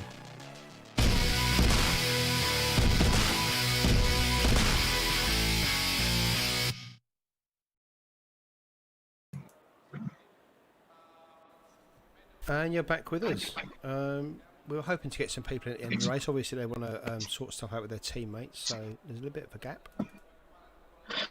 Yeah, well, we've got. I don't think Verstappen is joining us, but we've got Max Simons here from the winning team. Should we have a little chat to him? Oh, that'd be lovely. Yeah, get Grant in as well, mate. Pull them both in. Max, is that you? So at the moment we've got Max, Grant, and Dino. Obviously, Dino and Grant came P3 in the end of the Matrix car, the Lexus, and obviously Max Simon's part of the winning team. Congratulations, Max. That was awesome, mate. Thanks. Any issues there How for was you? it out there?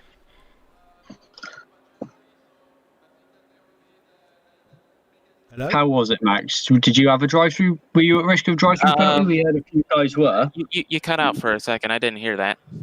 Ah, right. I just wondered if you were worried about a drive-through at all. I know a lot of the guys are literally on a rope, on a tightrope walking the chance to get a drive-through. Were you struggling with that, or were you perfect today? Right about around 10 minutes to go, I got a third warning, so then I took it easy from then on there. But the rest of the race, not really. Any particular issues? Was the car handling all right? A lot of the people have said that it was quite slippery out there for most of it. I just had to get used to the setup in the first stint, but after that, I was good. And Good. sorry, Congrats, Max. Congrats, man. Thanks. How was it, David? Obviously, you guys were chasing down that lovely looking Bentley. A couple of issues for both of you at the first chicane in your first couple of stints. Yeah. There we lose the race, I guess. We both, Vlastimil too, we lost it also on the first chicane and me too. And there we lose 20 seconds. And then it was a chase to P1 for the whole race. But Max and Christophe were too fast. They were too fast. I tried everything in my stint. In my second stint, I was fast. But I tried everything, but it was not enough to catch them. So great job by these guys. Also, with Grant and Dino, also a very good race. Yeah, you all performed really, really well. Were you at threat of a drive-through at all? We saw a number of people pick them up in the end, and we heard from Dino and we heard from Jack in the race that they were marginal on it. But was there any such worries at BH Racing, or were you squeaky clean throughout? Do you mean the cut tracks penalties? Yeah, cut tracks. Yeah, we didn't have any. I know, but were you close with warnings? No warnings for the whole race. We didn't have any. Well done. Yeah. Yeah. Amazing pace from you guys, considering you didn't. Obviously, it's very easy here to be a little bit cheeky with the track limits, but yeah, we didn't have any. Yeah, we were fast. But my first stint, I was very nervous. I always in endurance races I'm a bit more nervous than regular races. But yeah. I must admit, for the first hour, we thought the three of you were just going to smash it out for the rest of the race. You were literally pound for pound all the way along. And then Verstappen caught you up as well and put you under pressure, and that's obviously where that mistake came from. But, yeah, we thought we were going to have like that all race long. So. Yeah, I thought so too, but that mistake on the chicane was I don't know, was the reason it didn't happen. Yeah, very unfortunate. So we've got Grant with us. Grant, how was your race again today? Fantastic, I guess. Yeah. The second stint was a lot easier than the first. Put it that way. Was it? Yeah. I don't know what happened, whether it was the track cooling off or what, but it was got into a bit more of a rhythm for the second stint, a bit more consistent. Yeah, obviously you guys were talking about track felt a bit dusty, a bit dirty at the start of the race. Did that clear up by the end of it, or do you think it was more the temperatures that helped you kind of cement where you were on track? It may have been a bit of both, but I mean, I don't know, to be honest. It's but whatever it was, it seemed to especially the last half an hour seemed a lot easier than the rest of the race. You proud of your boy there? Sorry, say that again. I say you're proud of your boy there, putting in that sort of performance. He done really well. You know, like I said earlier on, that he didn't have as much time to practice. What did he done? I think 1 or 2 qualifying sessions. So to do that today was great, and I'm proud of him. It's lovely to hear from you all. David, were you struggling with grip at all? You looked fairly planted at Audi, apart from the couple of spins, but did you feel that kind of dusty, graining sort of nature, or was that something that they were really struggling with in the Lexus? No, I didn't. On my stint, it was fine, but Vlastimil complained. He said the track was cooling down and there was a lot of less grip. But for me, it was fine.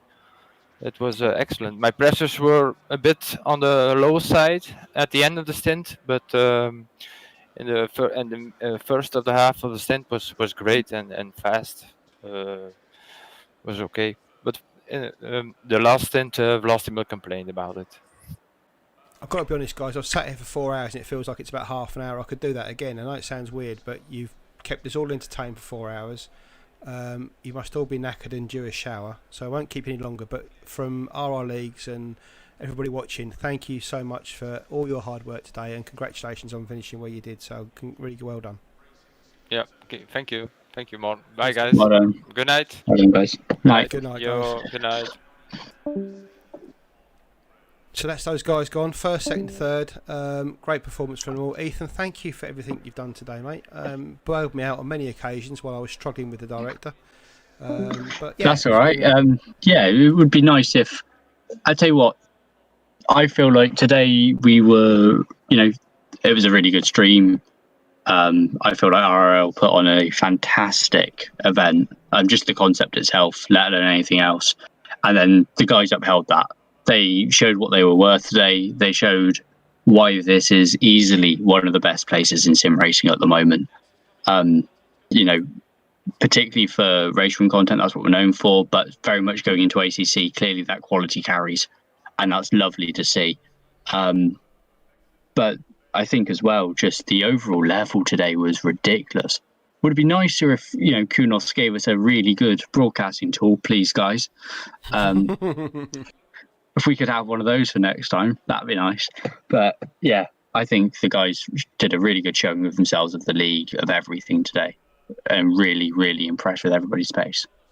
Yeah, and even if you finished last today, second last, fifth, whatever you finished, I think you've all done a cracking job.